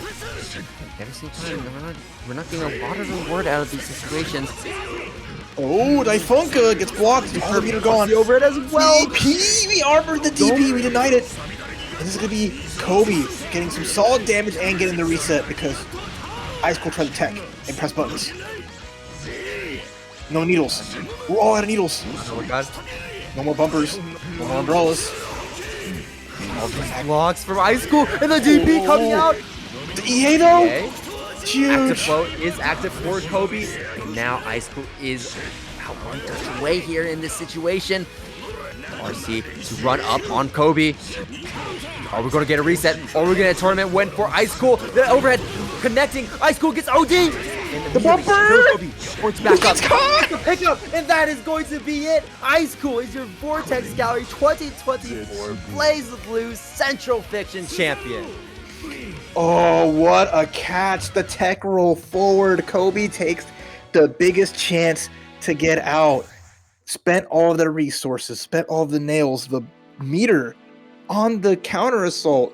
Just wanted some room and wanted to breathe for a second, but Icecool said no. And now a champion is crowned. Well done. What a set. What a tournament tonight. Thank you all for sitting with us for 4.5 hours at this point. And now that the tournament is over, go ahead and hit that match. Go ahead and hit that match arena. Exclamation point match arena in the chat. Big shouts to Nisamono once again for that $50 donation to bring us to $110. I know we still have some codes remaining, so go ahead and claim those last 10 codes if you can. And if you want to go ahead and contribute to that pot, you know who exactly that money is going to. So go ahead and do that right now. And also, if you want to support any of the other games that Vortex Gallery Online is hosting, go ahead and follow that link, matcherino.com/geekyon24. Plenty more tournaments to check out with Vortex Gallery. One more week of festivities, so make sure you follow along, have some fun, enter the tournaments, and keep showing the support. And then, of course, thank you to Chitin Books for the $50 bonus to the match arena, as well as supporting Blazblue, as well as Idol Showdown. Thanks to them. And with that, we are winded down, and we're going to end it for the night. Don't want to keep y'all too long, so make it short and sweet. Any final thoughts, Salty, before we sign off? I got nothing. All right, y'all. Keep playing Blazblue. Keep the Blazblue dreams alive. Have fun. Mash some buttons. And take care of yourselves, all right? From us here at Vortex Gallery, thank you to everyone watching, our streamers, TOs, bracket runners, anyone helping out. Community comes together at great times to keep it going. For myself and Salty, y'all have a great night. Until next time. See ya. Have a good one, y'all.